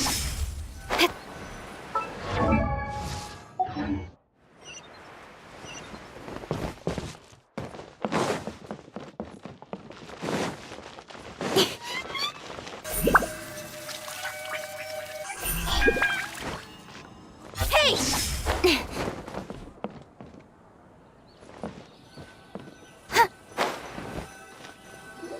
Look, he's over there.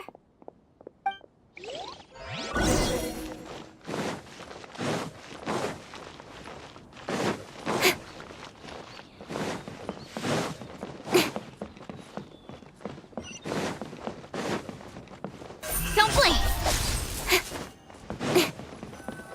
Hey, if you're hiding from the Rishbaland tiger, come this way. Another password. Huh? Oh, that voice came from behind the building on the right. Here, over here. You can stop running now.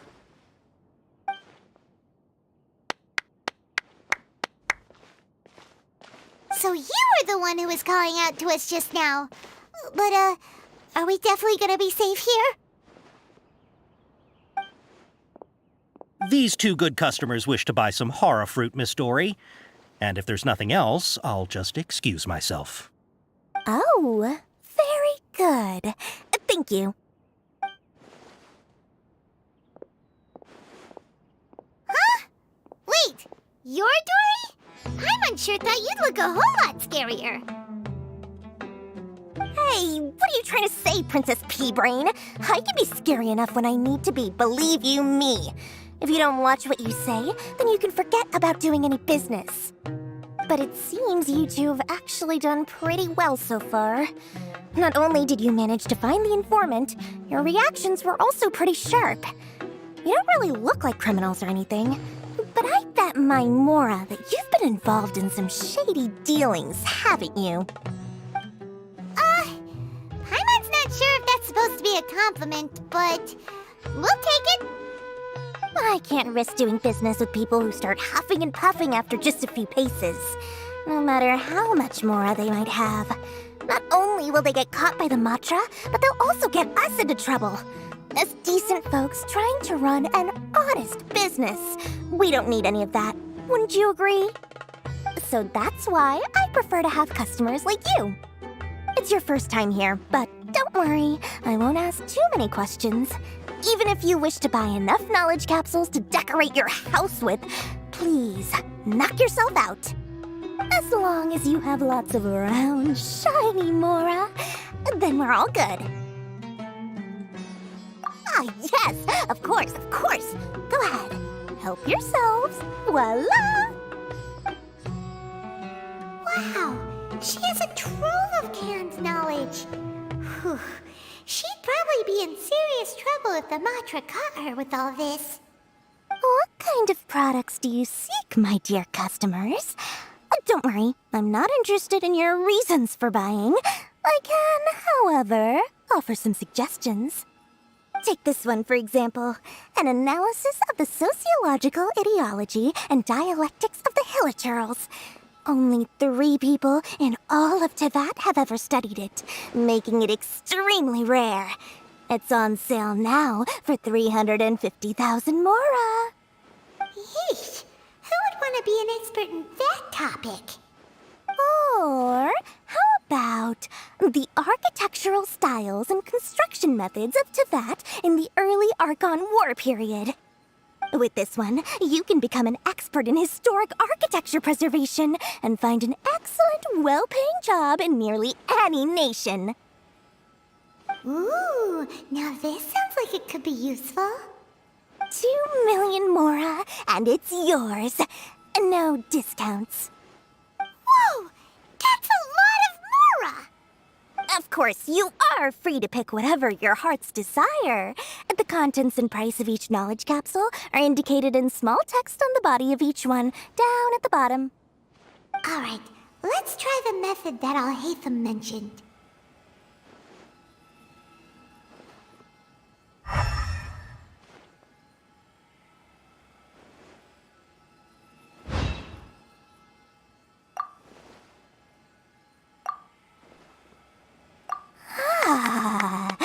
You've really got a good head on your shoulders, and quite the eye for quality. We'll take these, please and thank you. My oh my, you are blessed with a taste for both the exquisite and the extravagant. Customers like you are a rare breed. 1 in 100. No, 1 in 1,000 even. Listen, I have a special offer for you two. If you spend just 100,000 more, you can pick any knowledge capsule of your choice up to a value of 1 million Mora. Say what now? Hey, did you hear that? Spend another 100K and we get a capsule worth a whole 1 million! But all the canned knowledge we just bought is easily worth 500,000 Mora. If we spend just a little more, we can get something worth 1 million Mora. Isn't that a fantastic deal? Think about it. We've gone to all this trouble to get this canned knowledge. And so far, everything we bought belongs to Al-Haytham. Aren't you even the least bit curious about how this whole canned knowledge thing works? We're talking instant knowledge here. Don't you want to try it yourself?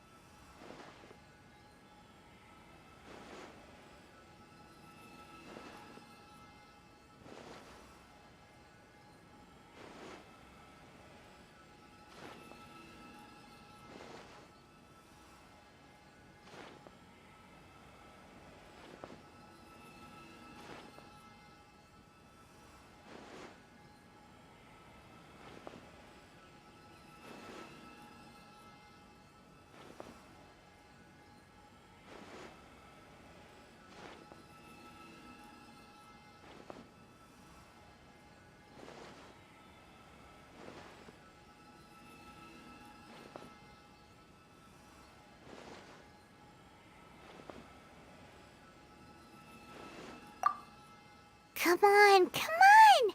We still have around 100,000 of Alhaitham's Mora left, so let's put it to good use by finding something useful for you. Ahem, you've got a deal, Dory. We'd like to spend an extra 100,000 Mora. Excellent! Then please, select from this fine collection of canned knowledge over here. Hold on a second. Paimon thought we could choose whatever we wanted. Why can't we choose the ones from over there? Oh, but my dear customer, the knowledge capsules over here are worth 1 million Mora each. I'm sure discerning customers like yourselves will be able to find something to your liking. Please, take your time. Uh-oh, Paimon has a bad feeling about this. Let's use Elemental Sight again to check these.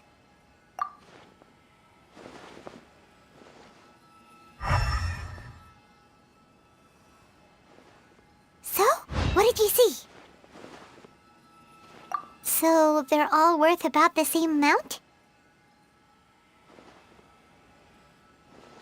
Well, anyway, the Mora's already been spent, so let's at least try to find something useful. Let Paimon take a look here. An introduction to traditional Sumeru brewing techniques, the art of growing spices, an overview of ancient runes. Oh, how about this one? Sword Fighting Techniques 8. Not sure we'd ever find volumes 1 through 7, but at least this knowledge should be useful, right? Let's go with this one. Dory, we'll take this one. All right, very good. I'm expecting some new goods in the next couple days, so be sure to check back again soon. Whether it's canned knowledge or anything else you need, bring your Mora to Dory and doors will open. Our dealings with Dory went smoothly enough. Let's head to Wakala Funduk and meet up with Alhaitham. Trust me, I'll find you. Hopefully now he'll finally tell us about what the Academia lost.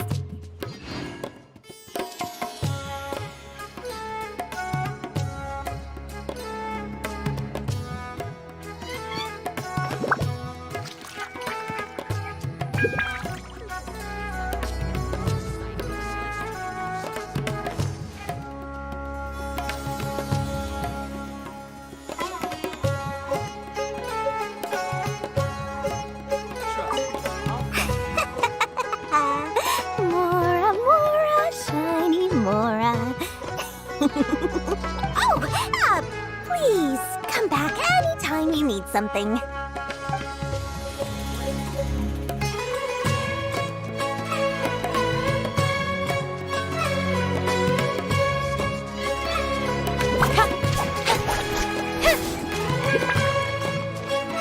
Incoming! Hey!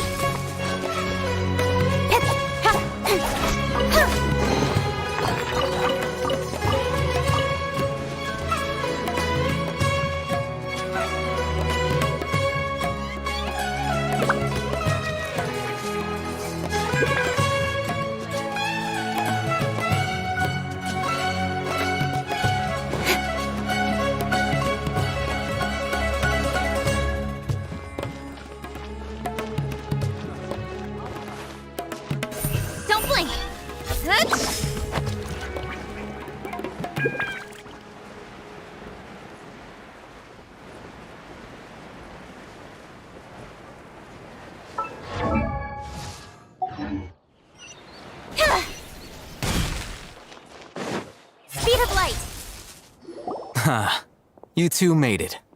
And from the looks on your faces, you were successful.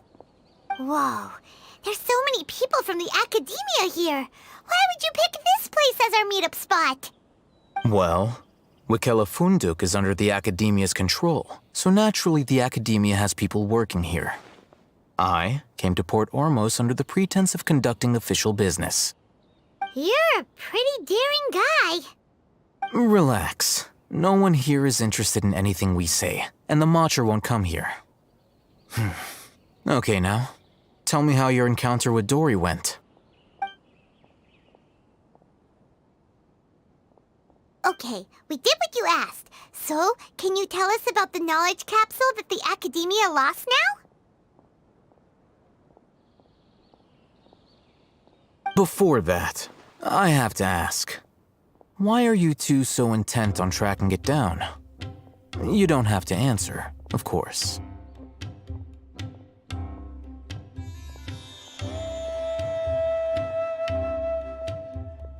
Yeah, he just wants to meet the God of Wisdom and ask her about something important. We've been in Sumeru for a while now, but we still haven't found a way. When we heard that the academia had lost something that might be related to the gods, we came here in case it turned out to be our lucky break. In that case, you're on the right track. A short while ago, the academia lost a knowledge capsule in the desert. It's supposedly a divine knowledge capsule. Use it, and you'll gain the wisdom of the gods.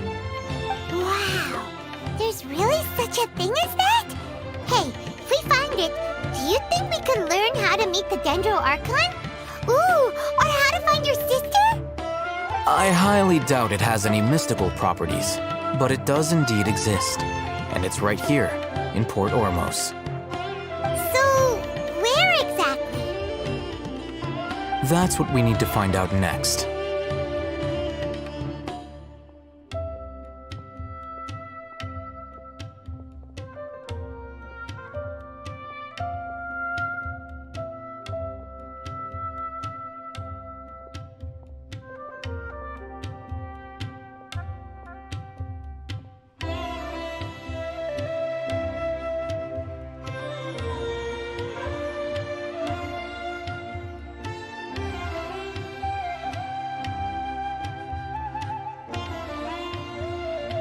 I won't deny that.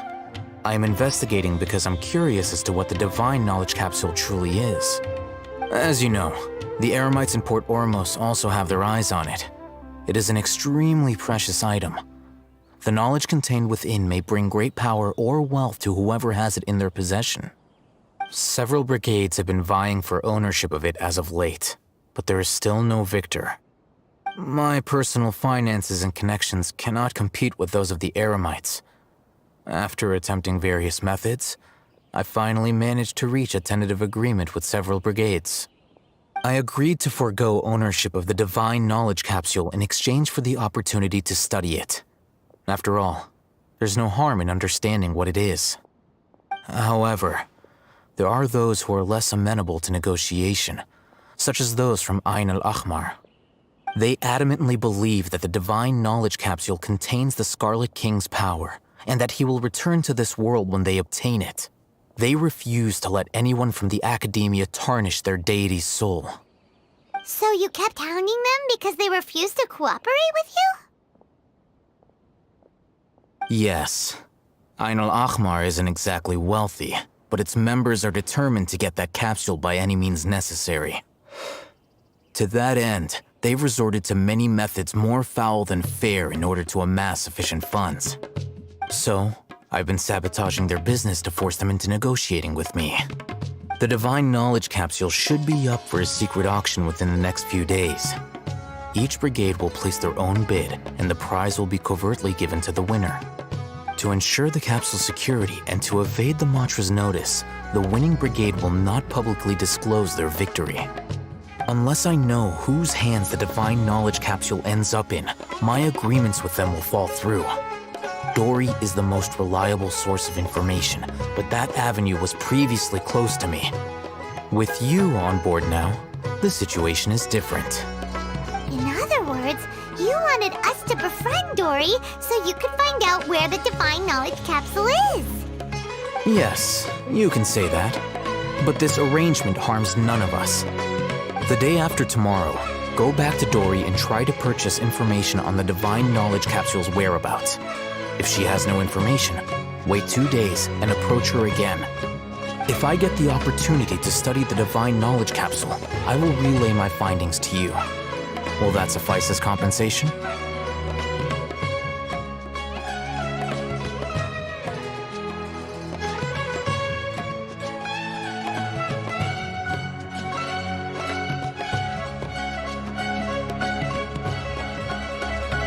Okay, then we'll meet up in 2 days. Haytham, before you go, we actually bought a knowledge capsule for ourselves, but we're not sure how to use it. You two want to try using a knowledge capsule? Sure, I can teach you. Doing so right under the Academia's nose is a bit problematic, though. What do you say we head to the outskirts of town?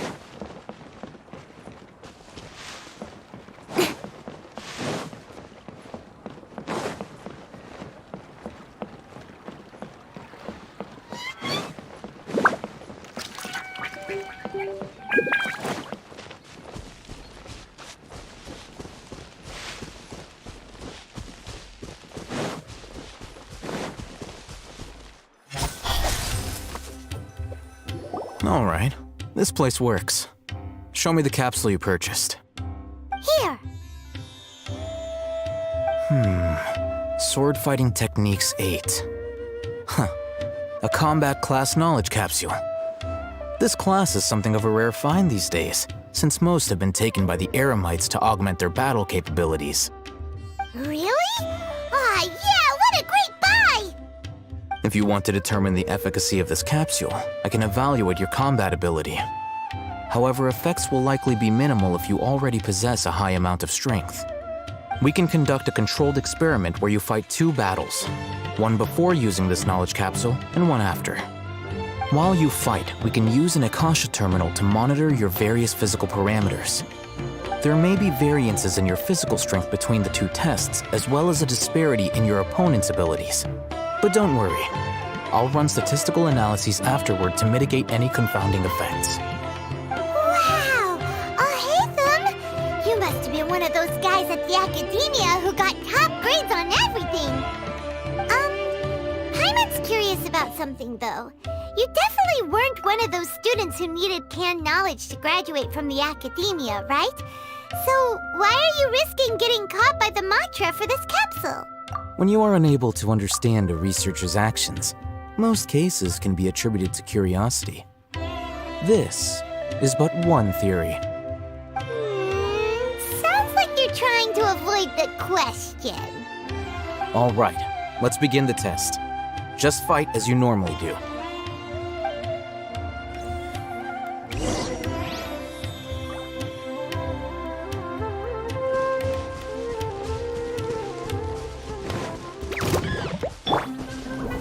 Gather! Hey! Illusion shattered!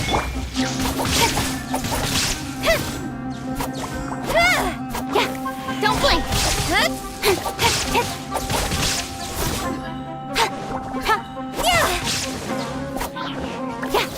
Speed of light!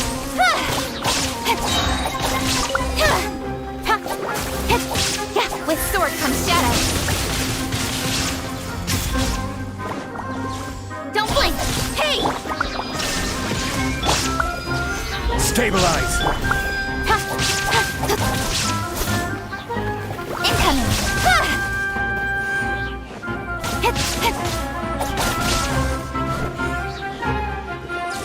Speed of light!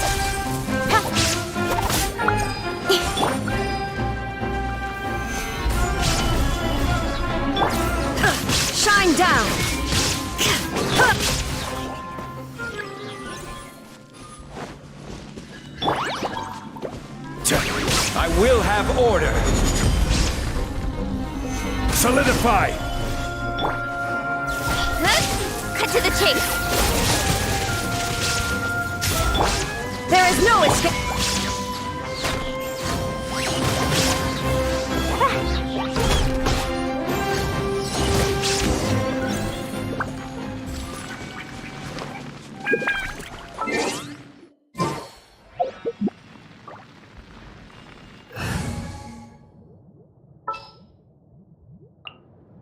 It is as the stars foretold. La la la. All right. I'll link your Akasha terminal to record data. The next step is to use this knowledge capsule. Hold it in your hand. I'll help you establish a connection with it so you can activate its power.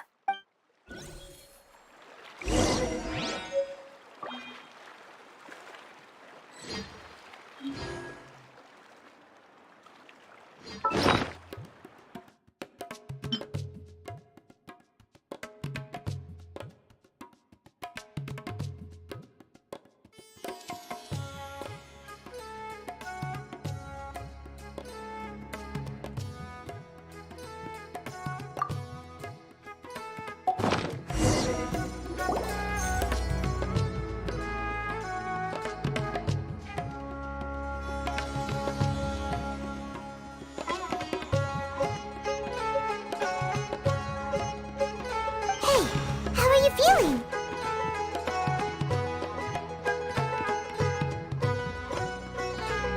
You mean that it worked?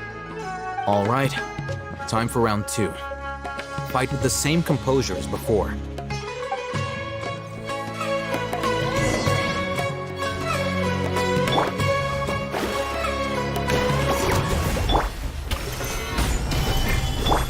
Illusion shattered.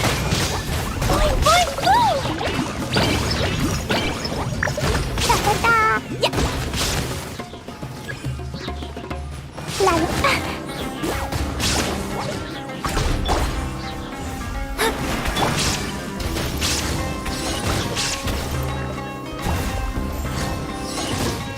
Woo!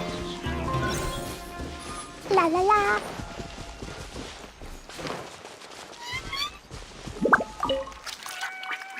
Now, I'll start recording data again. Oh, hey, Thumb. How's it going? Well, the knowledge capsule you purchased did improve his combat capability. During the second fight, his overall fighting performance increased by 0.073%. Wait, how much?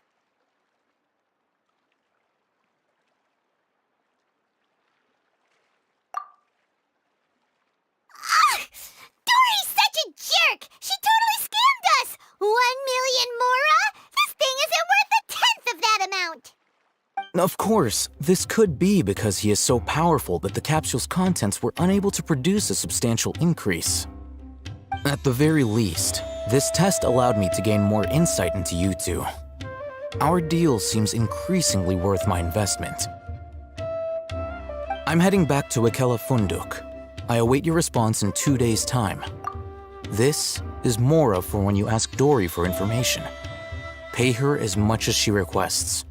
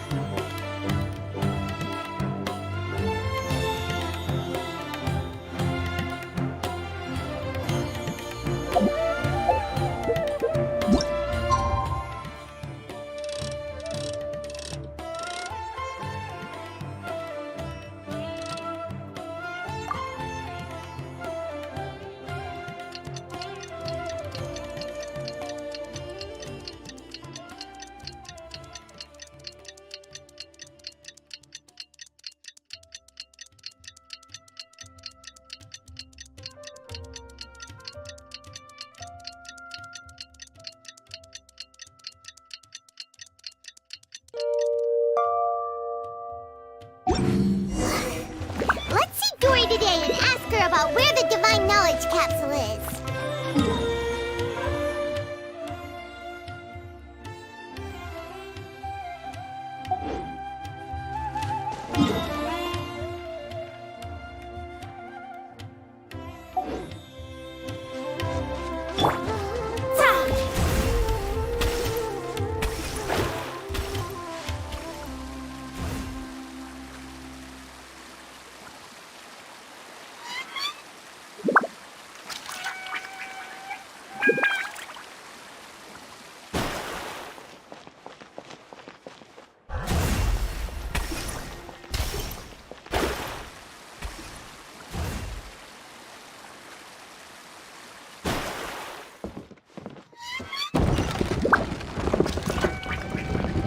True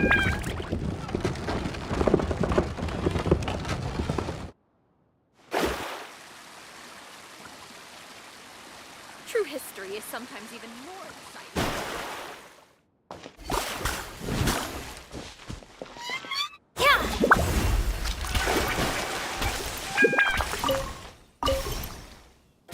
Here, over here! Oh, welcome back, my loyal patrons. What can I do for you this time? You name it. Canned knowledge, supplies, or anything else you need. I'll find a way to get it. Where there's a waterfall of Mora, there's a way. Can you really get us anything we want? Anything at all? Aha! So it appears that canned knowledge alone is no longer sufficient for your opulent appetite. Then please, oblige me. Tell me what you have in mind. Oh! I knew customers with pockets as deep as yours would undoubtedly crave something more profound than ordinary canned knowledge. But you know, that kind of information isn't going to be cheap. After all, I had to work really hard to weasel my way into the auction site. Not to mention that if anyone found out that I was the leaker, I would be in big, big trouble. But how can we be sure your information is accurate?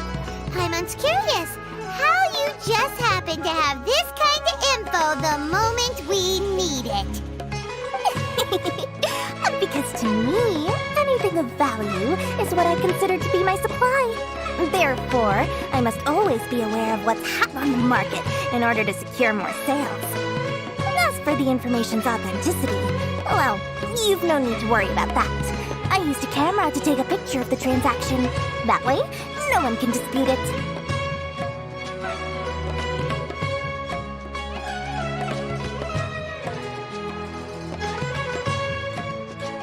It's always a pleasure doing business with such sterling patrons.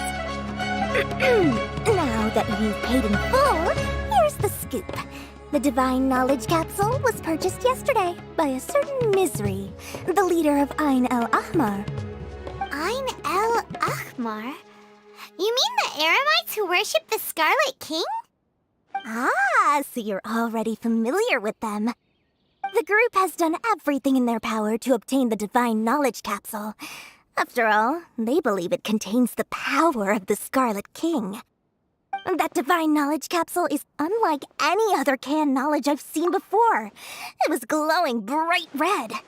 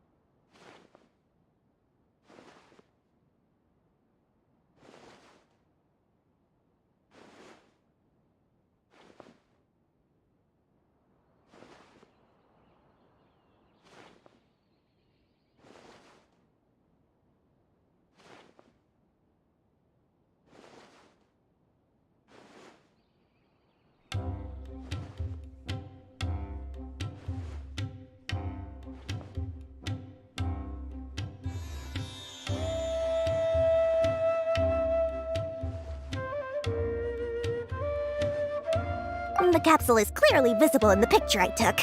You can look for yourself. Thanks for the info, Dory. Please, it's my pleasure. It's all thanks to discerning customers such as yourselves that my efforts yesterday were not in vain. Please, don't hesitate to contact me if you ever need anything else in the future. Mora for Dory opens doors. Well, we figured out where the Divine Knowledge Capsule is. Turns out, it ended up in the hands of Ain El Ahmar. Let's head back.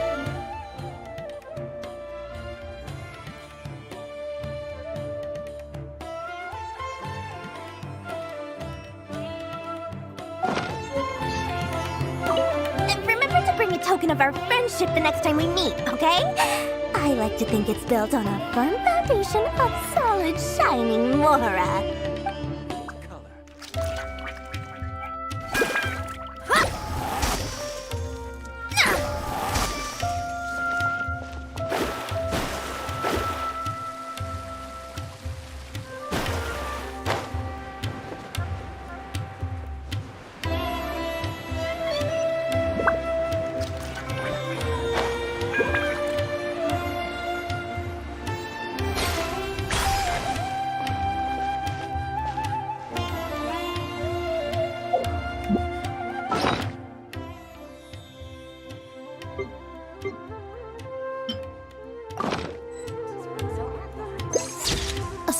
villagers must rid themselves of material disaster.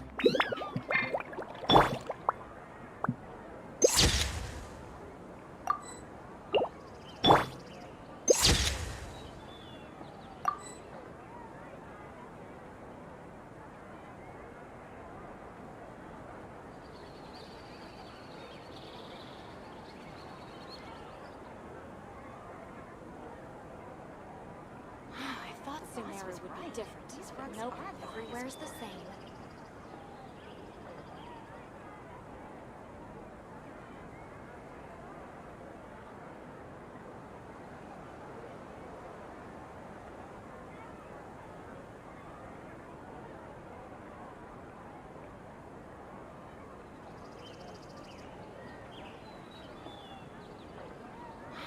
The boss was right. These rugs are of the highest quality.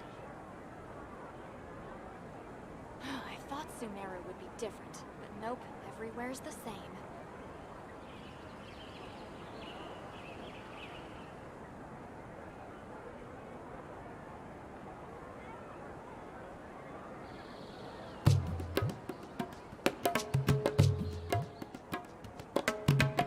The boss was right.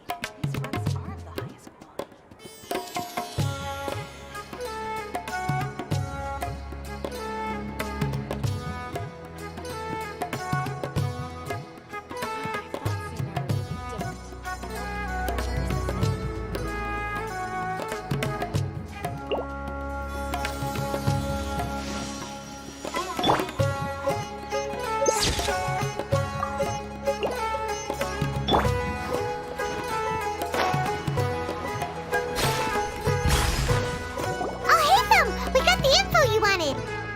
Really? All right. Let's hear it.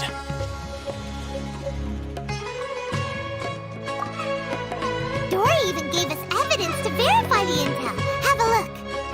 Huh, look at that. Clear as day. It must have taken some guts just to infiltrate the scene of the Eremites transaction. But then to get close enough to take a picture like this. Bold move, Dory. Very bold move.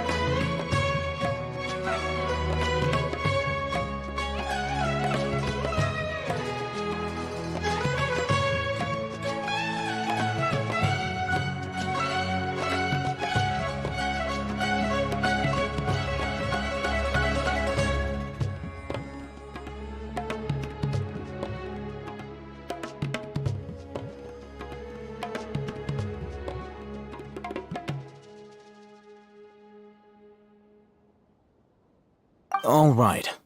The person in this picture is indeed Misery, the leader of Ain al-Ahmar, and the glowing red capsule he's holding appears to be the Divine Knowledge Capsule. In which case, if we play our cards right, when we confront them next week, we should be able to force them to show their hand. At first, Paimon didn't get why you were provoking these Ain al-Ahmar guys. But now, it sort of makes sense. Everything's playing right into your hands. After we defeat them, we can finally have a serious talk with their boss and get them to lend us the Divine Knowledge Capsule. Thank you for your time and efforts. Take a few days off while I make some preparations. Let's meet up again on the afternoon of the arranged date, 3 o'clock sharp.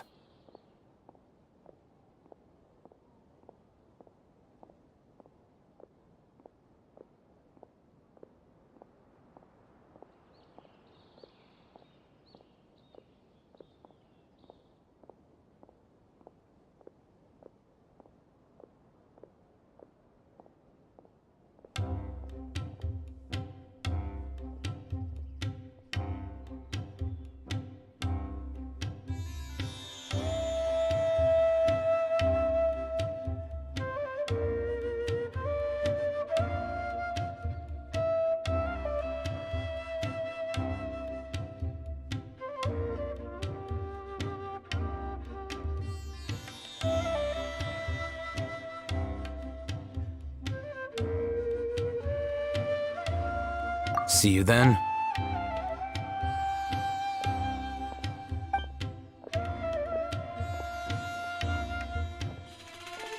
Oh, Hatham sure is taking his time. Where could he be? Oh, There he is!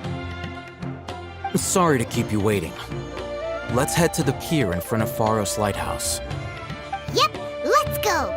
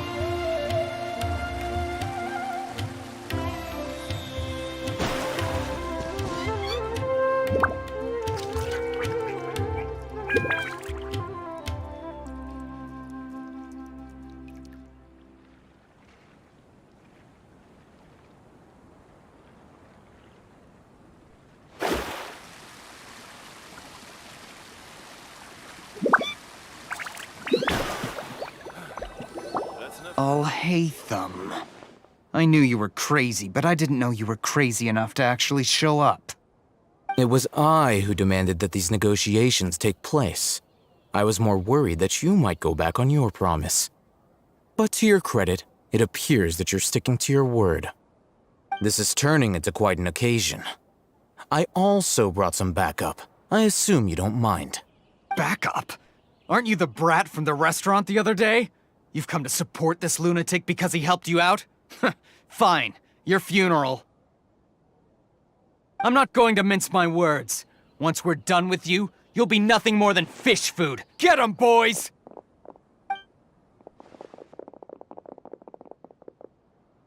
Uh-oh, here they come. Good luck, you two.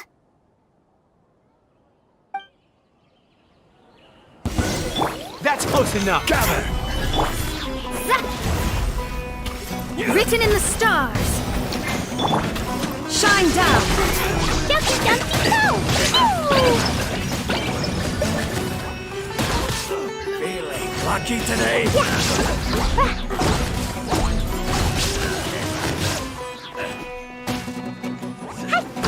Try to keep up.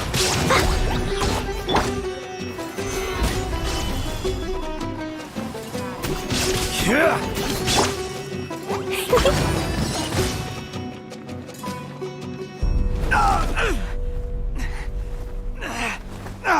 Academia scum!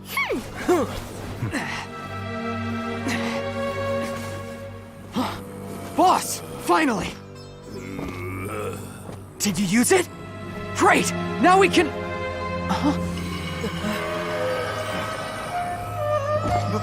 Boss?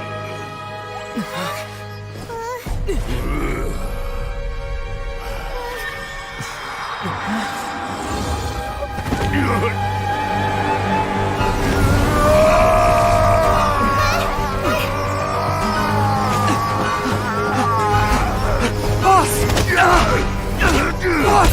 What's wrong?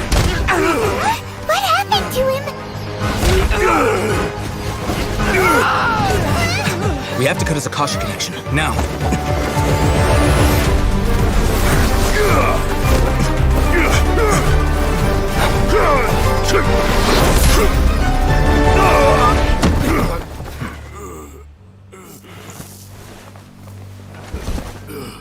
Target acquired. Arrest him.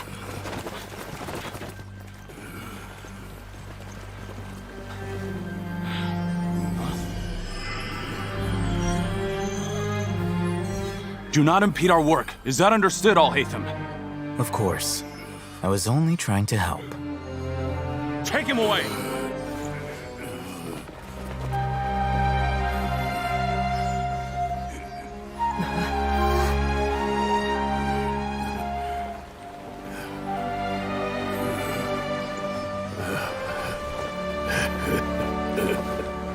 World, forget me.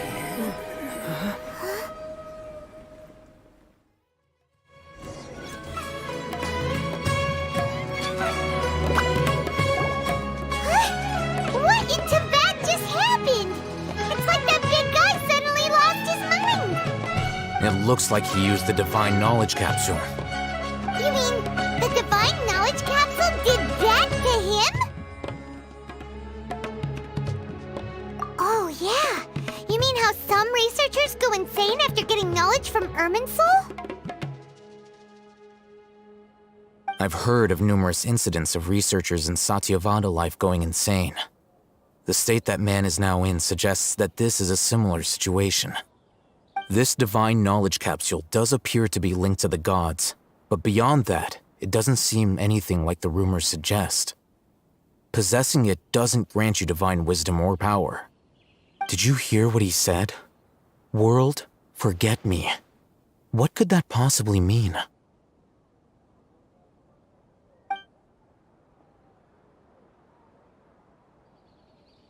If the mantra took him away, then that means the Academia got the Divine Knowledge Capsule back, too. What a shame. We were so close. Still, Paimon didn't expect the Divine Knowledge Capsule would be so dangerous. Imagine if we tried to open it. Oh, who knows what would have happened to us? As things stand, there is no reason for me to remain in Port Ormos. I believe our collaboration has also reached its end. Oh, we were so busy trying to find the Divine Knowledge Capsule that Paimon forgot to ask you something. Since you're a member of the Academia, do you have any idea how we can go about meeting Lesser Lord Kusanali? Truthfully, I don't. Lesser Lord Kusanali appears to exist outside of Sumeru's entire administration. Most of the time, you wouldn't know she exists at all. Moreover, since the Academia possesses the Akasha, a symbol of our deity's wisdom, scholars have no reason to desire to make contact with the deity herself anyway. Everything about Lesser Lord Kusanali is such a mystery! I'm heading back to the Academia. How about you two? It's almost the day of the Sub-Zero's festival. Maybe we should head back too. We've been rushed off our feet over the past few days, so maybe a little rest and relaxation will do us good.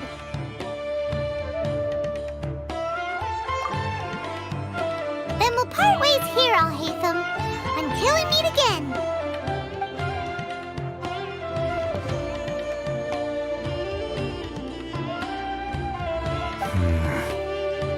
Now, do I deal with this thing first? Or should I produce the report that the higher-ups require?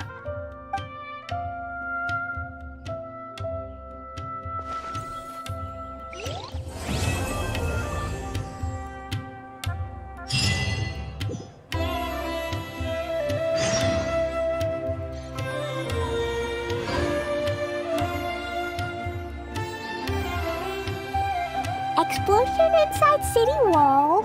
Grounded be thy woe.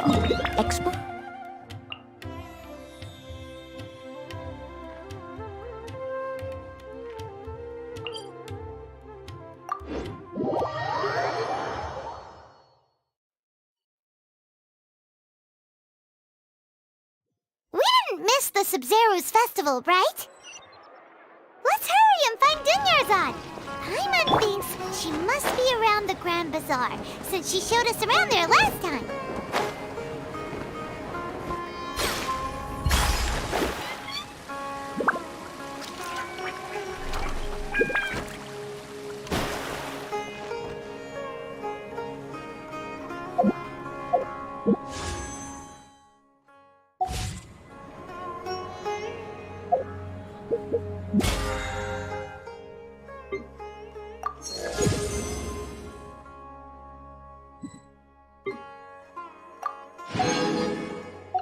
Fate is called as such, for it cannot be changed, nor can it be reversed. It can only but be accepted.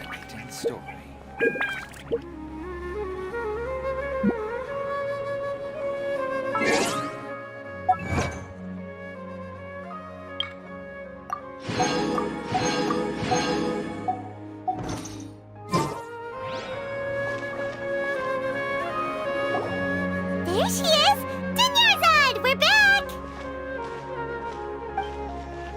Just as promised, Traveler and Paimon.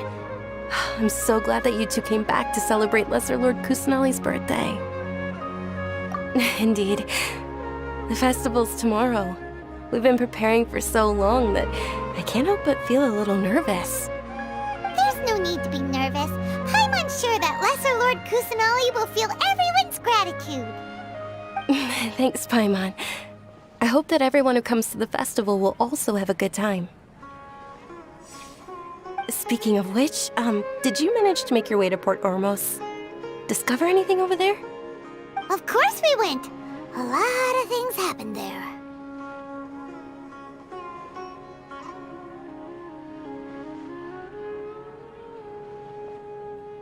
I see. Sounds like you two had another exciting adventure. If there is another chance, I would love to join.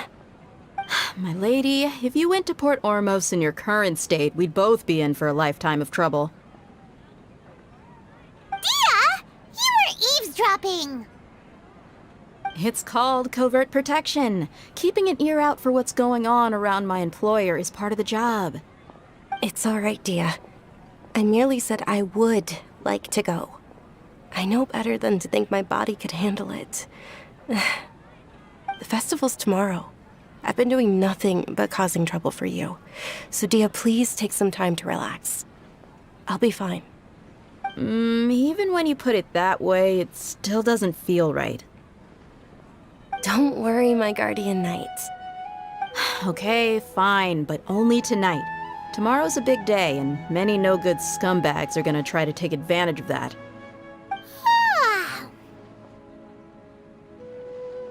Oh, you two must be exhausted from your long journey back to the city. My apologies for not realizing this sooner. I've already prepared a room for you to rest. Please follow me. Whoa, you're so thoughtful. Paimon's so ready.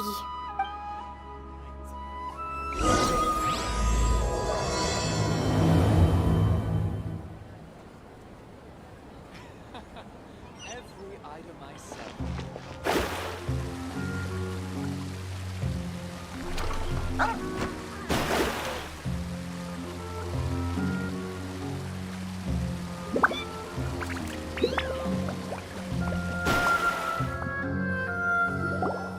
Here we are.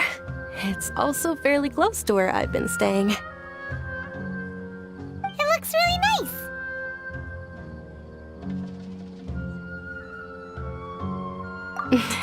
Not at all.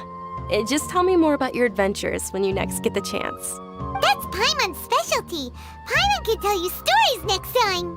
Oh, if you don't mind, how about we all walk around together tomorrow? All of my friends will be working the festival, and Dia is still insisting on her covert. Yeah, it'll be pretty hard to relax and enjoy the festival if Dia's constantly hovering over you, right? Then let's meet at the nearby bazaar first thing tomorrow morning. Have a great night. It's a deal. Good night, Dunyarzad. I may be too excited to fall asleep tonight. See you tomorrow. Paimon's starting to really look forward to the Sub-Zero festival too. Will there be lots of yummy... Oh, no. Thinking about food is just gonna keep Paimon up all night. The earlier we sleep, the better. Let's go inside, traveler.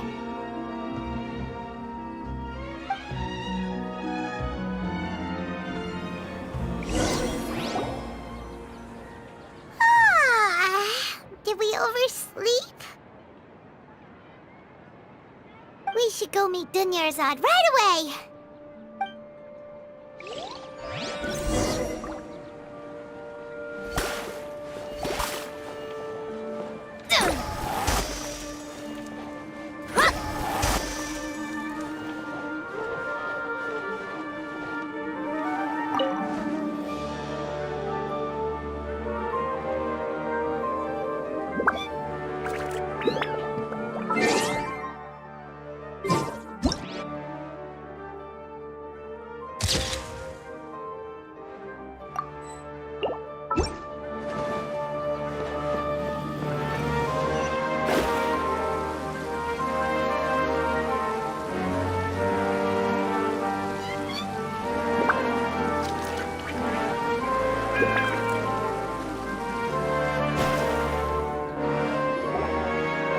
Traveler, Paimon, I've been waiting for you two.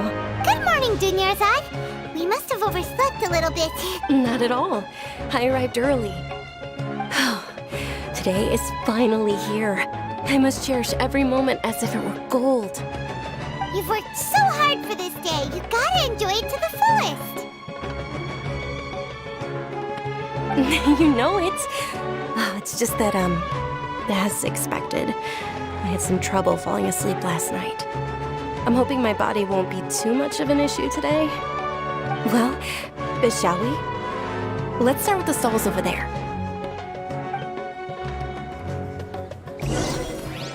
Many vendors came out of the blue to support the event, and they insisted on covering costs themselves. Let's go give them some business. They paid for everything out of pocket? Oh, sounds like they're not in this just for the Mora. They all said that contributing to a lively festival atmosphere is more important than money. Especially since we don't often get to celebrate Lesser Lord Kusanali's birthday. Ooh, they're selling food over that way! Let's go take a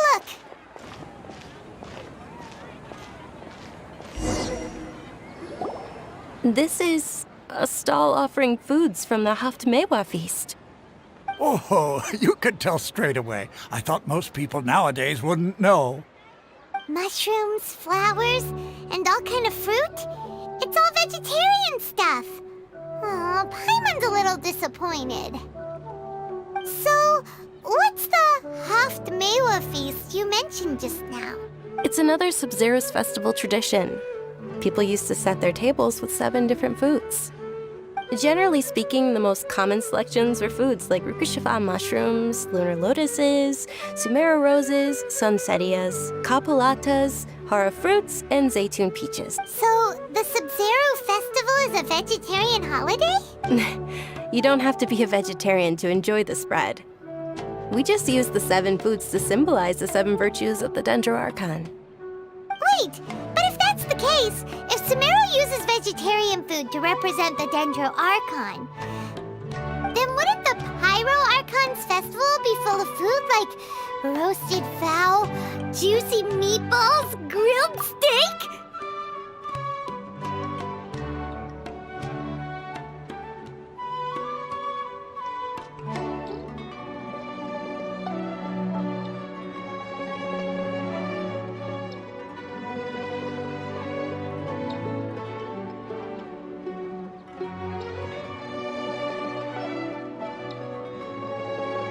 Oh, Traveler, we have to go to Natlon as soon as possible!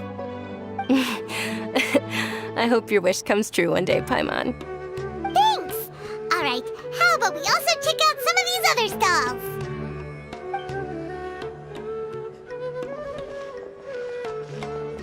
Dear customers, would you like to try your hand at alchemical divination?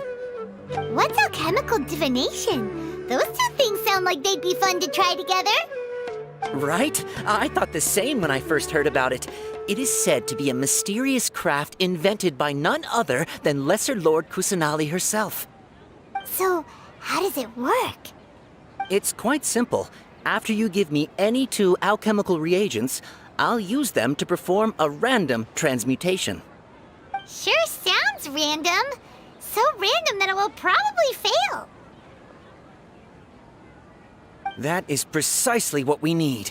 After the transmutation fails, your one and only diviner here will interpret the remnants.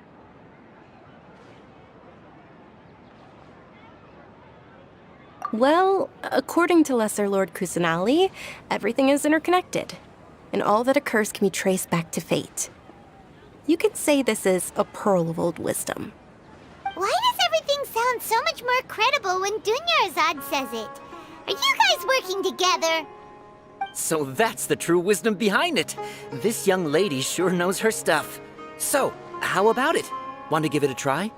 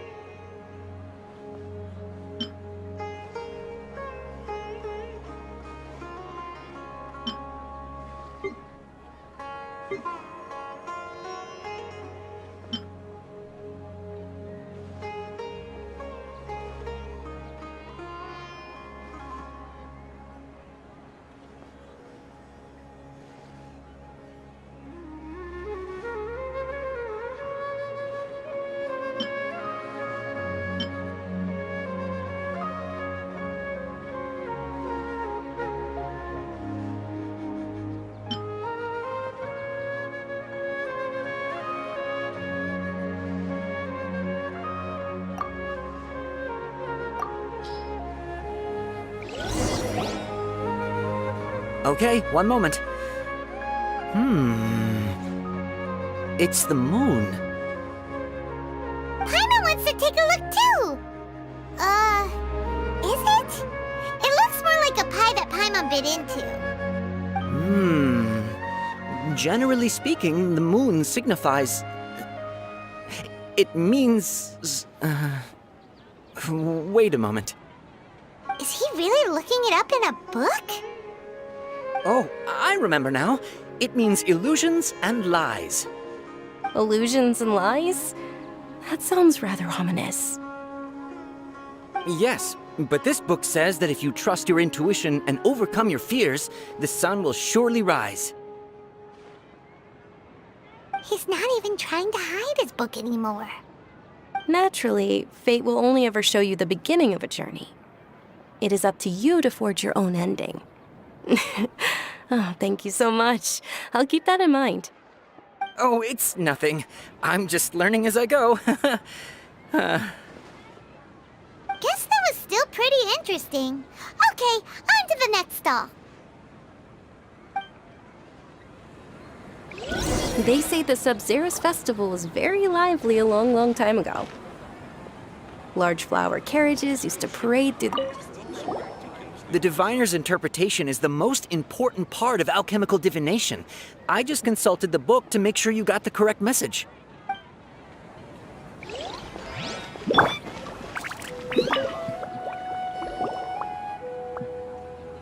I picked all these from the forest yesterday, so their freshness is guaranteed. Dunyarzad's eyes are sparkling right now. I wish I could have seen that spectacle. But if you ask me, I'm sure Nilu's Dance of Sub-Zerus will be just as impressive.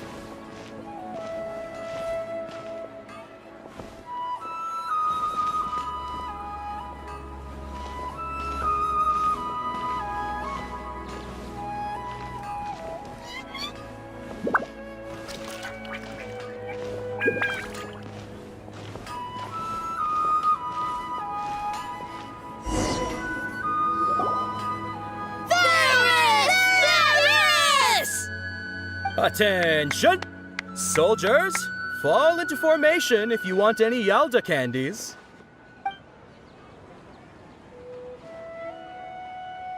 It's a weird guy with a weird hat. Hey, it's Dunyarzad! Wow! Miss Dunyarzad, the children love you even more than the Yalda candies. In the few short days it took to prepare for the Sub-Zerus festival, the children have all grown very fond of you. The Hallowed Night of Flowers. It's an honor that you know my name. Attention! In the name of Ferris, the Knight of Flowers, I commend you on your contributions to the glorious Sub-Zerus festival. All right, little soldiers. Take your Yalda candies and don't forget your loyalty to Lesser Lord Kusanali. Dismissed! Yes, Knight Ferris! Just what is going on here? Ferris, the Night of Flowers, is another Sub-Zerus festival icon, and one immensely popular with children. In the past, the actor portraying Ferris would also sit on a flower carriage. It's all thanks to Miss Dunyarzad's sponsorship that the children can make such wonderful memories today. As are we to you, Vihar. Oh, not at all. Oh, speaking of tradition, do you want some Yalda candies? They're a festival staple, and I happen to have some boxes readied here. Take a look and pick whichever one you want. Whichever one? Don't these boxes all look the same? That is the fun part. Each box contains a random flavor. It's up to the luck of the draw. Flavors include lavender melon, hara fruit, sunsetia. Ooh, those all sound pretty good. And there's also lizard tail and oni kabuto. Huh? What's up with those two flavors? Oni kabuto is a little spicier than lizard tail. Dunyarzad, you tried them before? Traveler, help Paimon pick one. Paimon wants the sunsetia flavor. believes in you. I also believe in your intuition. Great! These boxes of candy are numbered 1 to 5 from left to right. Which one do you want?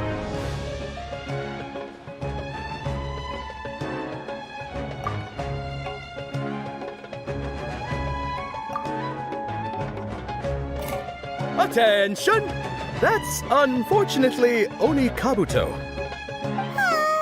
Paimon thought you survived so many epic battles because you had incredible luck. But looks like Paimon was wrong. The Sunsetia-flavored candy was in box number 4. How about this? The most important thing is that everyone has a good time at the festival. So please, take both boxes. Really? Thanks a lot, Knight of Candies. It's Night of Flowers, not Night of Candies.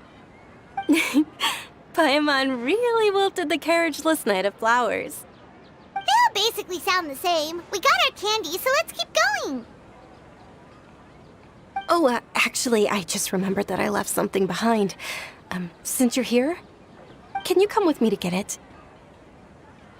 Dunyarzad, you probably forgot because you're so excited about the Sub-Zero's festival. How embarrassing.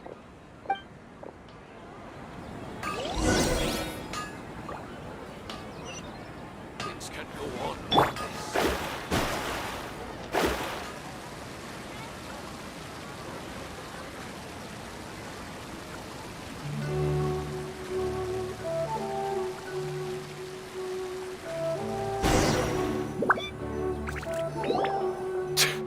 We're too late. Who knew the little lady was such an early riser? I know, right? Hey, wait a minute. Boss, isn't that her? Oh, that most certainly is. We're in luck. She's walking right into our clutches. Those Eremites don't look like they're up to any good. Who are you? I don't believe the Homayanis hired you. That's right.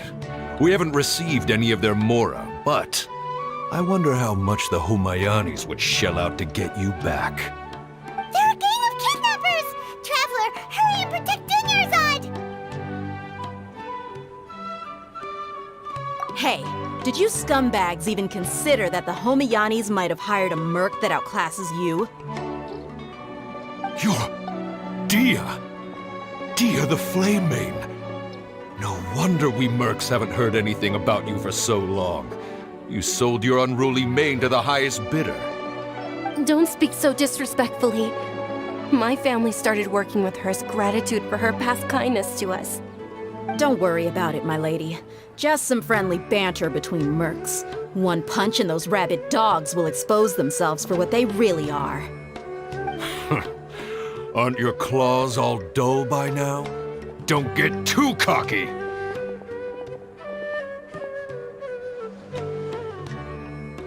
Traveler, take Miss Dunyarzad to a safe location.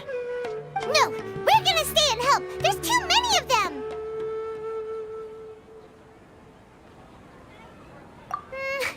You're right. All right, fine. Please be careful, Dia. Don't waste your time worrying about me. This is my job. Look out for yourself. After I've wiped the floor with them, I'll go find you all.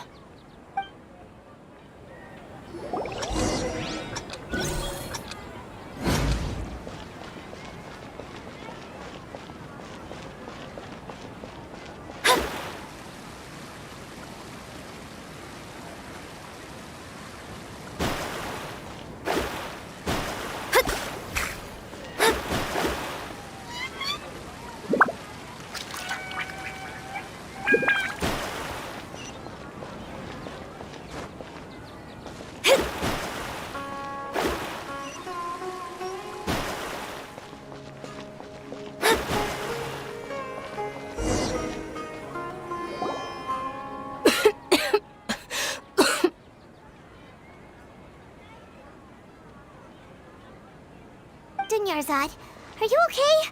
You look a little pale. Are you in shock? I'm fine. My body always reacts like this whenever I exert myself too much. You sure you're okay?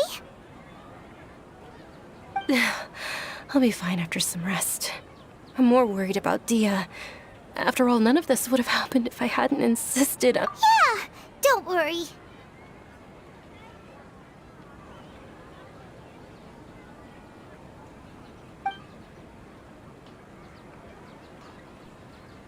My lady, traveler, found ya. Dia! You took care of them so fast! Any more of them? Or rather, did anyone follow you? Dia, your arm! Oh, this? I'm fine. It's just a scratch. Normally, they wouldn't have been able to land a hit on me at all, but I'm still getting used to this new greatsword.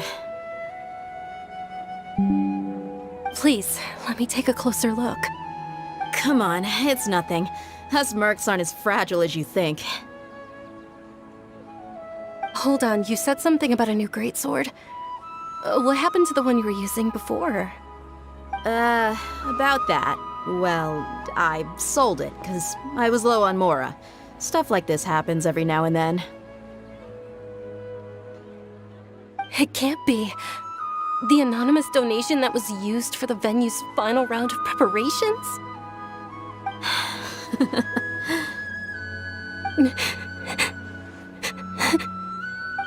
Hey, Miss Dunyarzad, I wasn't trying to make you cry. I'm not gonna lose my commission because I made my employer cry, am I? Okay, making your employer cry won't affect your commission, but selling your weapon without permission and getting hurt? I'll have to reevaluate your performance. You're so unreasonable, my lady. Thank you very much, Dia. Don't be like that. I get embarrassed really easily.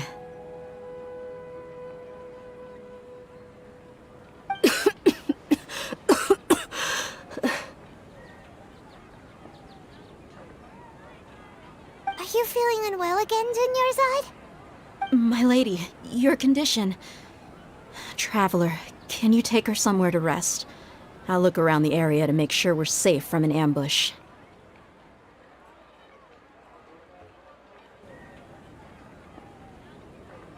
Truly, I'm sorry for the trouble, everyone.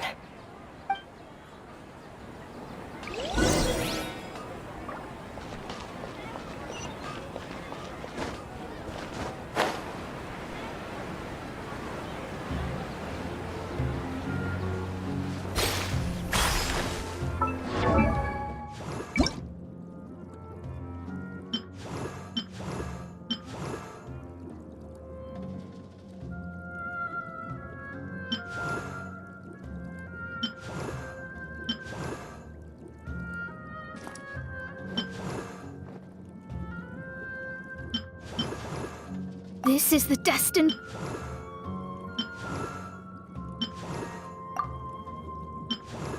These garments echo the magnificent starry sky.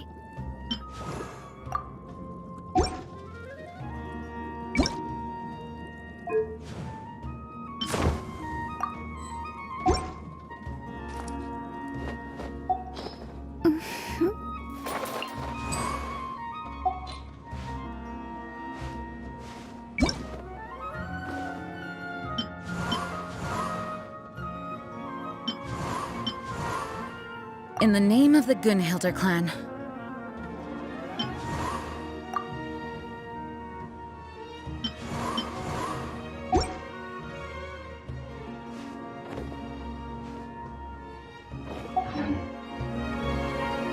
Astrologers must rid themselves of material.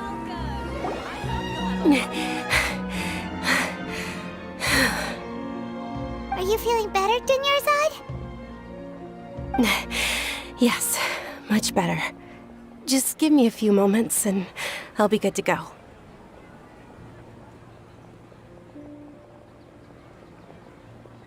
I didn't realize you were concerned about it. I guess I shouldn't continue to keep it a secret. I was actually born with Elazar. It's terminal now. can't believe it's Elazar. Oh, you've already heard of Elazar. In that case, you probably know about its severity. Sumeru's current medical advancements still haven't been able to find a cure. The disease's progression can only be delayed through environmental therapy. Dunyarzad. There's no need to be sad. I've always lived with Elazar, and I came to terms with it a long time ago. Compared to the simple fact that I'm afflicted with this, its effects on my life have been much more painful. I know that my family loves me dearly. They've done all they can to provide the best environment for me so that I can live for that much longer. However, I know I will one day succumb to this. Did you know? Before I ran away from home this time, the world outside of my home didn't even know that I existed. Since I was a child, all I could do was sit on my bed and stare at everything outside of my window. I'm sure my family's worried and disappointed in me for running away, but I just didn't want to have any regrets. I wanted to meet other people. To me, there's nothing more beautiful than being able to meet and speak with others. Not to mention the incredible time spent preparing for the festival. The joy on everyone's faces here, and all the support I've received from friends like Dia. This way, when my final day does arrive, it will be less sorrowful. At the very least, many people will remember that I once existed in this world, right?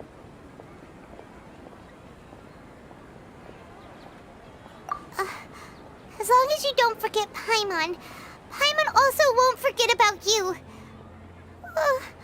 No, even if you forget Paimon, Paimon will still remember you. Thank you two so much. I apologize for the depressing conversation. This is out of character for me.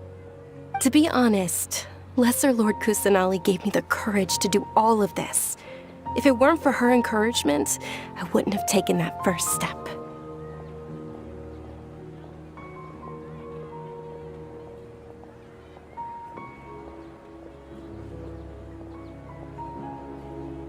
Thanks.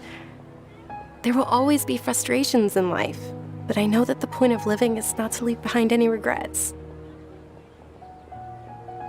Oh, right! Isn't it almost time? Huh? Almost time for what? Isn't the Dance of Sub-Zeros about to begin? It's the part of the festival that I've been looking forward to the most. Nilu will recreate that legendary scene with her most splendid dancing. And the Sub-Zeros festival will conclude amid everyone's applause and blessings. And with that, my wish will also... Then what are we waiting for? Let's go to the stage! Yeah, we should still make it in time.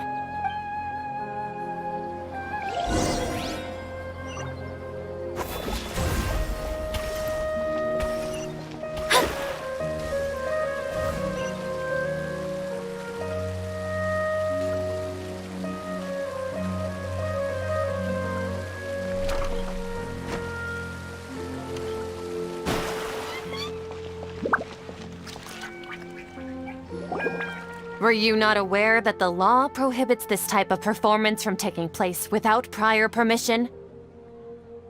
Over there! Someone's yelling at Nilu! I think I just saw the Academia's Grand Sage. Why is he here in person? But the Dance of Sub-Zeros is one of the key parts of the Sub-Zeros festival. If we can't perform it... The Sub-Zeros festival. The law also prohibits the private hosting of large-scale religious festivals. Only the Academia can host such an event. If you continue to resist, we will have to order an investigation into every single event organizer. The Grand Sage has already granted you much leniency. I advise that you exercise tact. How did things turn out like this? The Academia was originally responsible for the Sub-Zeros festival, but they failed this responsibility for many years. I need to speak with them. This is a hard pill to swallow, but you're right. Things would only get worse. Art, dance. Aren't you ashamed of pursuing such frivolous and meaningless activities in this land of knowledge and reason? Our archon created the utopia that is Sumeru City for all scholars who sought validity, verity, and truth, while people like you wish to defile it. No. I believe that our archon never rejected the arts. Even the goddess of flowers dedicated a dance to her. With your lack of intellectual credentials, I do not believe you are qualified to debate with me. What you should be doing is finding workers to tear down this ridiculous eyesore.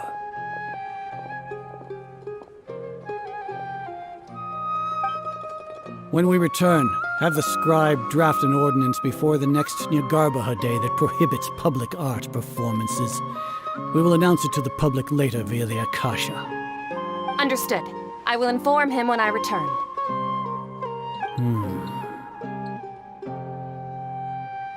The Sub-Zeru's Festival.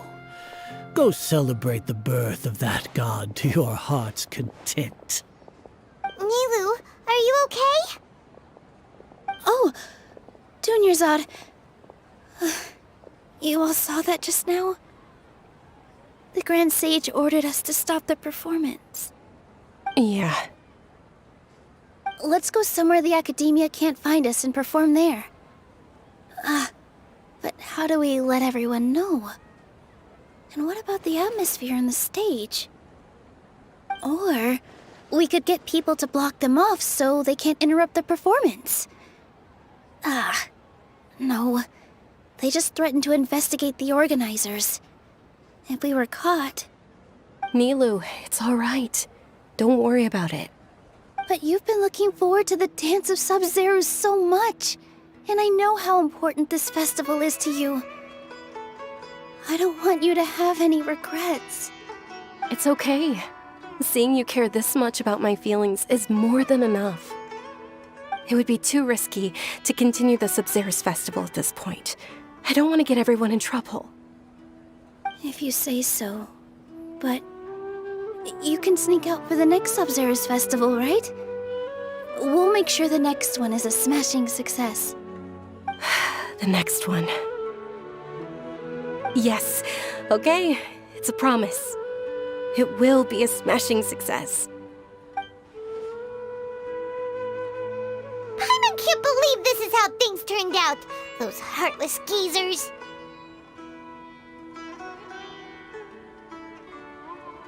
It really is okay. There's... Still, I'd be lying if I said I had no regrets. I would have loved to see Nilu's dance.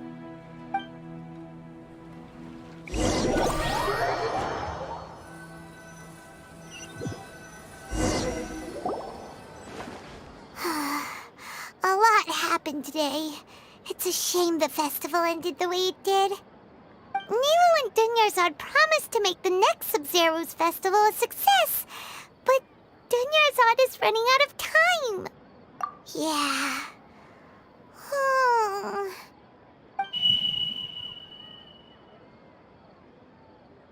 All connections have been secured to construct the most stable framework possible. The project has entered its most critical phase. Power has begun to flow from...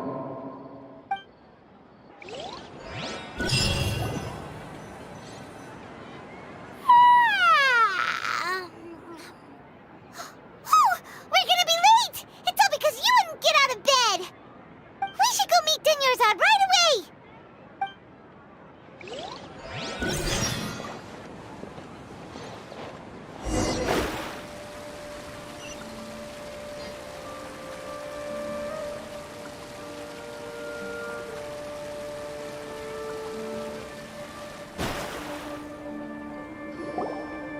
Good morning, Dunyarzad. Sorry we're late. Not at all. I arrived early. You seem kinda tired. Did you not get enough sleep? I'm doing well. There's no need to worry. Shall we go? Let's start with the stalls over there. Sure! Traveler? Why are you just standing there? Let's get going!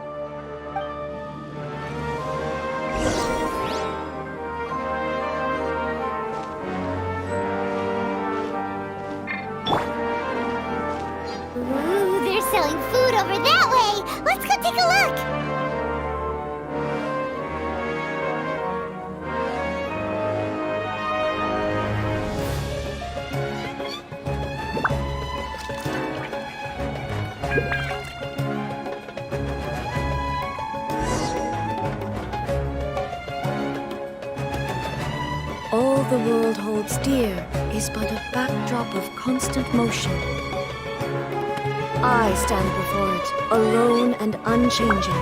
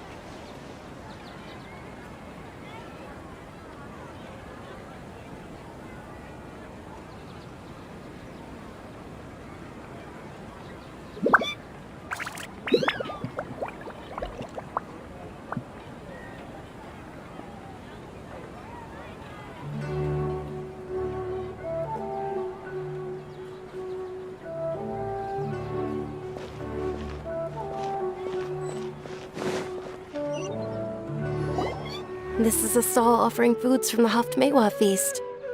You are quite well informed, miss. I thought most people nowadays wouldn't know. They're all plants! Oh, Paimon's a little disappointed.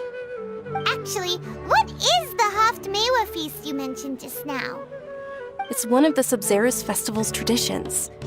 People used to set their tables with 7 different foods to symbolize the 7 virtues of the Dendro Archon. Appear to be in the form of the moon. Really? Paimon thought it looked like some kind of food. The moon signifies... It's escaping me for now. Wait a moment. Is he really looking it up in a book? Oh, right. It means illusions and lies. But if you trust your intuition and overcome your fears, the sun will surely rise. Understood. I'll keep that in mind. Oh, it's nothing. I'm just learning as I go. Guess that was still pretty interesting. Okay, on to the next stall.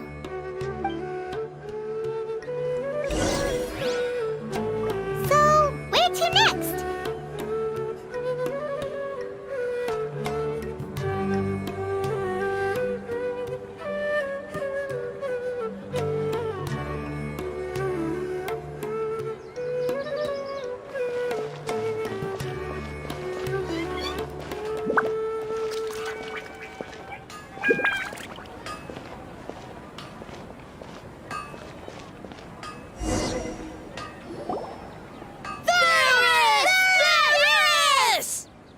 All right, soldiers. Now that you have your Yalda candies, don't forget your loyalty to Lesser Lord Kusanali.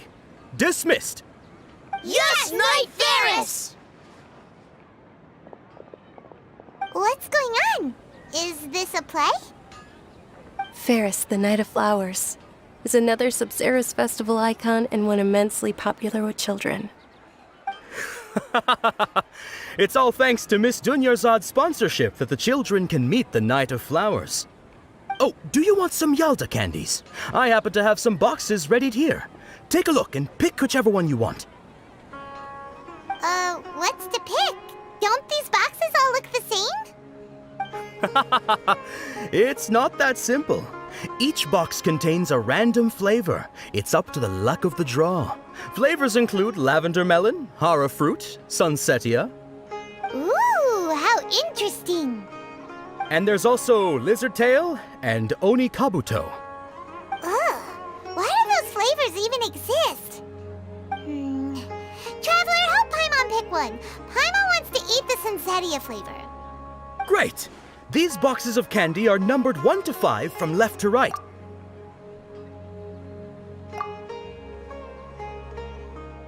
Ah, excellently chosen. Number 4 is indeed sunsetia. Paimon bet you had incredible luck, and Paimon was right. Huh? Are you saying that you instinctively chose the right box? But now that you mention it, Paimon also had the feeling maybe we didn't sleep very well last night. Or maybe we slept too much.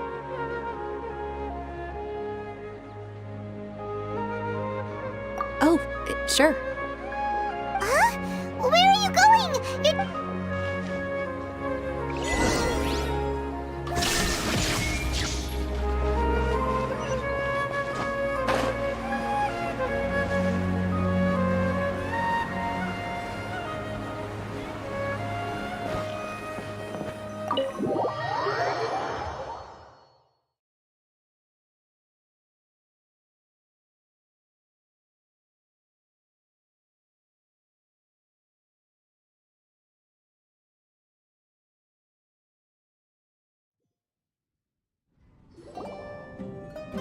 A feeling of deja vu?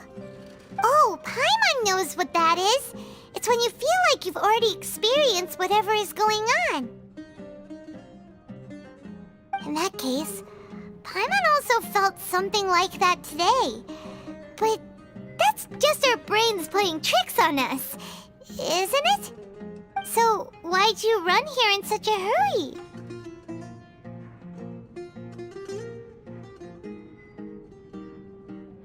So that's it! You're intentionally doing things you usually wouldn't and seeing if you still get that same feeling of deja vu. Welcome, you two! Are you here for lunch? What would you like to eat? Got it! You don't look like you're from these parts, but I gotta say, you've got good taste. I'll give this order to the kitchen. Coconut charcoal cake? Isn't it that burned thing that didn't look tasty at all? Oh, Paimon understands what you're trying to do now.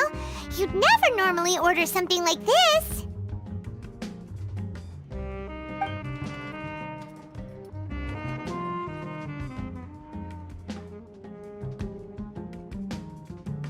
That thing?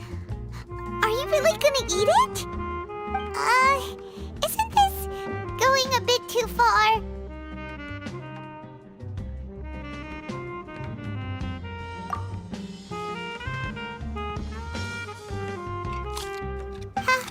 How was it?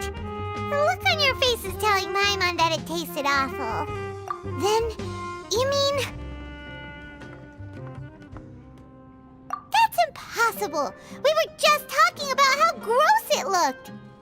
So, would this be a case of taste bud deja vu?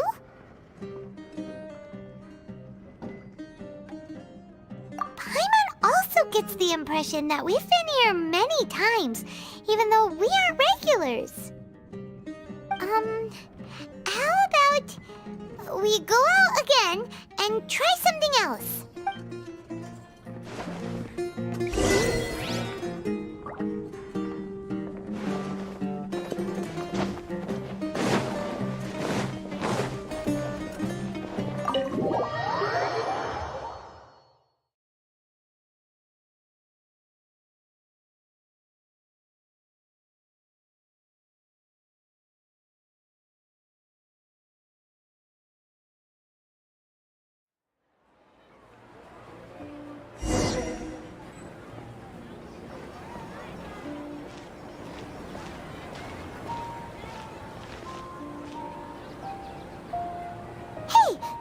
Is sitting by yourself on that bench over there.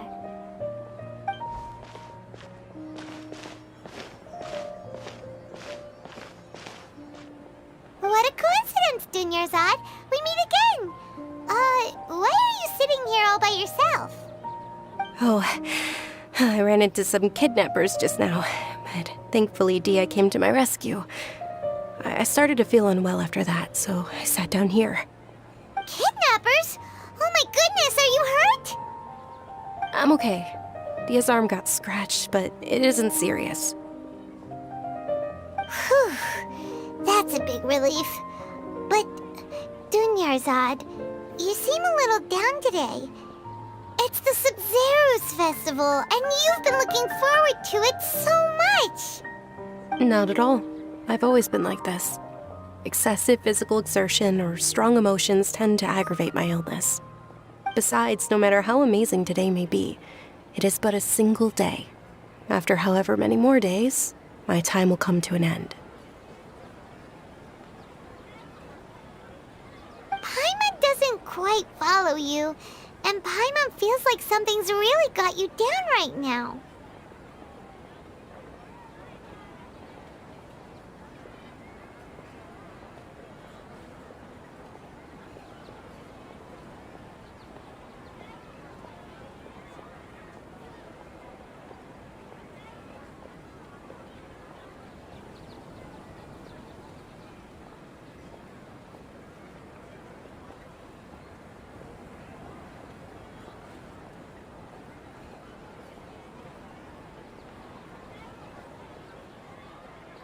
It really is fine.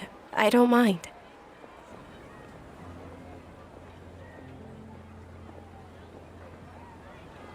Huh? Did something happen? Dunyarzad, have you ever felt deja vu? You know, like when you've already experienced something that's happening right now? Deja vu? No. But my days have been the same for years now. Even if I were feeling deja vu, I suppose I would already be used to it. Oh, Paimon sees. Then, is it only the two of us? It's almost time. Huh? Time for what? Nilou's Dance of Sub-Zeros is I hope you'll have a...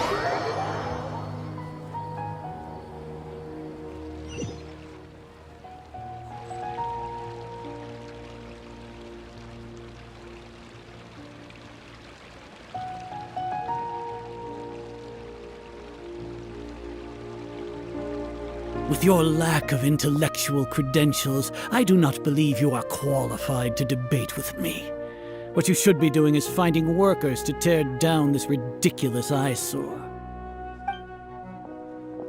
When we return, have the scribe draft an ordinance before the next Nyagarbha Day that prohibits public art performances. We will publicly announce it later through the Akasha. Understood. I will inform him when I return. The Sub-Zero's festival. Go celebrate the birth of that god to your heart's content.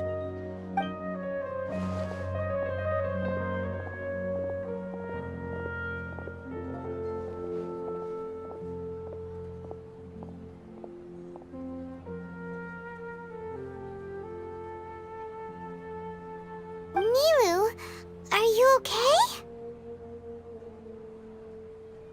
Oh, Dunyarzad. The Grand Sage ordered us... It's okay. There's nothing we can do about it. But you've been really looking forward to this. It truly is unfortunate, but I don't want to cause trouble for anyone. Didn't the Grand Sage say that he might investigate the org... True, but... The next festival. I probably won't be around by then. Wait, what did you just say? No, nothing. I'll be heading back to rest.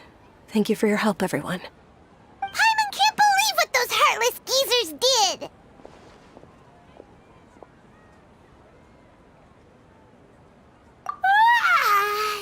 Did Dunyarzad already go back? What?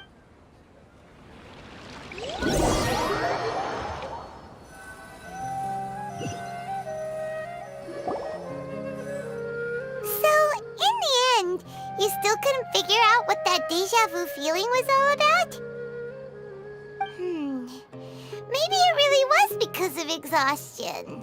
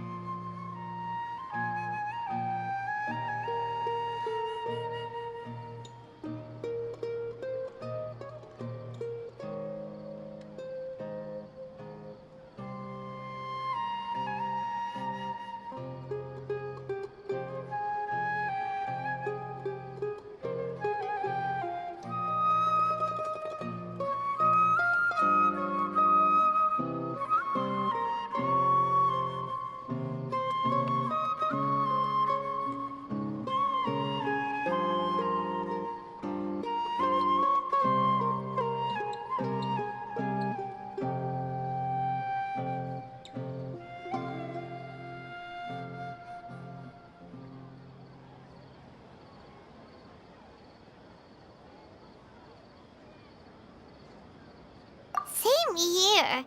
That's why Paimon stopped thinking about it halfway through the day. Then, how about we settle in and get a good night's sleep? For now, we can chalk things up to exhaustion. We can do more thinking tomorrow.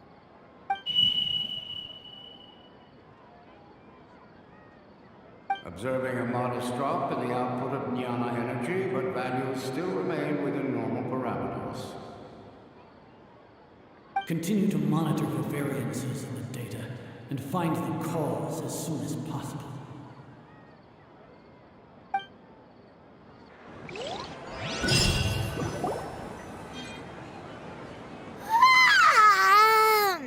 Why does Paimon feel so tired after so much sleep? Anyway, we should go meet Dunyarzad right away.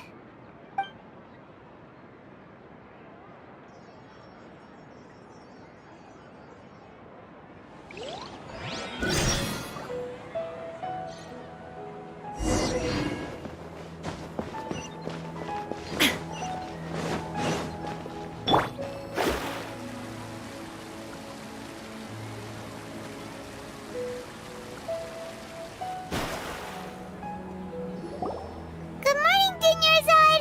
Sorry to keep you waiting. Not at all. I arrived early. Huh? Paimon thinks you sound kinda tired. Did you not get enough sleep? I'm doing well. There's no need to worry. Shall we go? Let's start with the stalls over there. Great idea! Let's get going! Traveler?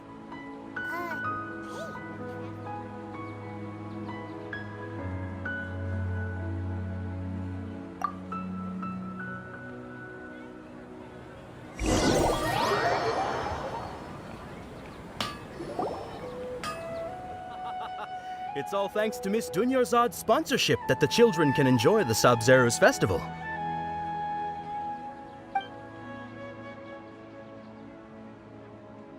Oh, are you interested in Yalda candies? I have some boxes of candy here.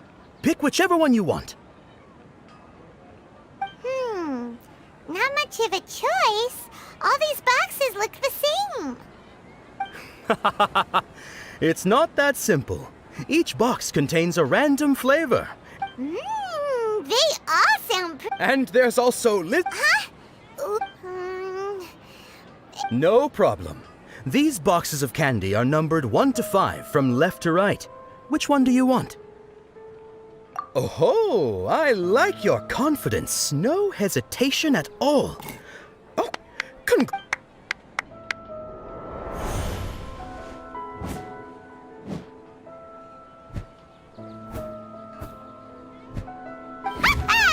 Paimon knew he always had incredible luck.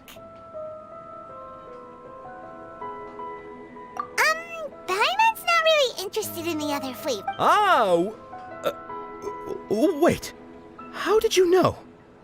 Don't tell me that you already knew which flavor was in each box. What? He was right about all of them? That couldn't have been luck. How is this possible?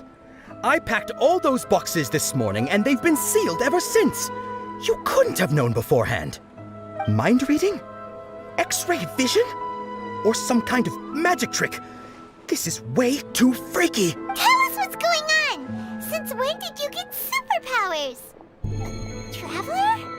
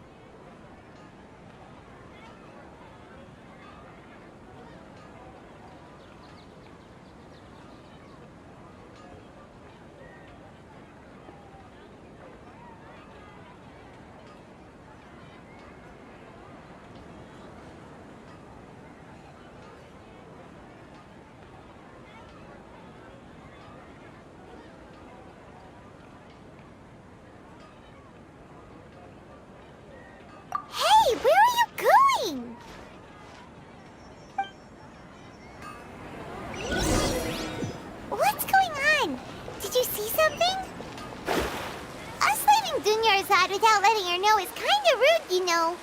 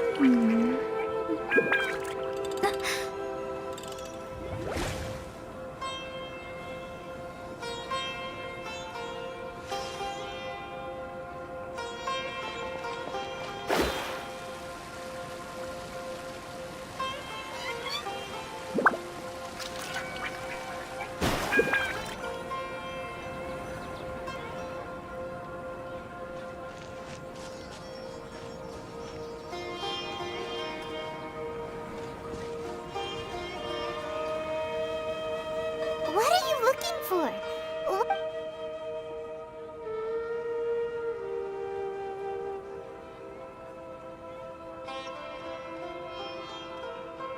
Traveler?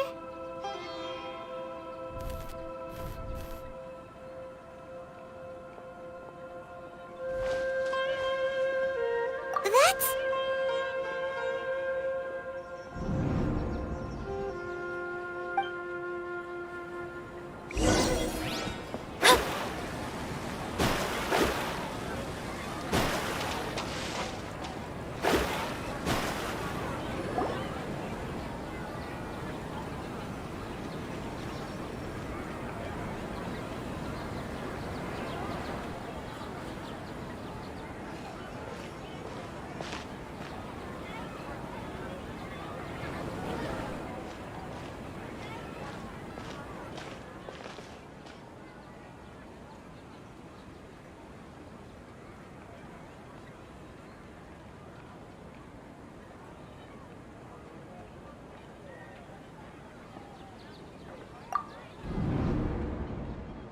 Look! That's... Isn't that Dunyarzad?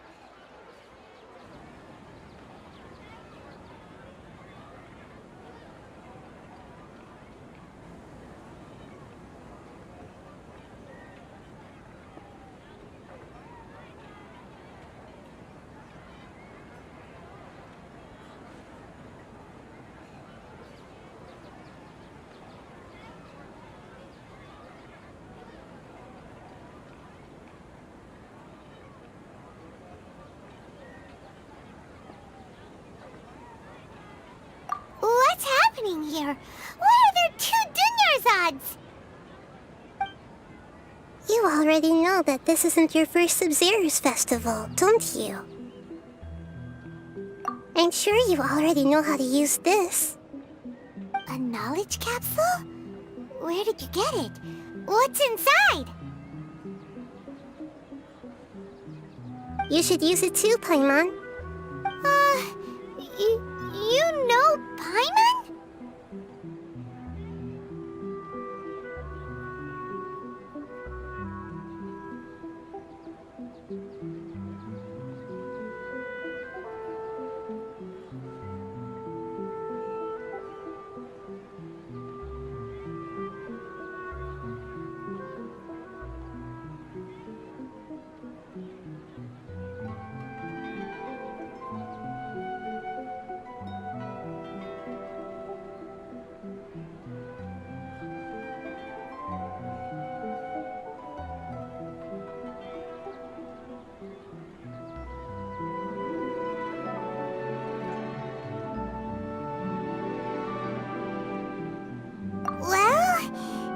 Seems kinda sketchy, but Paimon feels like this is what we should do.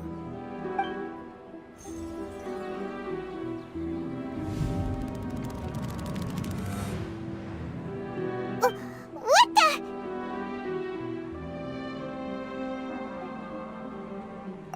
is our 20th time at the Sub-Zero's festival? Huh? No. The 30th? 40th? Just how many times have we been to the Sub-Zero's festival? Have we been trapped in a single day? If it weren't for you, we wouldn't have even realized. What the heck was inside that knowledge capsule? Your memories are still scrambled? Try your best to remember. This isn't the first time we've met, and I answered that question a long time ago. Let Paimon think. Oh, it's coming back.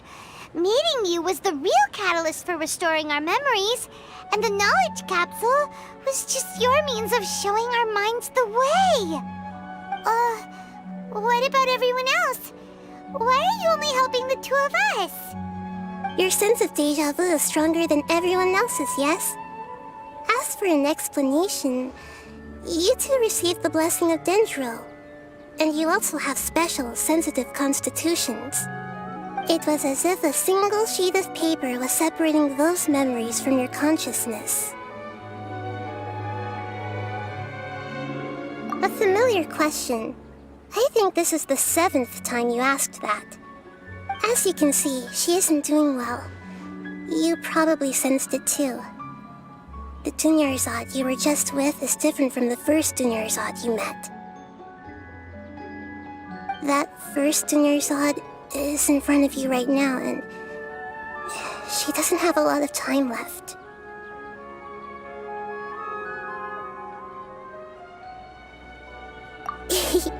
Looks like you're almost done sorting out your brain. Oh yeah, I'm Nahida.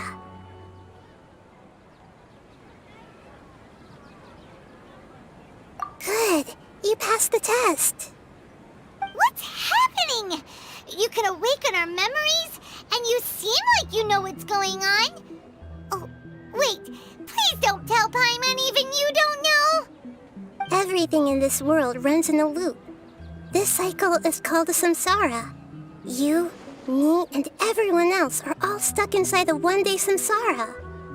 As for the truth, that's on you to find out. If you were told the truth instead of discovering it yourselves, it would literally blow your minds.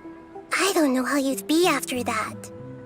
I can only give you surface-level help, like bits of information and subtle hints. For the rest of the time, I'll be doing all I can to slow down Dunyarzad's illness. She looks like she isn't doing well at all. Her illness gets worse after each Sub-Zero's festival. If we can break out of the samsara, I might be able to save her. But as things are right now, she's just a small bird in the sky that's about to lose its last feathers. All I can do is raise a gale to delay her fall. You sure love to use weird analogies. Analogies are wonderful tools. They let you use existing knowledge to understand unfamiliar things. Okay, so, with what you know so far, what do you think the truth is?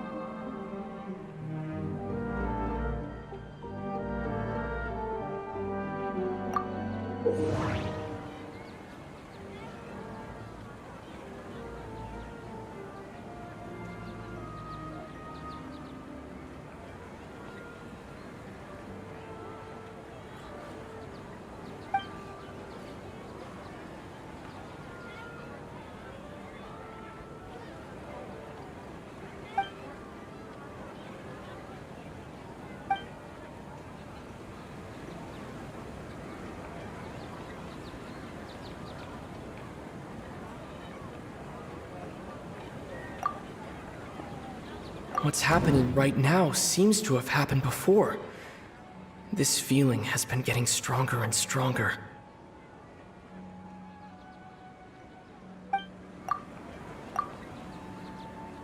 That doesn't sound right.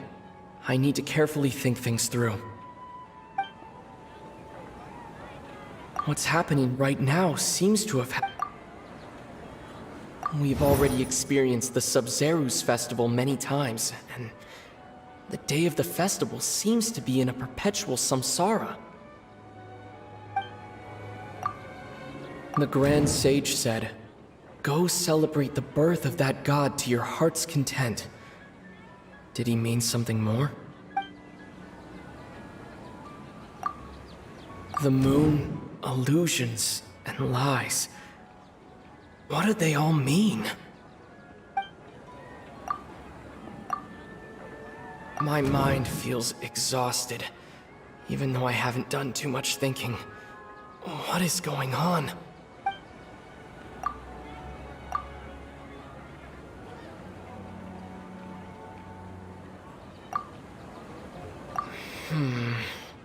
I can't seem to cohesively piece everything together.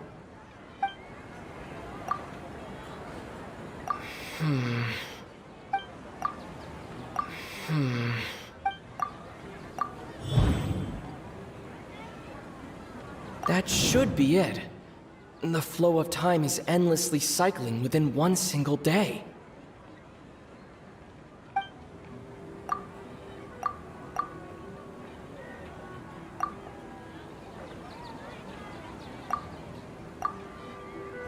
A time loop.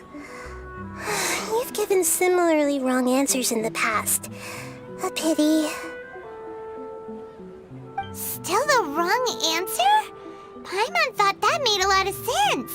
It feels like time's just repeating itself. A simple time loop can't explain some of the phenomena. You two are still missing a lot of information. Unfortunately, I can't give you any more hints.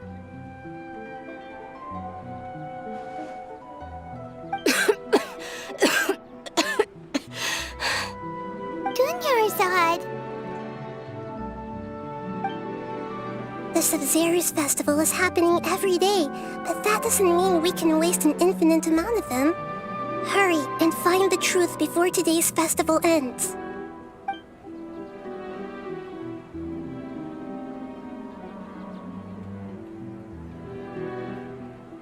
Let's think about our current situation. To save Dunyarzad, we have to escape the samsara of the Sub-Zero's festival. And to do that, we need to figure out what's happening. The truth. Nahida rejected the idea of a time loop, so we must have missed something, right? Paimon's memories say that we've already done this many times, but let's go talk to people again. It's more productive than sitting here and scratching our heads. Why don't we start with those stall owners?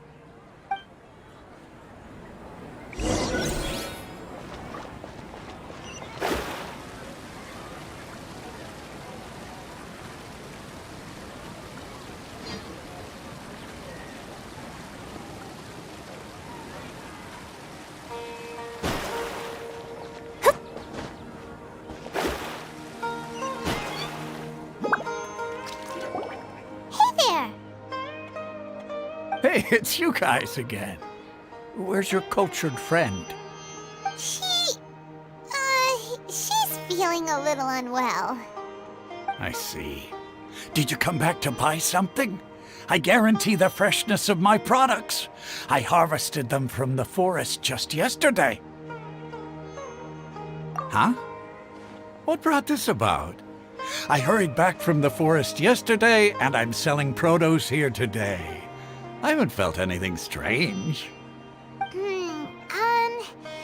To put it another way, if you really think about it, was yesterday truly yesterday?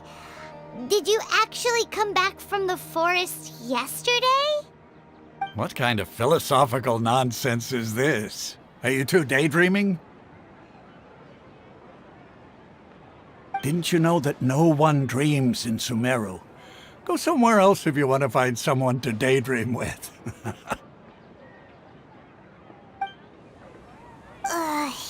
He actually has a point. Is this a dream? Is everyone dreaming? True. It's so weird that people here don't dream. Why is that? Anyway, if this all really were just a dream, We would have woken up a long time ago.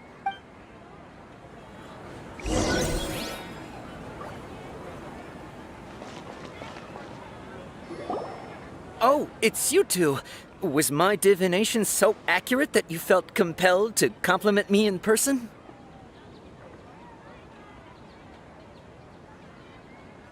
Ooh, I knew it! I told you, the god's divination is highly accurate. You just hadn't fully understood its significance yet. You're really excited about this, huh? That's exactly why we came back. Help you better understand it? So, you're admitting that you don't have a clue? Anyway, what kind of situation did you get into?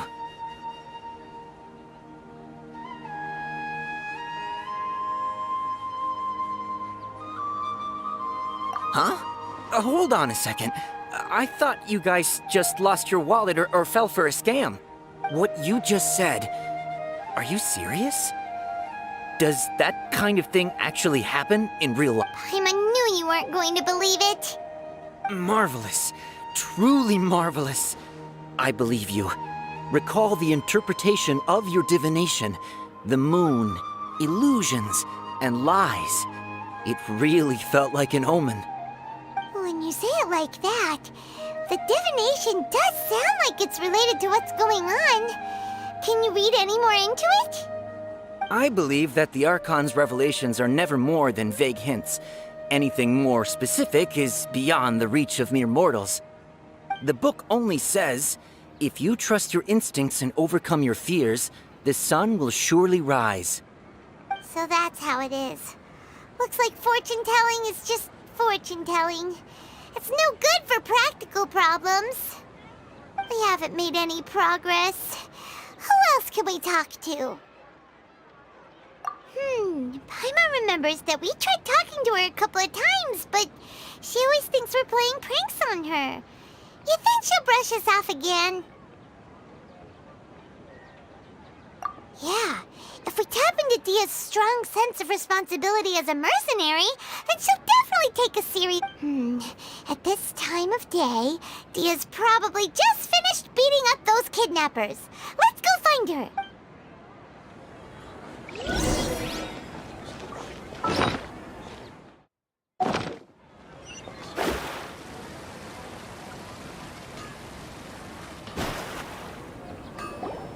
I'm fine, my lady. It's just a scratch. Perfect timing. Both of you are here. Paimon, Traveler, you came at just the right time. Listen, there was a dangerous Huh? You saw? Then why didn't you jump in earlier? If someone was protecting Miss Dunyarzad, I could have went all out. Anyway, can you do something for me? You want the Traveler to take Dunyarzad somewhere to rest up while you check to see if there's still any kidnappers around. Did Paimon get that right? How did you know what I was going to say? We need to say something convincing.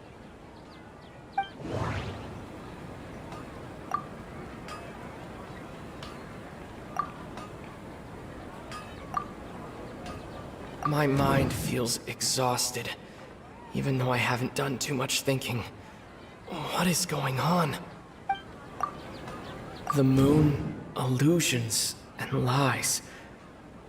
What do they all mean? Dia sold her greatsword to raise additional funds, and then she was injured because she wasn't used to her new weapon. People in Sumeru don't dream. What a strange phenomenon. People in Sumeru... That doesn't sound right. People in Sumeru don't... Tell her, Traveler! I didn't tell anyone about that. Including Miss Dunyarzad. You couldn't have known. And just now, you literally took the words right out of my mouth. What's going on? All right, so this is the situation. It's kinda hard to believe what you just told me. First, let me make something clear.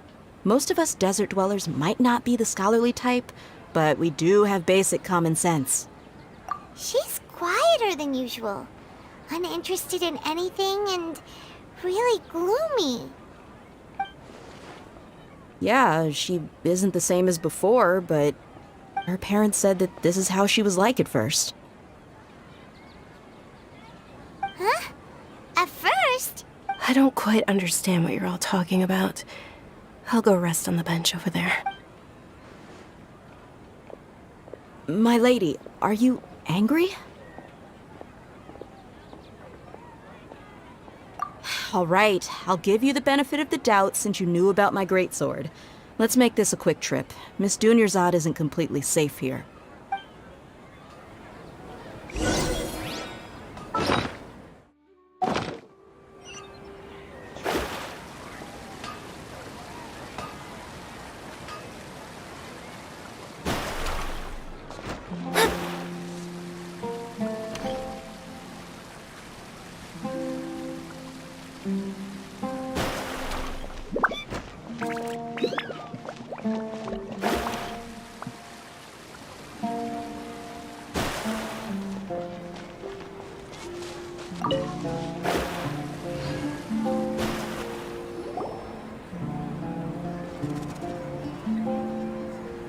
Nahida! We brought a friend!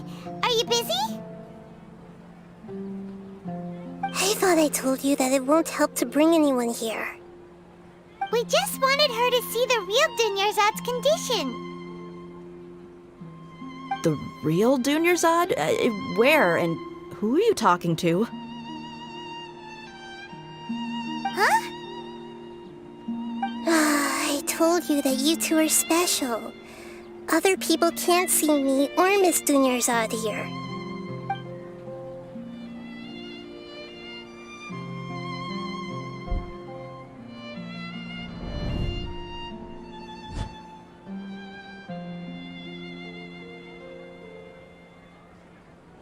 Hold on. Over there. Is that? Wow. How perceptive. Does she have invisible antennae? Miss Dunyarzad, she's lying down here, isn't she? How's she doing? Her condition's really bad, and she's basically in a coma.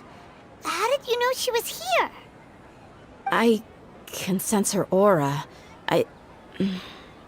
There are also lingering feelings of something like regret or disappointment. What happened? Do you believe us now? The Sub-Zero's festival has been repeating itself. So, you think the sages are behind this? Yeah, they've always been against us. Wouldn't surprise me if they're using the Akasha to intentionally repeat the Sub-Zero's festival as a sick joke. You have a point. Aside from the Dendro Archon, the Academia's sages are the only ones in Sumeru who could pull off something like this. Maybe there's more to the Akasha than we know.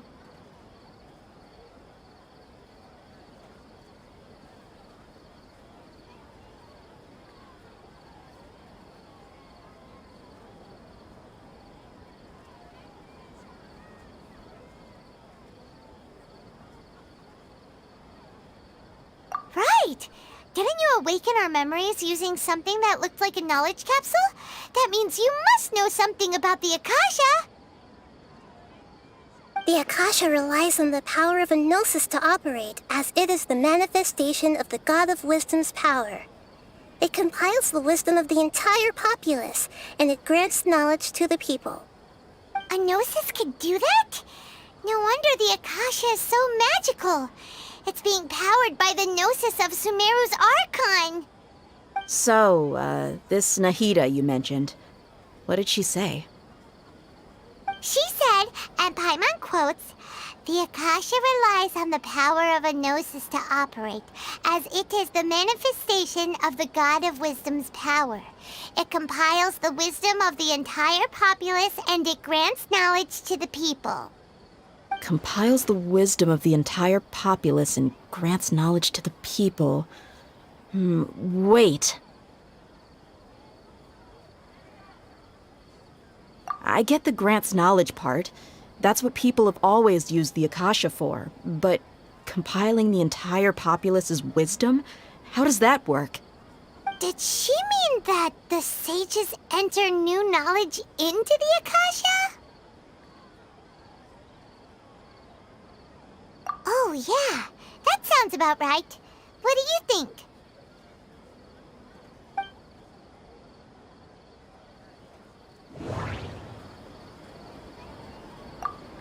Okay, Nahida said the Akasha relies on the power of a gnosis to operate, as it is the manifestation of the God of Wisdom's power. It compiles the wisdom of the entire populace, and it grants knowledge to the people. People in Sumeru don't dream. My mind feels exhausted. Even what's happening right now seems to have happened before. This feeling has been getting stronger and stronger. That doesn't sound right. That doesn't sound right. You mean the Akasha is causing our mental fatigue? Huh. Now that I think about it, my head's been feeling unusually heavy. When the desert dwellers set off on their quest for knowledge, a sage once said, knowledge always comes at a price. Compiling the entire country's knowledge. You think the Akasha pulled a 180 and is extracting information from us? Who knows? The Akasha can put knowledge into our heads, so who's to say that it can't also poke around in there? We don't know any specifics. What's the point of doing something like that? Just think about it. If you could combine the knowledge of every single person in Sumeru, then you can basically turn Sumeru City into a single massive brain. This hive mind could make breakthroughs in problems that even the smartest geniuses can't crack. An excellent deduction. And the analogy comparing Sumeru City to a massive brain? I love it. In that case, we should take off our Akasha terminals right away. Maybe that'll solve this problem. Yeah, I was only wearing this for show in the first place. Didn't expect the sages to cook up such a conspiracy. Mark my words, when this is over, I'm getting evidence and exposing this whole thing to the public.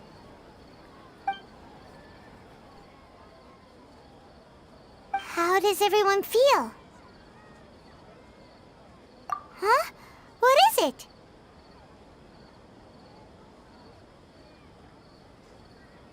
Oh, that! Paimon knows what you're talking about. It's a single soft beep that sounds like it's coming from the Akasha terminal. The sound of a beep. Could it be a prompt tone for when the Akasha is operating? That's probably an important clue. We weren't using our terminals, but we heard a beep anyway.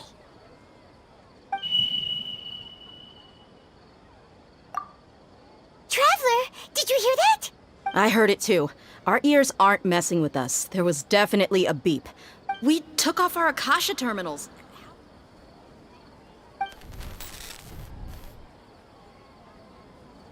Phase runtime has exceeded its expected length. At this rate, there may be casualties.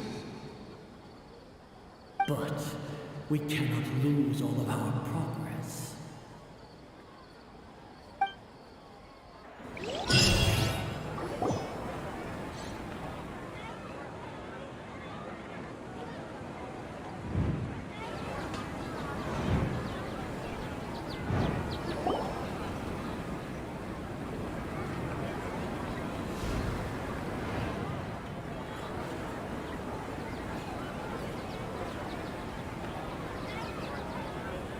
Paimon remembers everything! Good. You adapted quickly this time. We definitely took off our Akasha terminals last night, but we still heard that beep. Why is that?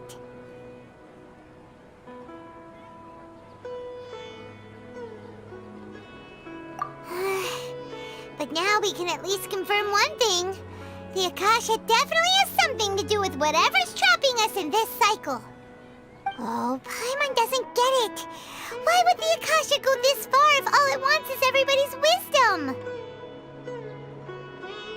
It's extremely difficult for lab rats in an experiment to understand why they're being treated the way they are. If we're lab rats, then what are you? Nahida, you've never told us anything about yourself. I guess I'm the moon. The moon? Wasn't that the result of our divination?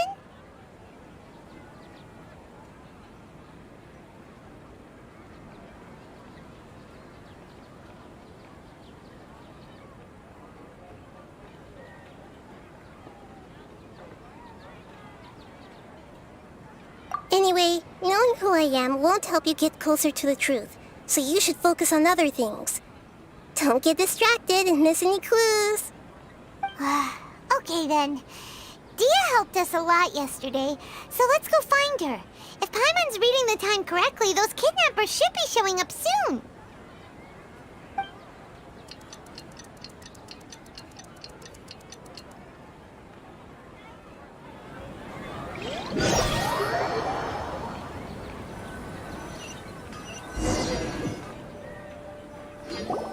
Ah, there you are.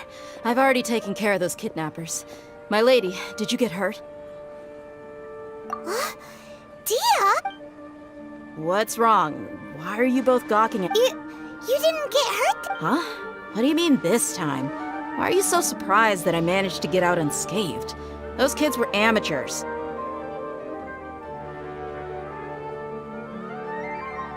Shh! How did you know about my greatsword? I haven't told anyone about it. Please, don't tell Miss Dunyarzad. So Dia's lost her memories after all. Anything strange? You already know that I got a new greatsword. If I had to say something, it's weird how such a new weapon could feel so familiar. It's as if I've already used it to fight a countless number of battles. You're saying that although you don't remember using it, your body feels like it does? That's right. Both mercenaries and warriors heavily rely on muscle memory. Only knowing the theory of battle won't get you anywhere. Traveler, what do you think?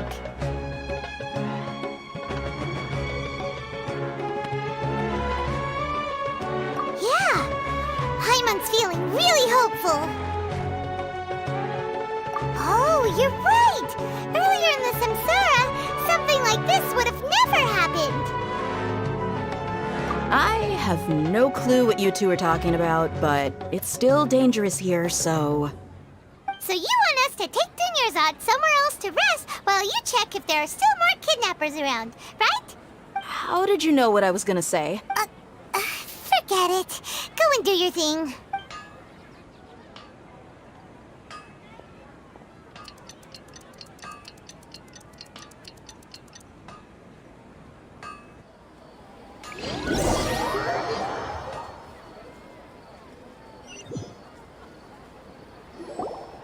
Whew, it's finally nighttime. Aside from Dia not getting injured, everything seems to have stayed the same. Listen, Nahida, we found out that Dia got out just fine today, even though she got injured every other time she fought the kidnappers. Do you think the Samsara has been broken? Have we saved Dunyarzad? Really? Good job on all that progress. Get some good sleep tonight. Hey, what kind of an answer is that? Tomorrow will come. Everyone assumes this is common knowledge, but the only way you can know that for sure is if you experience tomorrow. How many todays has it been? Is it possible that today will be followed by yesterday? Does tomorrow truly exist as anything beyond a made-up concept? It's even possible that this entire world is a lie, and the history of the whole world has just been one endless Sub-Zero's festival. Okay, no more. Paimon's brain is already shut down. That's why it makes no sense to waste your energy thinking about things you will learn tomorrow. Get some good rest. You know, use the bathroom and flush your anxiety dookie away. Huh? Hold on, what did you just say? Did Paimon hear you correctly? Huh? People always say they feel a sense of relief after they take a duk-duk. That's why I suggested you could try that. Is that so strange? It's so strange and so against common sense that Paimon's at a loss for words. You were sounding kind of smart just a minute ago. Yeah, even though it's happy and lively at the Sub-Zero's festival every day, it feels like it's been a long time since we've really gotten to relax. Let's go back to our room.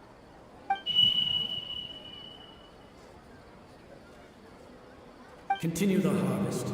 Compared to what we stand to achieve, these sacrifices are trivial.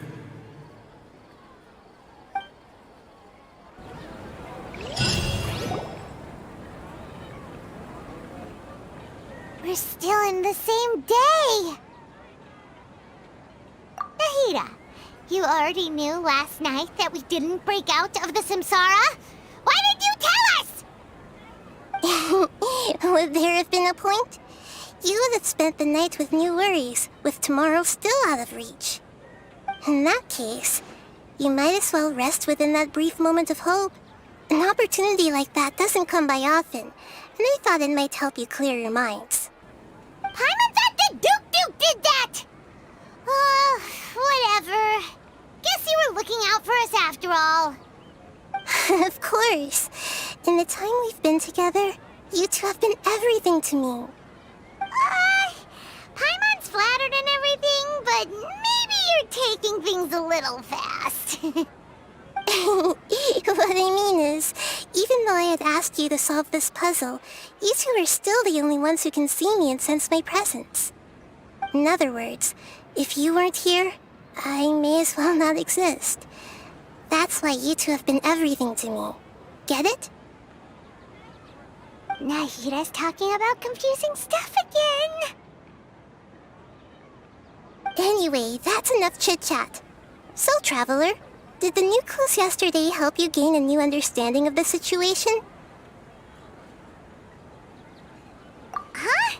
Why are you scrapping your previous theory?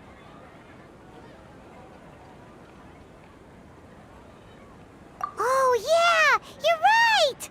Gosh, how did we not notice that? In a simple time loop, people's physical conditions should also reset. So, what's your new hypothesis?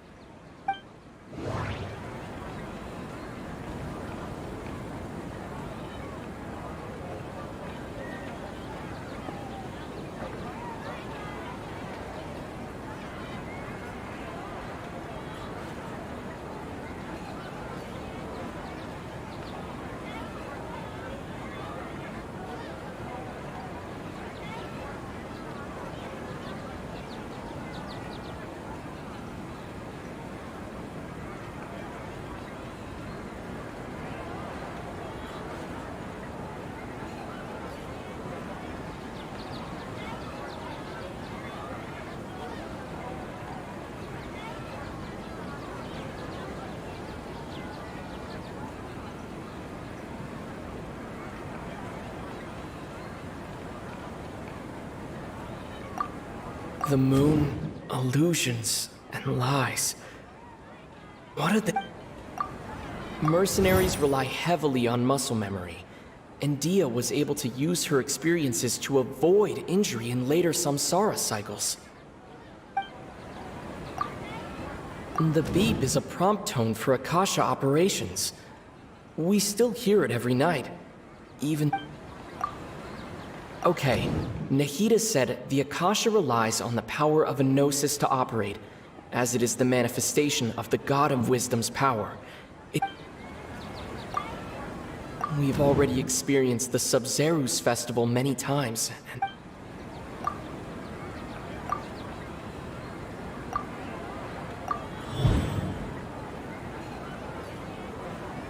If all our memories of a day are erased at the end...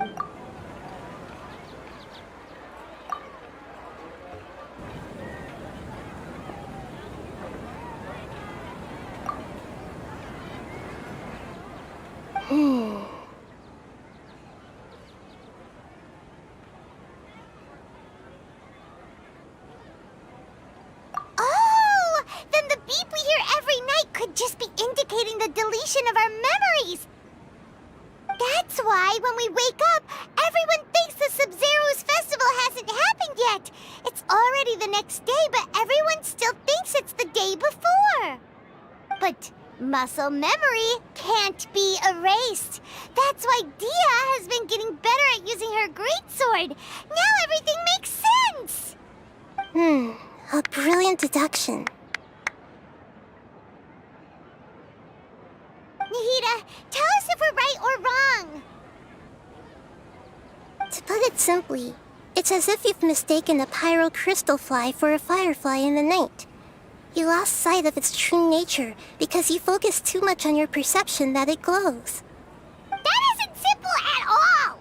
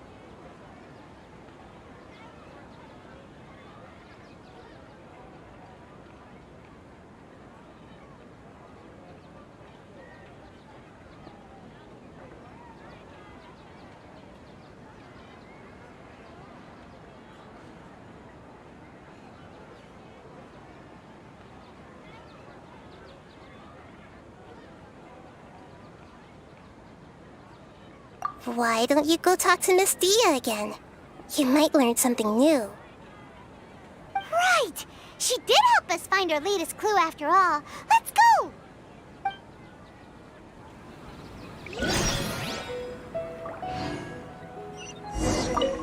We don't have many more festivals to waste.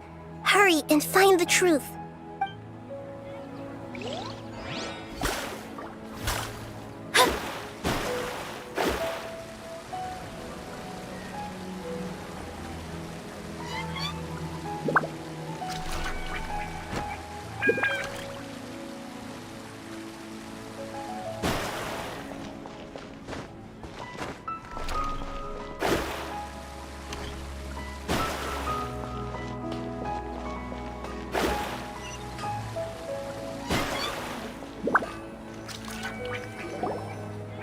There you are.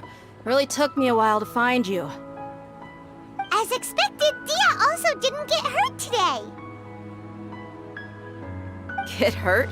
Why would I? Don't underestimate me. Well, you're still getting used to your new greatsword. Huh. Truth be told, I also think it's pretty strange. It just suddenly felt so familiar in my hands and... wait a second! How did you know I got a new greatsword to begin with? I didn't tell anyone about it. Traveler, could you explain the situation to her today? Paimon's gotten a little sick of doing it. Oh, that works!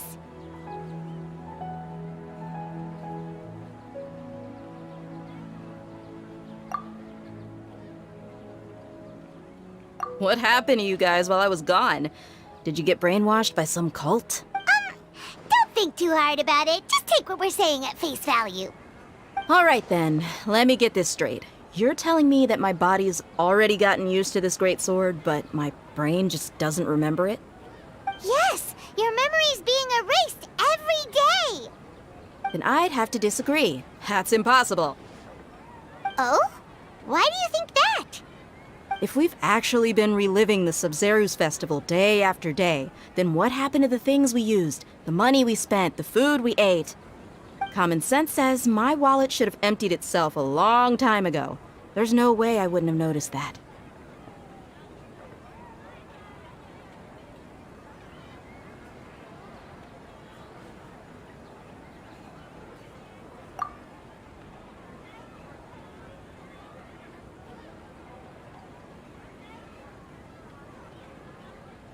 Right! right! They could use the Akasha to record what everyone did that day, and then use the city's resources to replenish everything! It's not very likely, but it's also not impossible. No, it is impossible. I've got proof. You have proof? Where? You two are surprisingly serious about this nonsensical discussion. Fine, I'll play along for a little longer. Come with me, Miss Dunyarzad. Please come along as well. I still can't guarantee that this area is safe.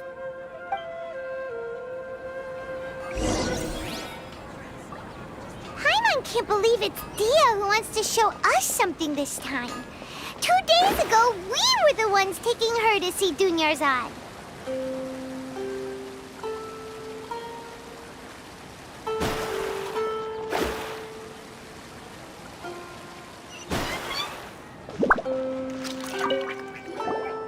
This is divine wisdom.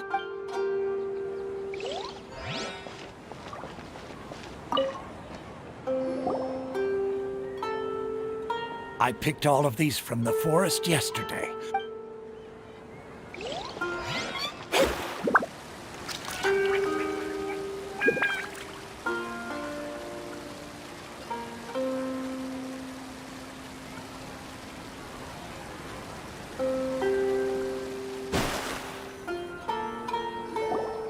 This is it. Huh? This is a wooden training dummy. See those marks on the dummy? Those are the result of several days' worth of practice. Let's say the sages didn't replace it every day. Shouldn't it be hacked to pieces by now? That's true, but... Then the sages would have had to reproduce every mark I left during previous trainings. I'm a professional fighter.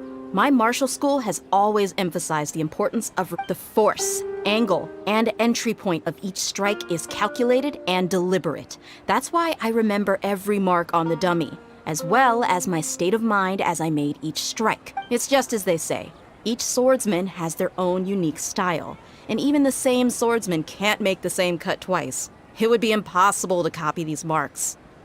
Is it really impossible? What if they used some fancy machine to carve every single mark?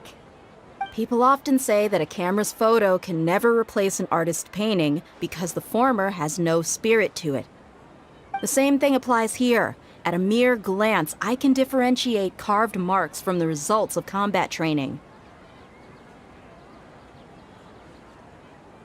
Whew, I hope that cleared things up for you. Hey, is this that new brain-exercise game that's been super popular with the scholars lately? It's surprisingly fun. Anyway, it's getting late. I should escort Miss Dunyarzad to Nilu's stage. See you later. Well, back to square one. Is our memory deletion theory also wrong? But at least we've reached some other conclusions in the meantime. Yep, that's true. So, can we think of any new ideas right now? Strange? Paimon feels like everything's been strange lately. Huh? Leaving the city? You're right! It's really strange how we never thought of such a... Paimon can't believe it! Did we miss this because we're tunnel visioning too hard on our other theories? Or because we're just too tired? How about we go back and ask Nahida? Maybe we've forgotten something about leaving the city.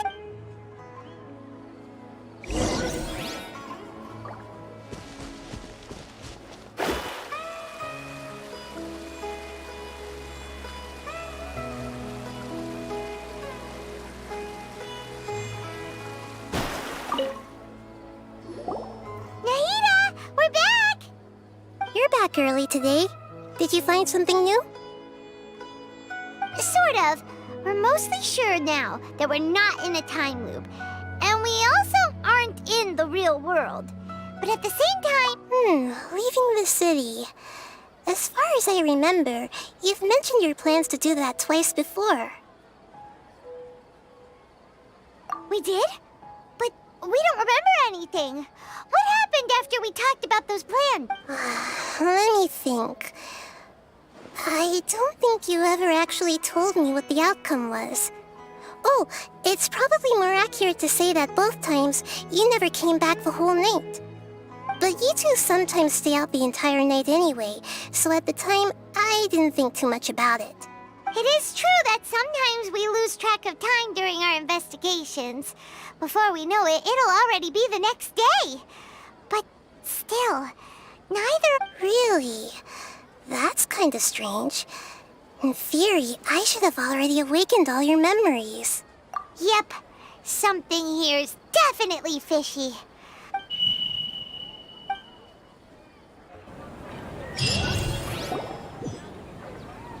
Our memories are back!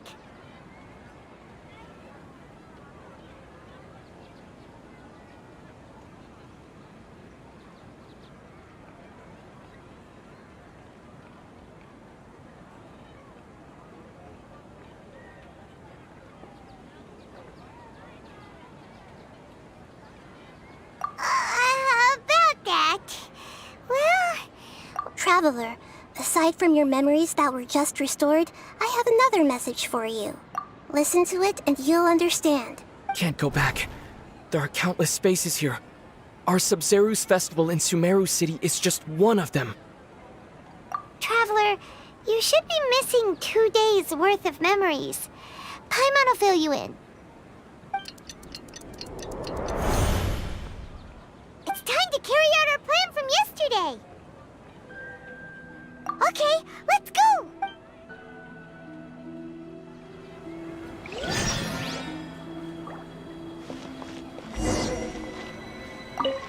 We don't have many more festivals to waste.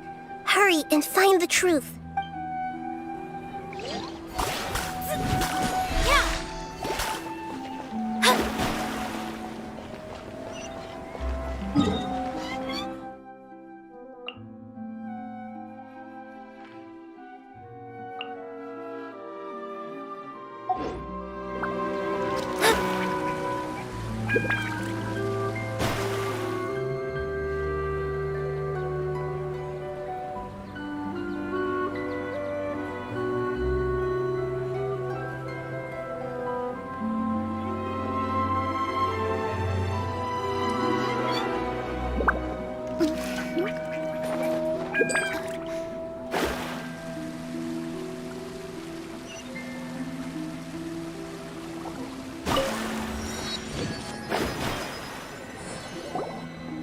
Why can't we leave the city?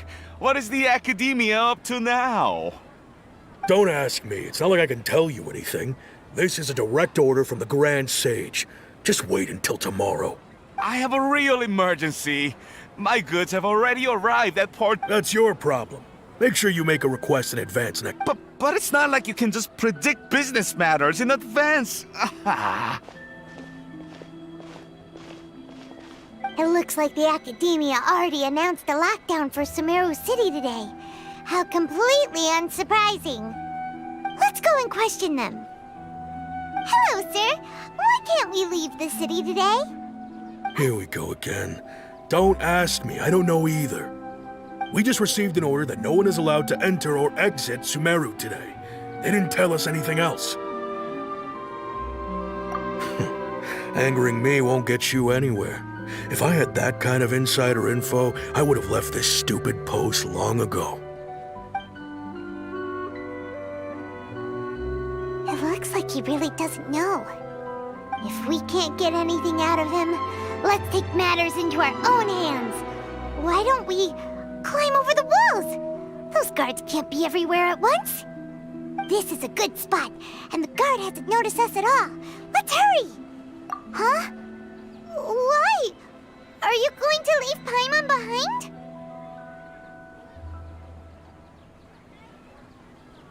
But what if things get really weird out there and you get into some trouble? Then Paimon won't be able to help you. Oh, Paimon knows that Paimon can't do much, but we've always been together, haven't we? Okay. Paimon will wait for you. Promise Paimon that you'll come back as soon as possible. And please, be careful.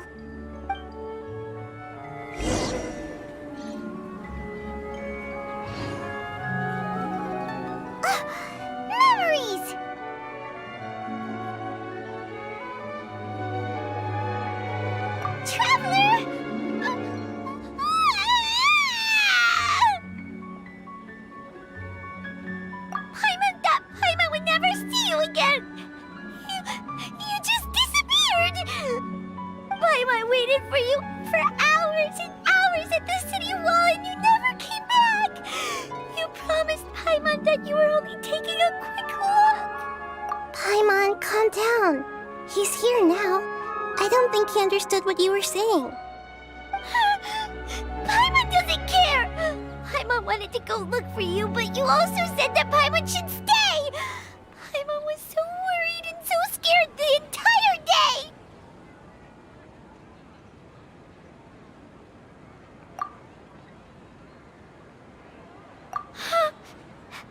Okay.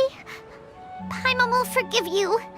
The most important thing is that you didn't actually disappear. Oh, Paimon was so scared that you had gone into another world. Okay, Paimon, can you tell us your perspective of what really happened yesterday? I see. Using two people's different perspectives.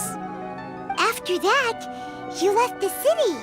Paimon kept her eyes on you the whole time, but then you disappeared in an instant.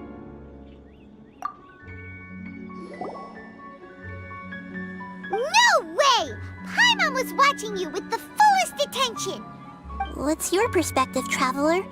You sure you don't have any memory of this? I guess that explains everything. You also lost your memories the last 2 times you tried to leave the city. Those days' memories can't be awoken.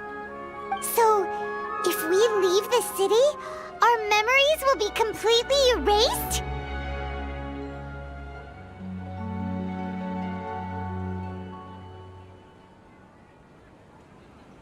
It really sounds like something big outside of the city is being hidden on purpose.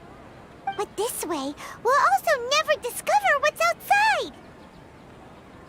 Something like a message? But how can we send it back? Don't look at me like that. I'm not used to being stared at. Well... Okay. You want something that can pass on messages, right? Give me some time and take care of Dunyarzad for me. Yep! Now we're...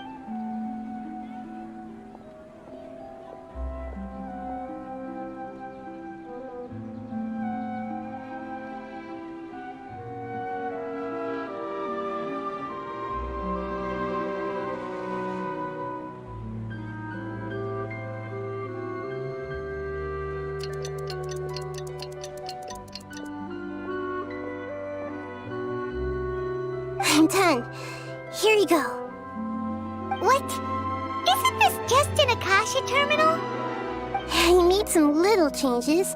Akasha terminals are already capable of sending messages. I just tweaked it so that it could connect to any node. To make something like this? Nahida, you really know the Akasha like the back of your hand.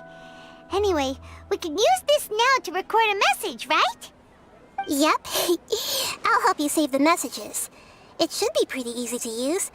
I just can't guarantee the user's status and signal coverage when they're outside the city. We'll never know until we try. At least we're taking the initiative now.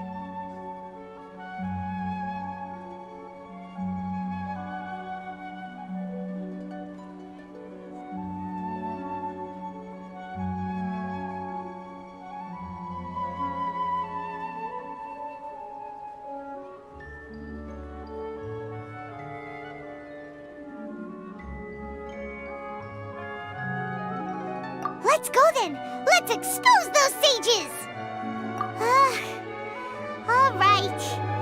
Paimon isn't as worried about being separated since it happened once. Yes, okay. See you tomorrow, Traveler.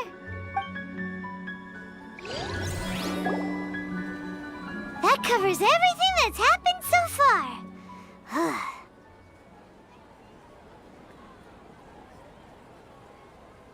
Yes.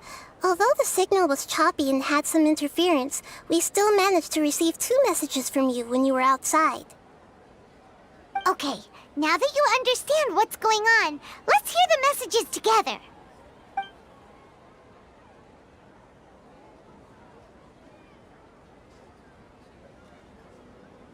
Can't go back. There are countless spaces here.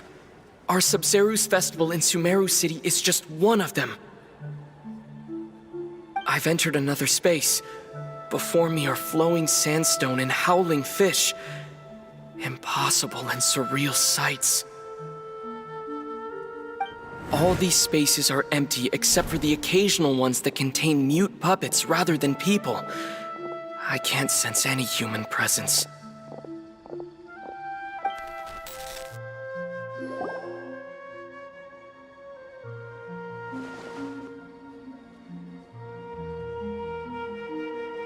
That's one heck of an info dump. It sounds like you left the Sumeru city space when you set foot outside of the walls. But everything looked completely normal when Paimon was looking out from the inside. That's unbelievable. And if we take your word for it, the other spaces all had very weird contents. There's another part here. I only received it last night. These spaces have been disappearing one after the other, absorbed by something like a sun in the sky. And now, even the final space has also disappeared. Behind me, a lot of spaces just appeared again from thin air. I get it now! Those spaces are actually...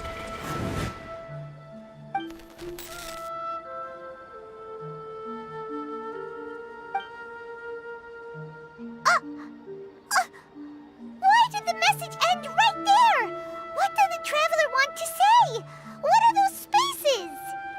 Probably because yesterday just happened to end at that moment. Oh, right. Paimon did hear a beep from the Akasha. Did it come from here or from the message? The message. It should have come from the Traveler's Akasha terminal. After the beep, Traveler said even the final spaces also disappeared. Traveler, what do you think that final space could have been?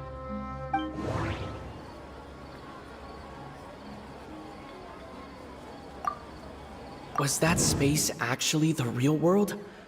But wouldn't a real space just randomly disappearing like that be catastrophic?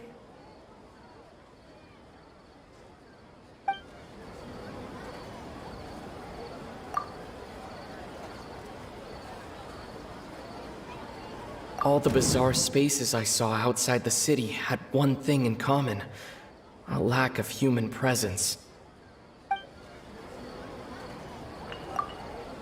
My impression is that each day in this samsara only ends at the sound of that beep from the Akasha. That doesn't sound right. Was that space actually... That doesn't sound right. Oh, so that's what it is!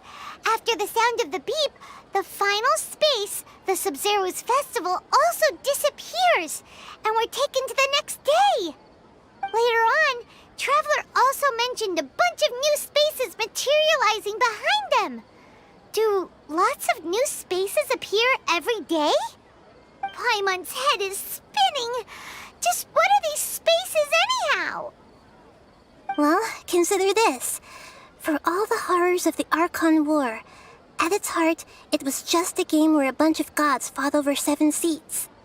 So no matter how strange or spooky things may look on the surface, maybe all they point to in the end is a small and simple secret. Wow, the Archon War, huh? That's an analogy and a half.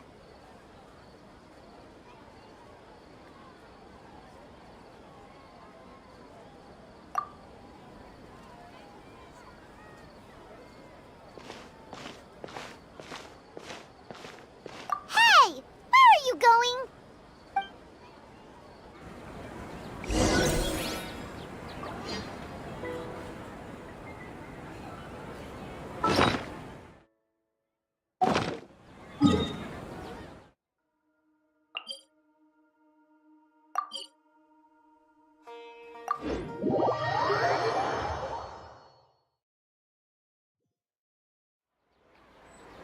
Do you want some alone time to think? Alright then, Paimon won't disturb.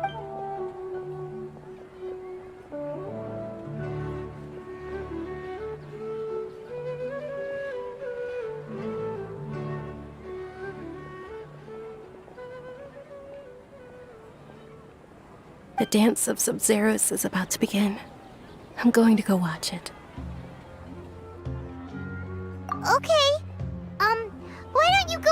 Dunyarzad. We still have some other stuff to do first. Okay then. See you later. Have you figured it out yet, Traveler? Time is ticking away! Awesome! What is it? Paimon wants to know! Oh, wait, no. Let's meet up with Nahida first. You can tell us both together. This time, we're gonna get...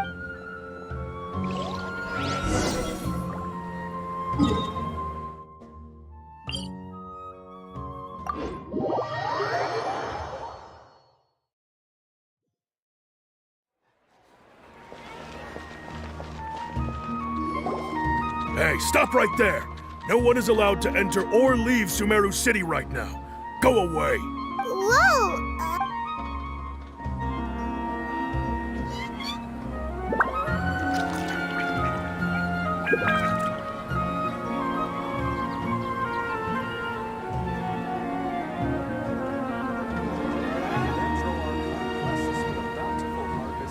Divination is about precisely foretelling one's written destiny. Over-embellishing that fate only leads to misconception.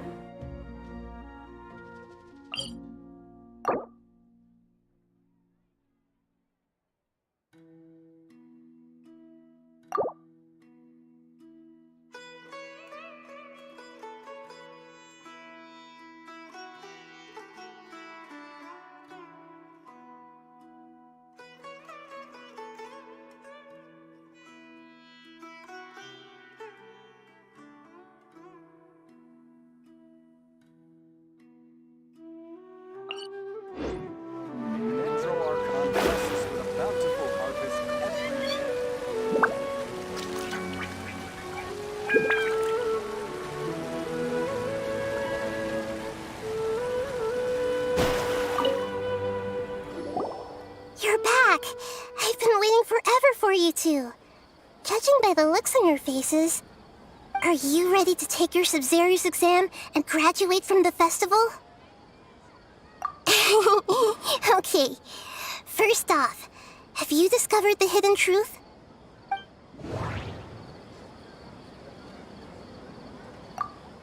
All the bizarre spaces I saw outside the city had one thing in common: a lack of human presence. Those spaces remind me of dreams, like the one I had in the Avidia Forest, except these have no sign of human presence. The moon, illusions, and lies. What do they all mean?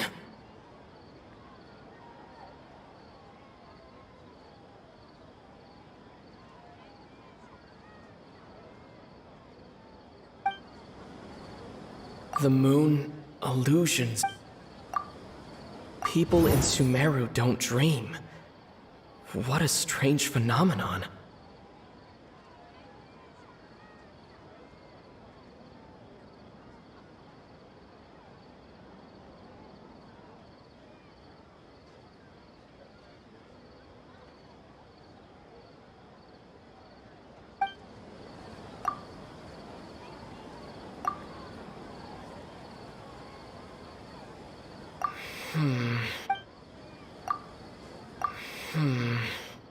I can't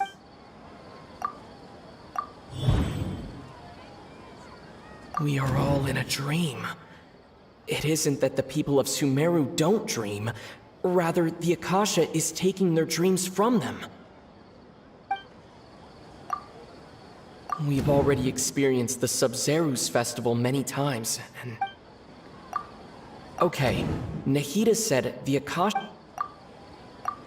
People in Sumeru think they don't dream, but the truth is the Akasha steals their dreams without them knowing it. And those spaces with no human presence are stolen dreams without their host. That would explain why they sounded so weird when he was trying to describe them. Huh. So people in Sumeru do dream after all. In fact, we're all in one big dream together right now. Correct answer. Now, How did you conclude that the Akasha is capable of this? It is the manifestation of the God of Wisdom's power. The Akasha relies on the power of a gnosis to operate. It compiles the wisdom of the entire populace, and it grants knowledge to the people. Oh, okay. Those dream-controlling creatures in the forest also get their power from the Dendro Archon, right? That would explain why the Akasha has the ability to control people's dreams, too. But is stealing everyone's dreams really how the Akasha compiles their wisdom? Isn't there anything more to it than that? Dreams are fantastical, complex, and full of imagination. People's brains are the most active when they're dreaming. In other words, dreams are rich bundles of human wisdom. So in other words, the complete opposite of how Hypatia understood it. Paimon remembers her saying that the sages think dreams are foolish delusions, and the fact that no one dreams is a blessing from Greater Lord Rukkhadevata. So it was all a dirty trick? The real story is that the sages from the Academia are using the Akasha to steal people's dreams for their own use, huh? Oh? By the sounds of it, you understand the current situation pretty well. So then, what about the samsara? The Grand Sage said, "Go celebrate the birth." That doesn't sound right.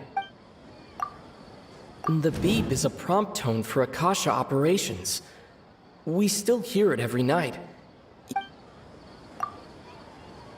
Those spaces kept disappearing before my eyes.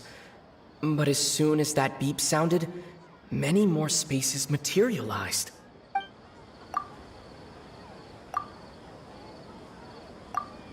Those dreamscapes kept vanishing. But as soon as that beep sounded, more new spaces appeared.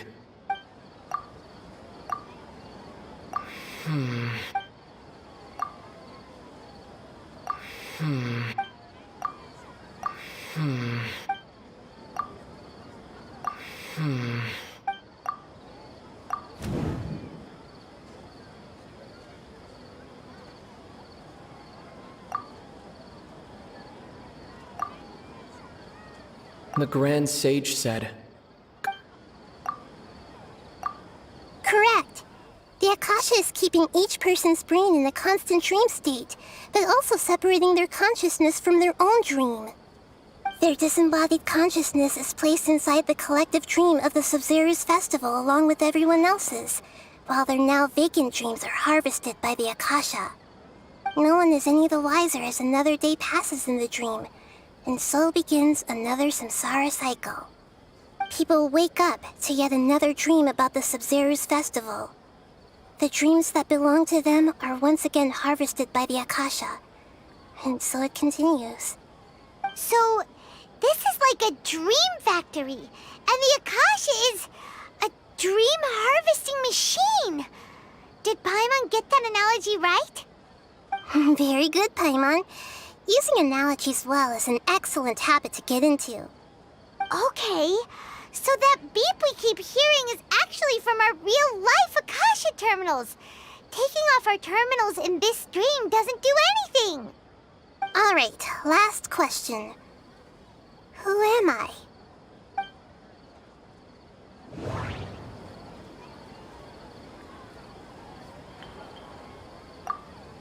They say that alchemical divination is the Dendro Archon's divine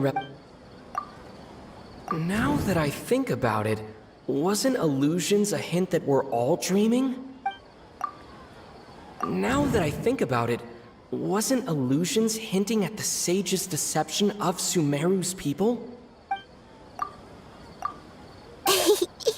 So you noticed. I thought that one would be the hardest question. That's why I put it last. That wasn't hard at all. Even Paimon guessed that. Everything about you is different. We just didn't want to expose you is all. Now that you mention it, Nahida, you've been hinting to us since the very beginning.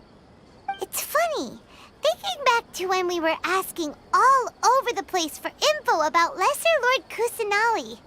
Paimon didn't expect to meet you like this.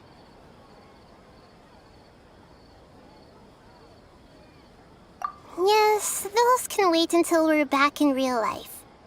On the other hand, I'd be happy to answer any more questions you have about here and now.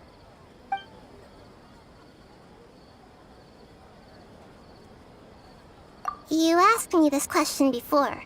My answer was, it would literally blow your minds. Now that you know this is all a dream, this answer should hopefully make more sense. Have you heard the saying, don't wake a sleepwalker?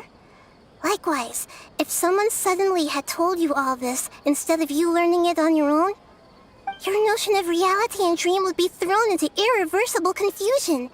I couldn't expose you to that kind of risk. That's why I could only give you very subtle hints and some suggestions. Long story short, I'm really sorry I had to keep you guessing.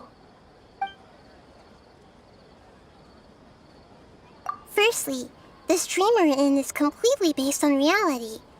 People have already experienced this Sub-Zero's festival, so it would be very difficult for them to find anything that strikes them as surreal. Secondly, you're probably wondering why people don't have any memories from earlier samsara, right? That's because people don't remember their dreams most of the time anyway.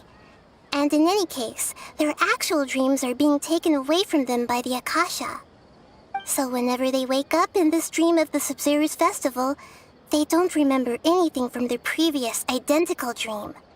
That reminds Paimon. Traveler had a dream when we were in the Avidia Forest, but couldn't see what it was about after waking up. Is that an example of what you mean?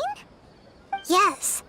Only after receiving the blessing of Dendro can a person gain the Dendro element's dream-enhancing power. That explains the feelings of déjà vu.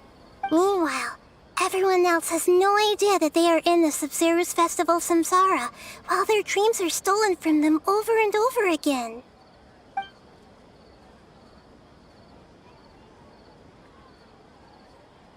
Can humans really keep dreaming forever like this? Will it ever end? And if so, when? You might say your mental fatigue has already answered this question. Eventually, there's only so much that people can tolerate. Especially those whose health is compromised to begin with, like Dunyarzad. This relentless exploitation takes an even harder toll on them. People's lives are at stake here, and nobody knows a thing! We've got to put a stop to this!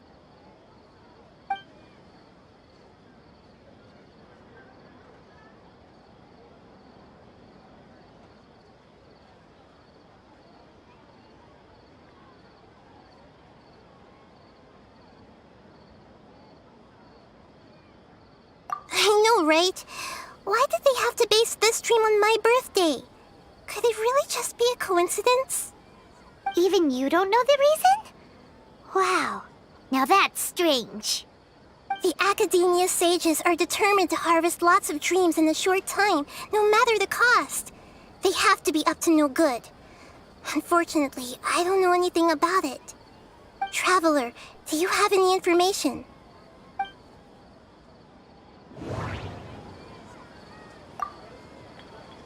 Okay, Nahida said those spaces remind me of the Grand Celebrate the birth of that god? Could it mean...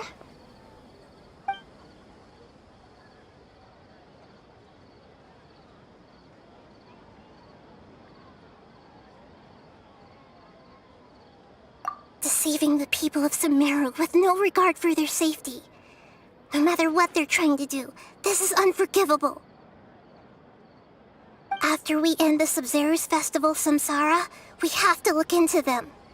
How can the sages of the Academia do this behind their archon's back? This is ridiculous! In the end, I'm just the moon. The real sun is long gone.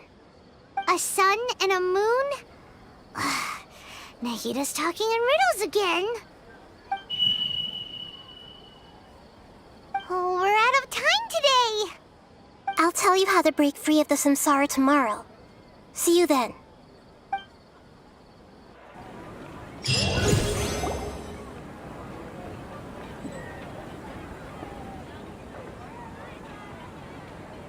Good morning, Nahida.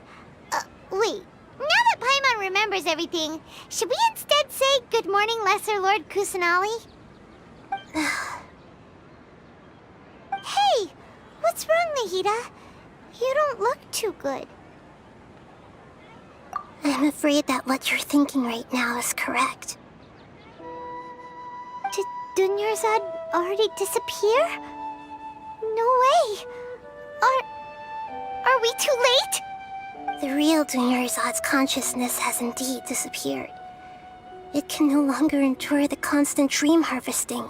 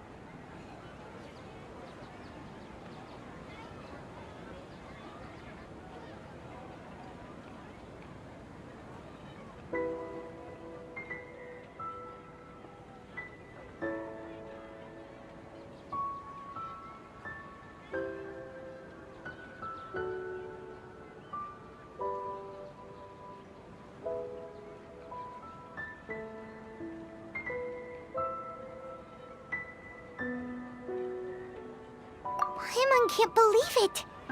Wait, so what about that other Dunyarzad? Just what is she? Is she also going to disappear? She's actually something like a puppet, but not completely. The real Dunyarzad's consciousness could no longer keep playing her role in this dream. So another Dunyarzad appeared to replace her in the dream. Just like the grass and the trees, that Dunyarzad is just a building block of the dream that helps to keep it going. But personality-wise, she's nothing like the real Dunyarzad. Puppets are stiff and can't copy a living person's vitality.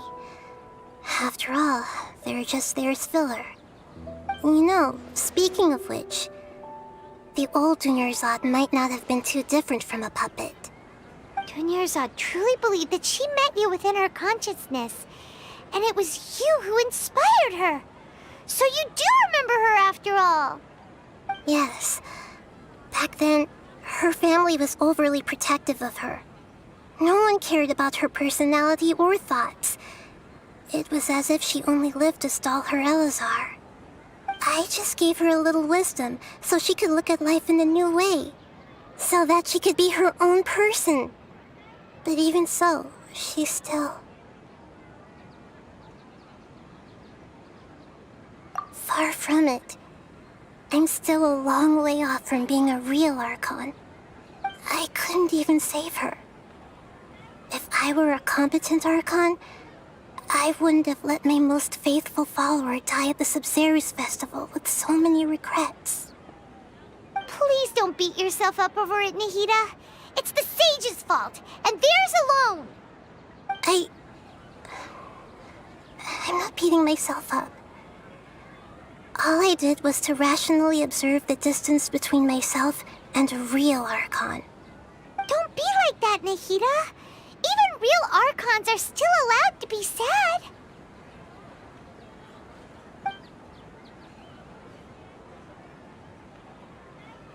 To prevent more tragedies like this, we must end the samsara as soon as possible. Great, but how do we do that? Although the Subzerus festival dream is under the Akasha's control, only humans can dream. Even the Akasha is unable to create them. That means this dream belongs to a host who created it.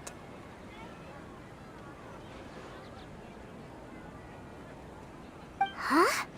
So, how should we find that person?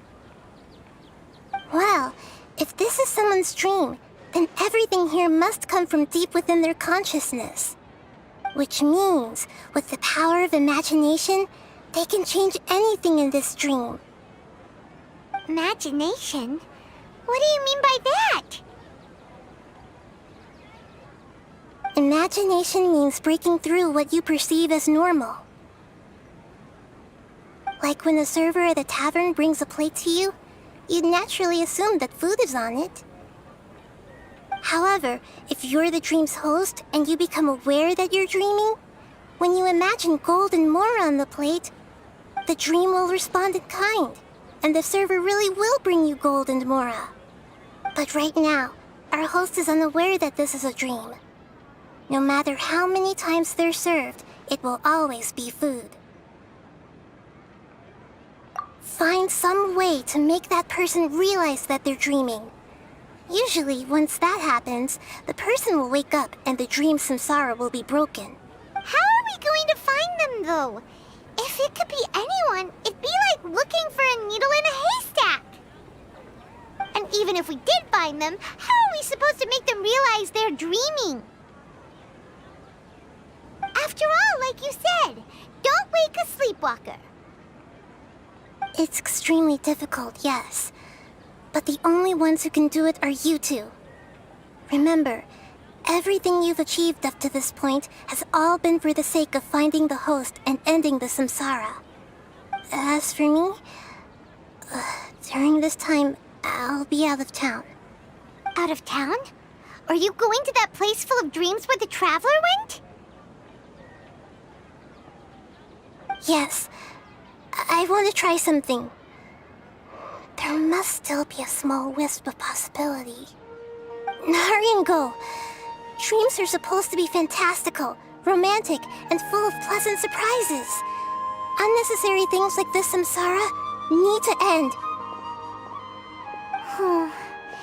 Paimon's still a little upset that we've come this far only for Dunyarzad to... She was such a good person, with such a simple wish. But fate was against her. Yeah, saving Dunyarzad is what kept us going this whole time. But we mustn't lose hope, Traveler. Dunyarzad would definitely want to see us save everyone else. So let's break the samsara for her sake. Paimon's wondering, do you think the sages would get one of their own to be the host of this dream? Feels like it would be easier to control it that way, no?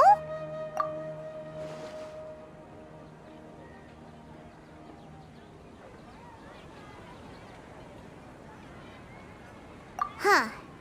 That's true. Plus, the sages probably weren't counting on there being other factors beyond their control, like Nahida and us. So, who do you think the host of the dream is?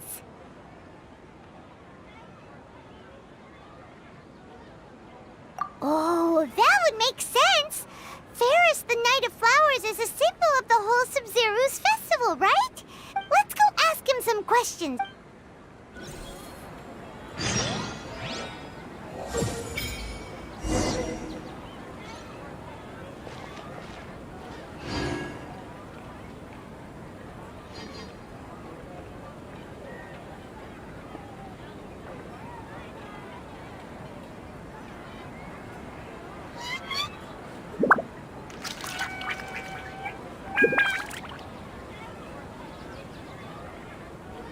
Fate is called as such, for it cannot be changed, nor can it be reversed. It can only but be accepted.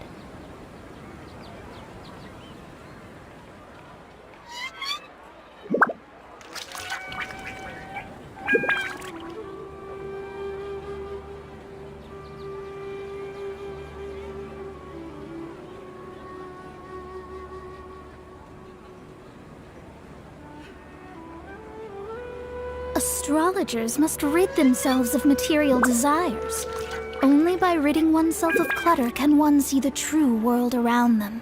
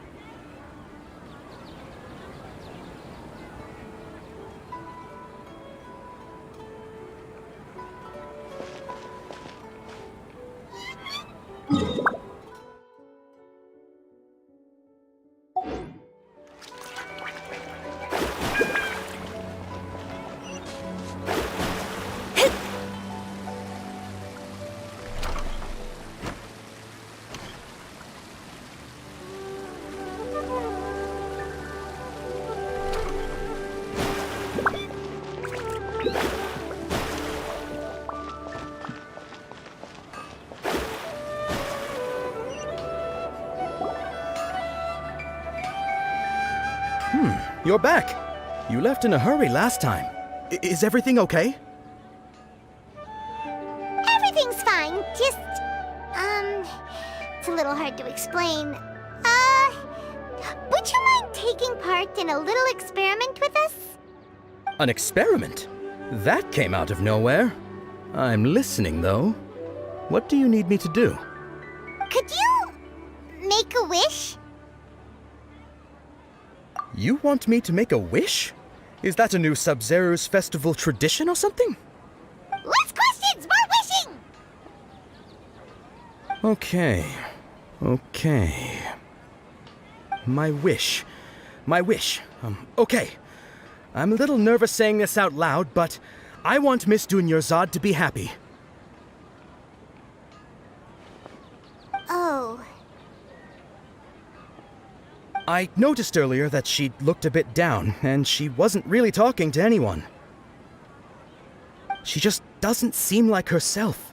She's always so gentle and kind, and all the kids love her.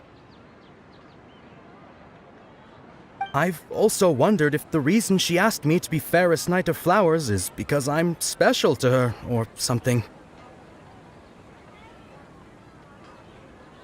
So, you have a crush on Dunyarzad? Oh, is it that obvious? After what I just said, I guess it is. When she placed the hat of the Knight of Flowers onto my head, she said to me, I want everyone to have a happy Sub-Zero's festival. What she didn't realize was that I'm not that interested in how everyone else feels. In that moment, I just wanted to be her Knight of Flowers for the rest of my life. 50 years, 100 years, I'll serve her till the end of time. Okay, yeah, that was a bit much. Felt like the right moment to get it off my chest, but that was pretty embarrassing. Okay, I'm ready to make my wish. I would like Miss Dunyarzad to appear in front of me right now with a smile on her face. Here goes. Please come true. I'm gonna open my eyes. Oh, you're... What? Fucky? Sorry, but only one portion of Yalda candies per person. Back home you go. Nice try, you two. Anyway, never mind. I don't need to see her appear right in front of me. As long as she's happy. Guess he isn't the host of this dream after all. Should have expected it wouldn't be this easy.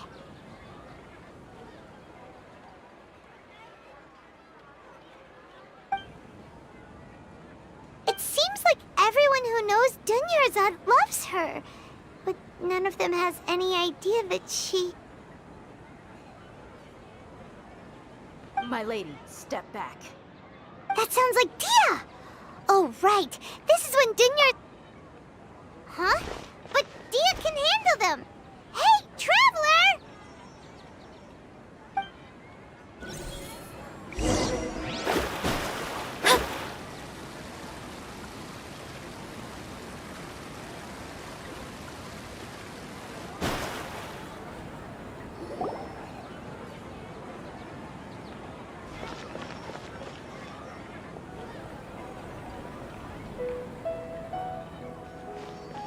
Oh, it's you. Great timing. Please take... Hey, this is my job. The homie Yannis pay me, not you. You... fine, alright. Knock yourself out. Why are you so worked up anyway? It's not like I don't trust your Anyway, watch yourself.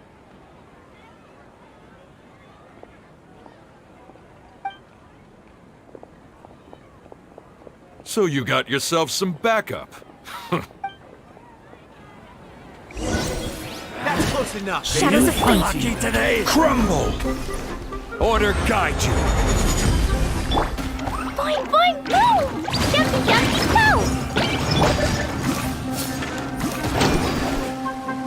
Let me scry. Illusion shattered. Now you shall perish.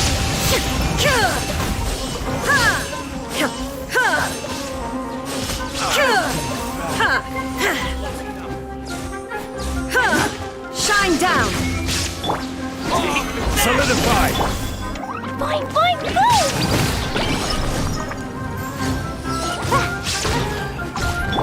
Delve into destiny.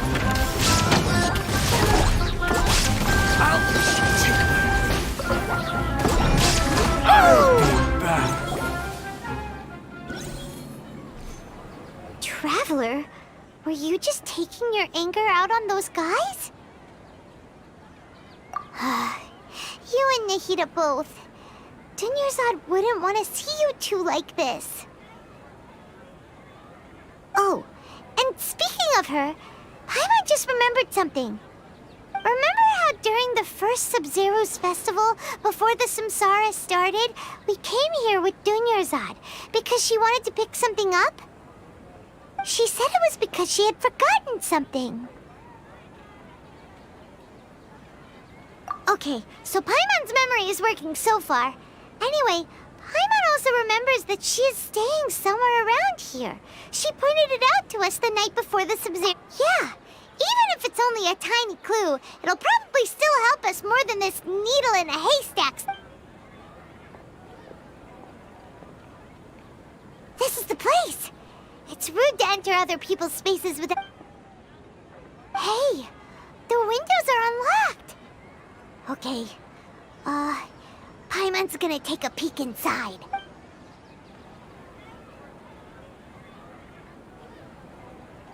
This was only a temporary residence, so there was pretty much nothing inside except this book on the table. Should we open it?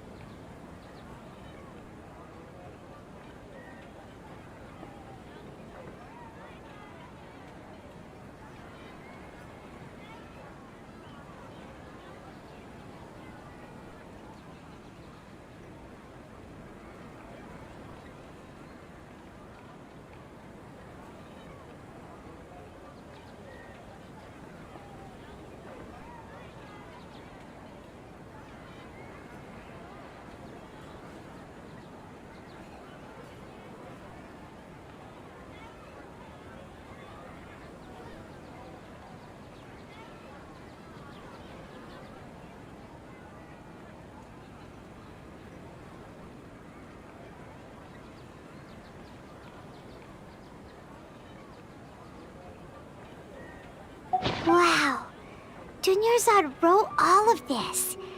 Sounds like she was always thinking of us even while we were away.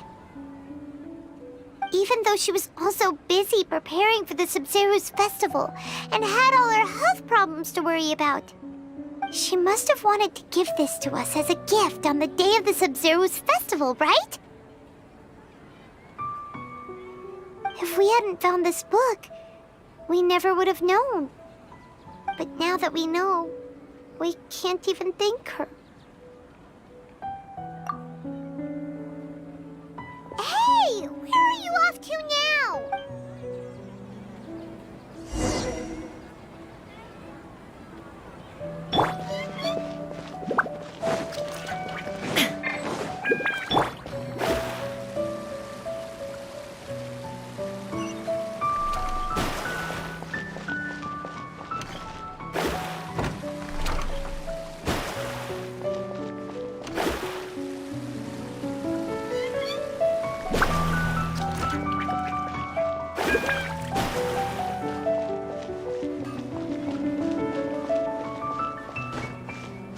Scry the sky.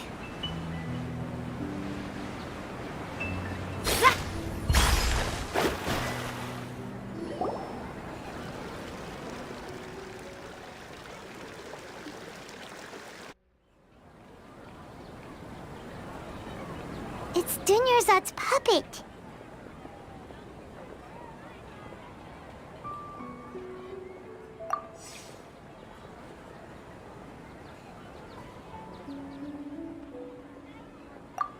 Traveler? You must be exhausted. Come to think of it, we've been stuck in this place for a really, really long time. Heck, even the last time we were chatting happily with Dunyarzad feels like an eternity ago.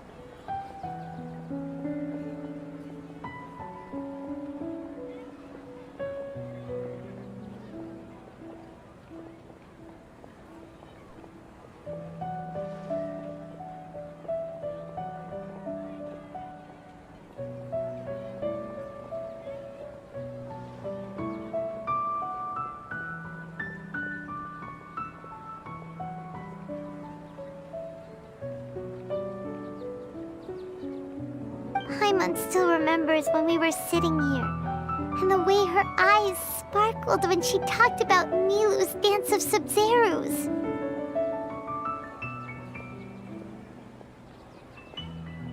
There will always be frustrations in life, but I know that the point of living is not to leave behind any regrets.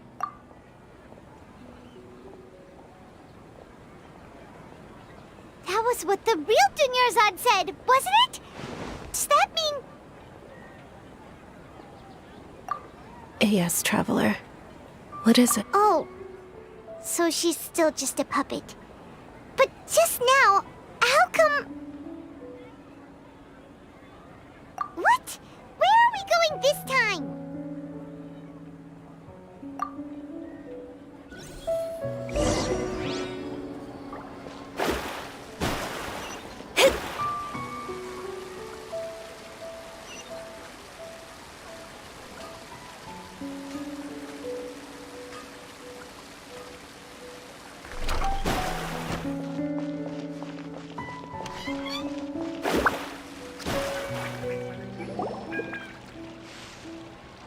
If you continue to resist, we will have to order an investigation into The Grand Sage has already granted you much leniency.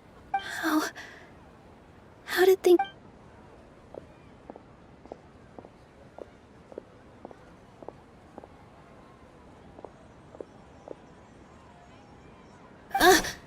Traveler? You don't have to get involved. He's a sage from the Academia. I don't want to drag you into this. Traveler? Traveler? What the heck are you doing? If you get arrested by the Academia, that's another day gone to waste!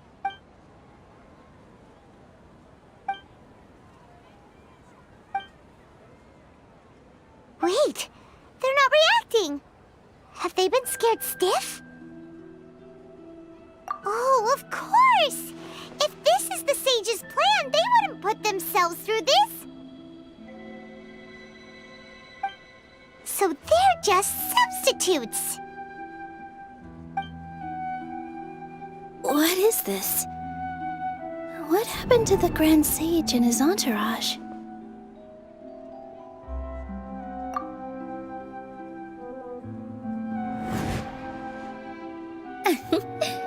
Like I said, they symbolize the goddess of flowers.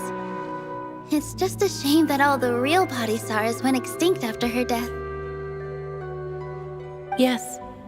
The Greater Lord brought forth new Padisaras in memory of the goddess of flowers.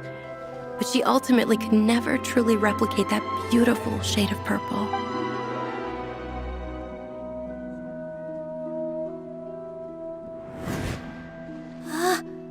That beautiful shade of purple. Aren't these flowers real Padisaras? Just like the ones from the legend? I didn't even notice. Dunyarzad, did you find these? But didn't you just say all the real flowers went extinct after the goddess of flowers passed away? So, how? Yeah. What's going on here?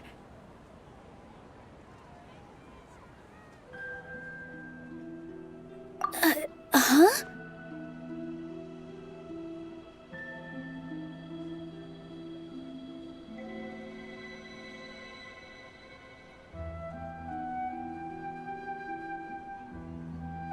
You guys are acting weird. But okay, I'll try.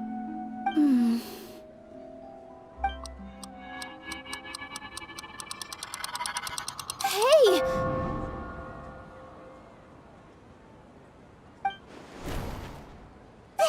They disappeared! So Nilu's the host!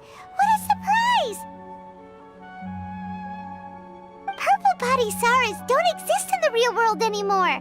But in Nilu's subconscious, they can appear as decorations on the stage.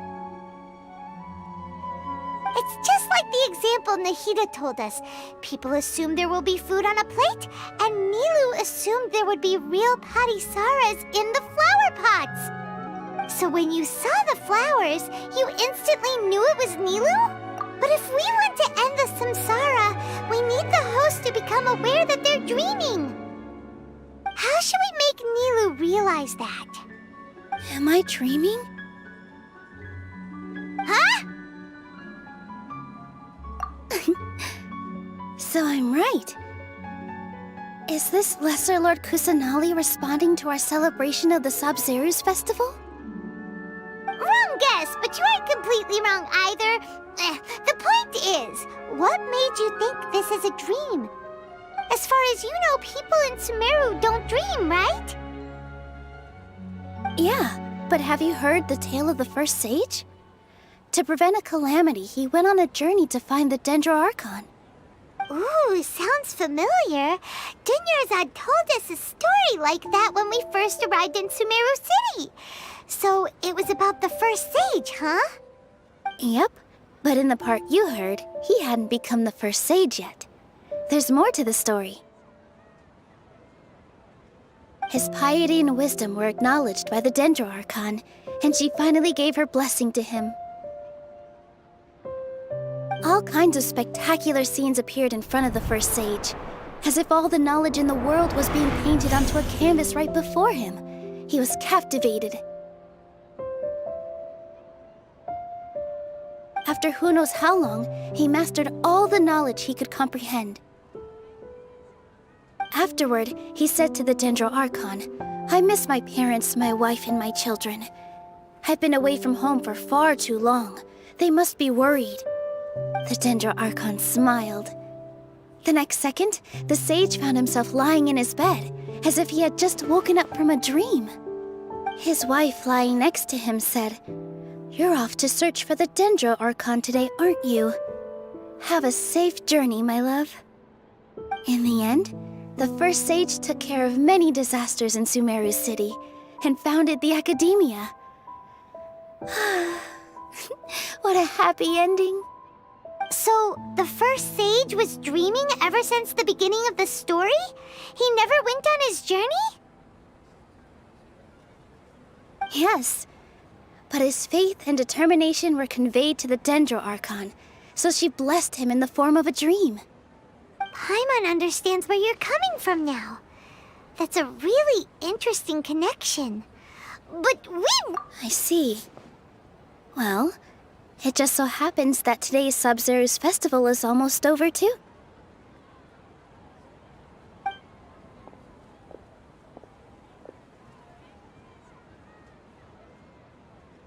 Since we're in a dream, let's make this final dance of Sub-Zeros as beautiful as we can.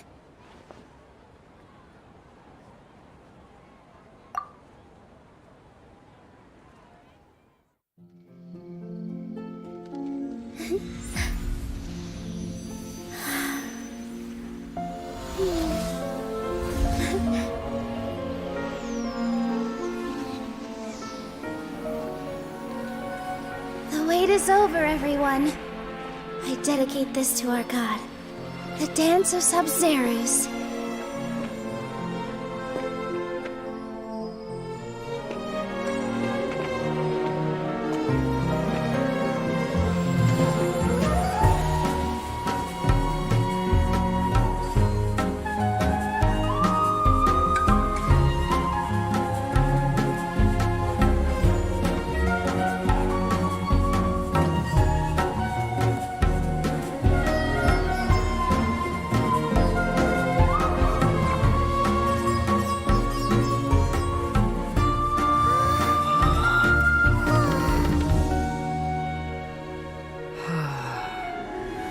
I'd be lying if I said I had no regrets. I would have loved to see Nilou's dance.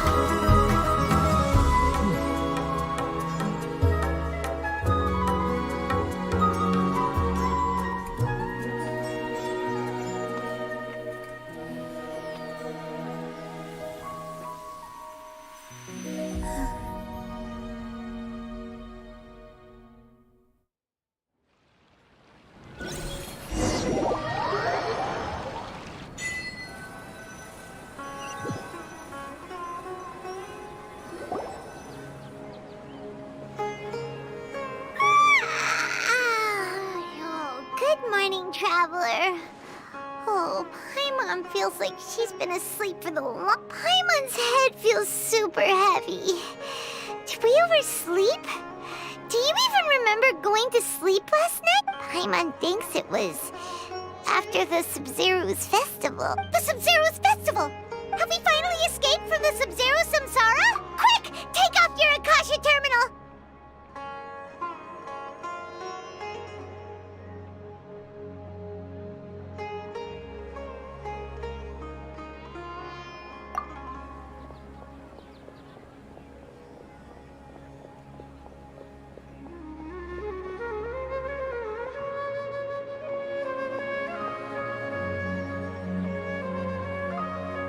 She's not in her room. What happened?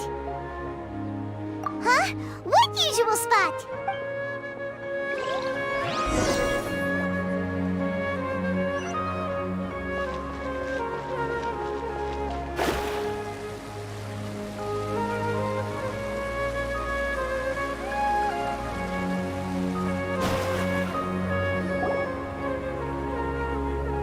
Well done, Traveler and Paimon.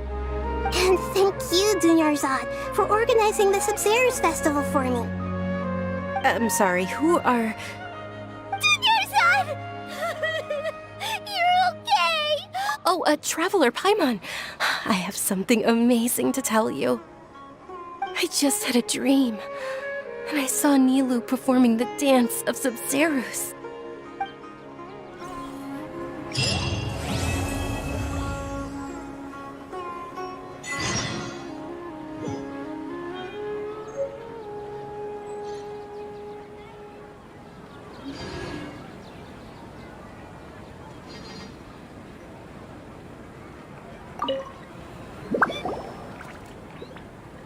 You're actually Nahida, aren't you? Paimon felt like Catherine was acting weird when we met at the Sub-Zero's festival. And Dunyarzad, did you save her? It's a really long story. We shouldn't disturb her. Her consciousness is still weakened. Let's chat somewhere else. How about by the Traveler's favorite bench?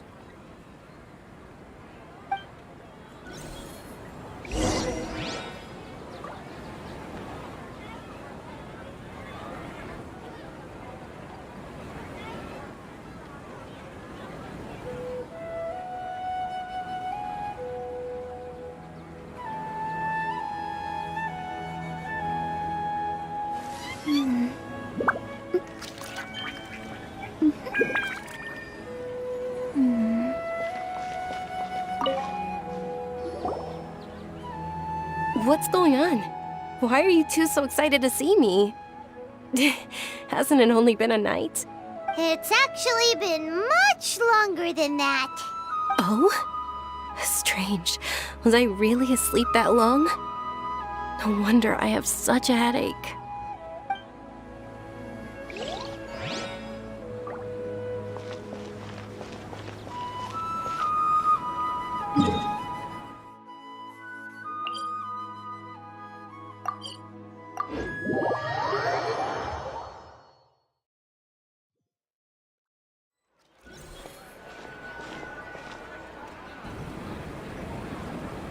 Let's talk about Dunyarzad first.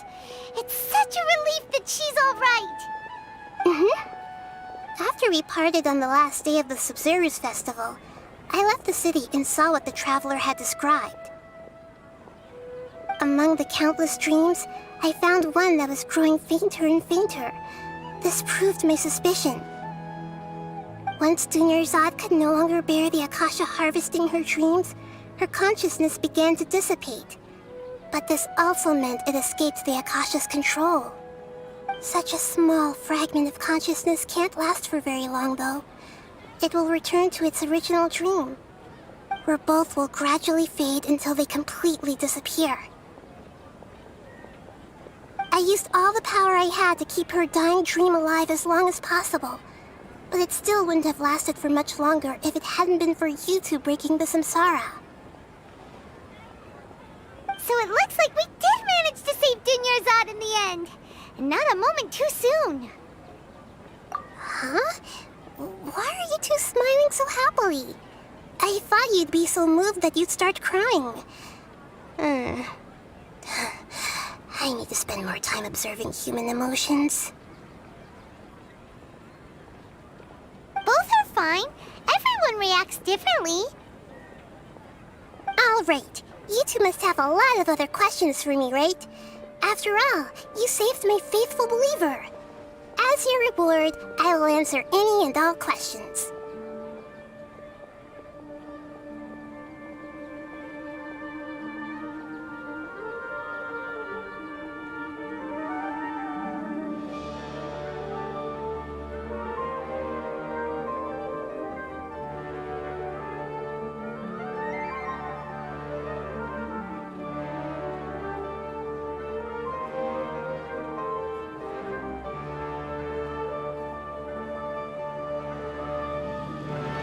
At the Avidia Forest, there was this incense that made the Traveler fall unconscious and dream of a huge tree and a red sky.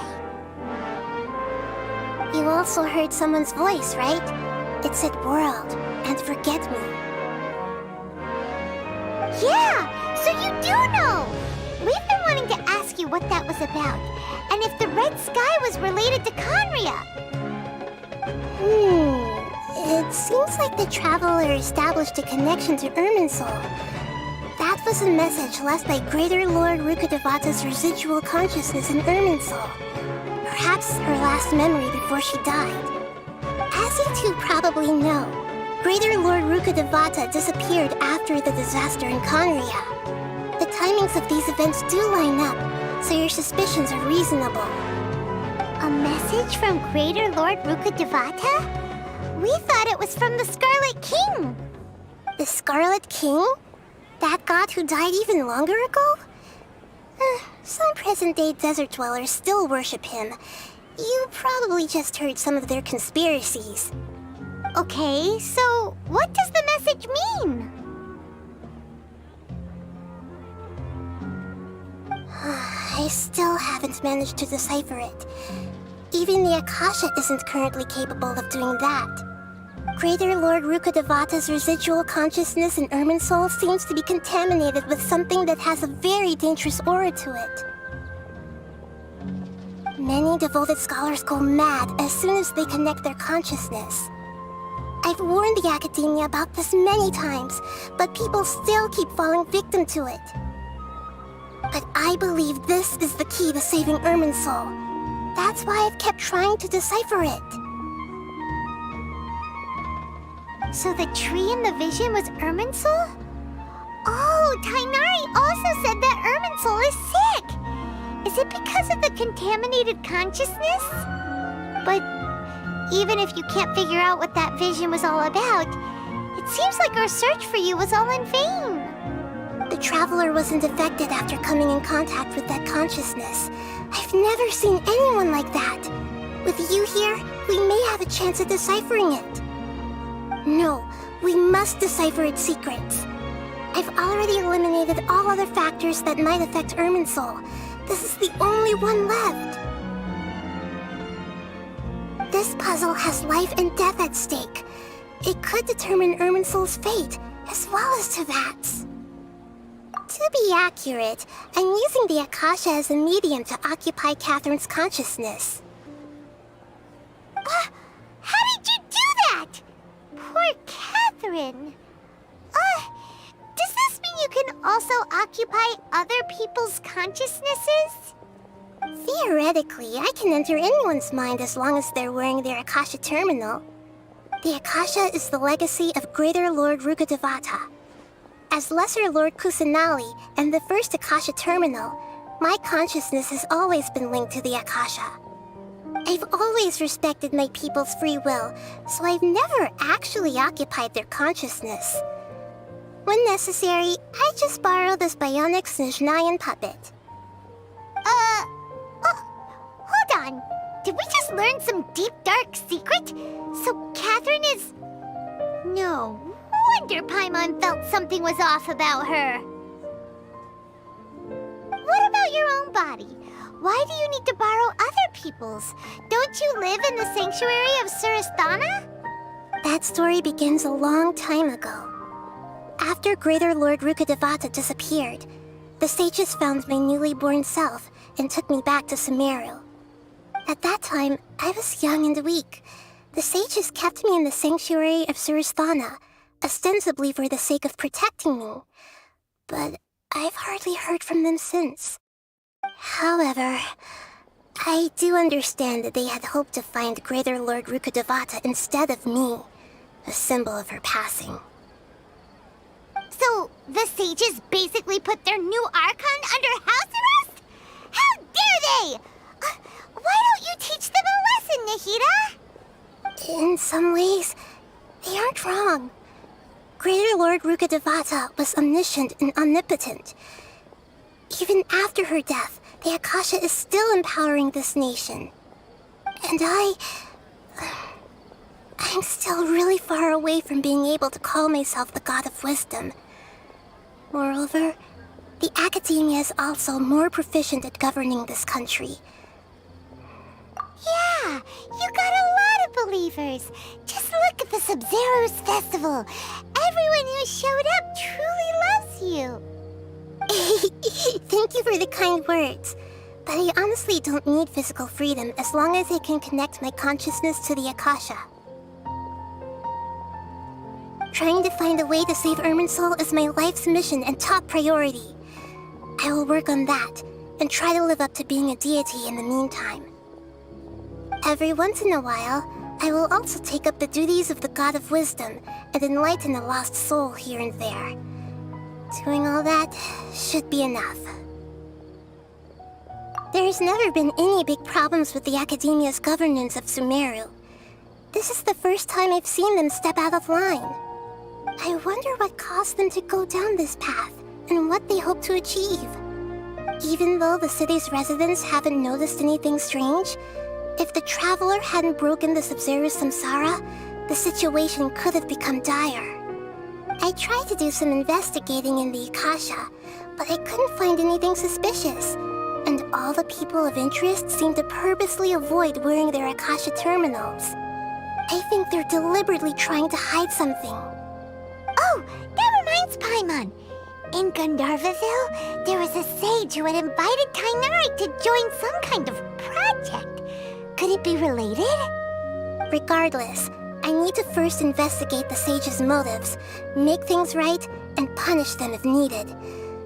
But I'll have to be discreet, or they'll see me coming. You mean how the Akasha stops you from having dreams? Yeah, it's been such a long time. No one's noticed something's up? It's not that no one noticed. It's more like no one cared. Ultimately, it's all rooted in the sage's misdirection. Misdirection? The sage has convinced everyone to believe that being unable to dream is a sign of rationality and wisdom. Not dreaming is a badge of honor in Sumeru. Even if the truth is that their dreams are being reaped by the Akasha. With their propaganda in place, the sages can maximize their use of the Akasha to facilitate their research. Besides, Greater Lord Rukkhadevata must have created the Akasha in the hopes that it could be used to its full potential.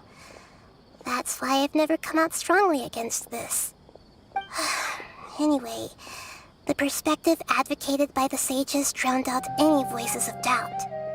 By now, even those who never use Akasha terminals find it too shameful and embarrassing to talk about their dreams. You mean how the Yeah, it's not that misdirection?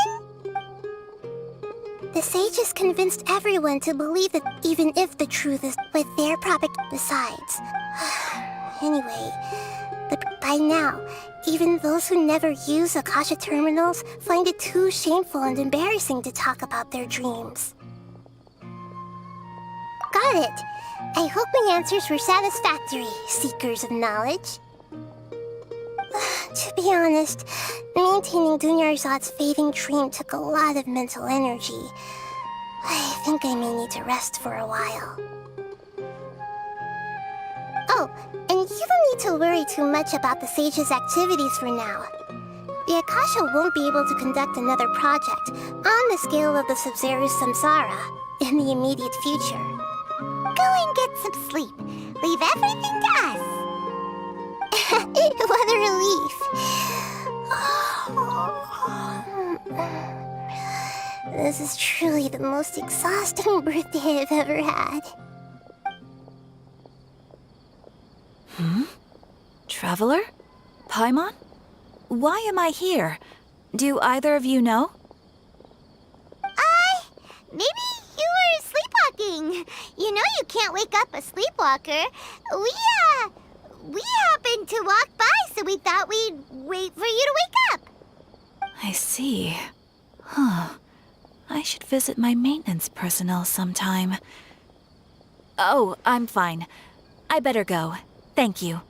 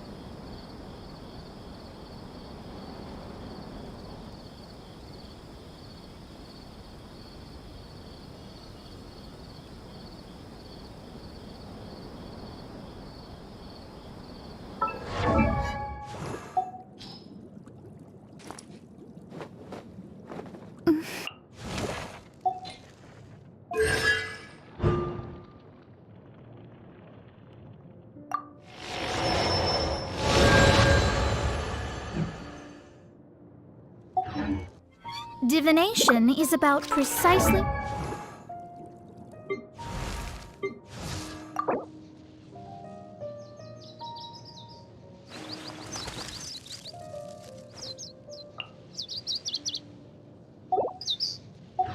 foretelling one's written destiny, over-embellishing...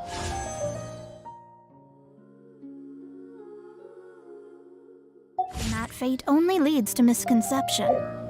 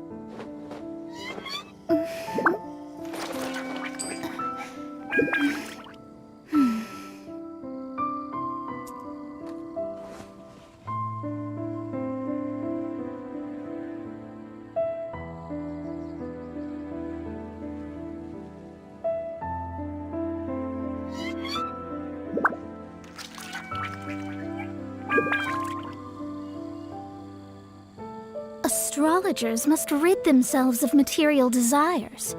Only by ridding oneself of clutter can one see the true world around them.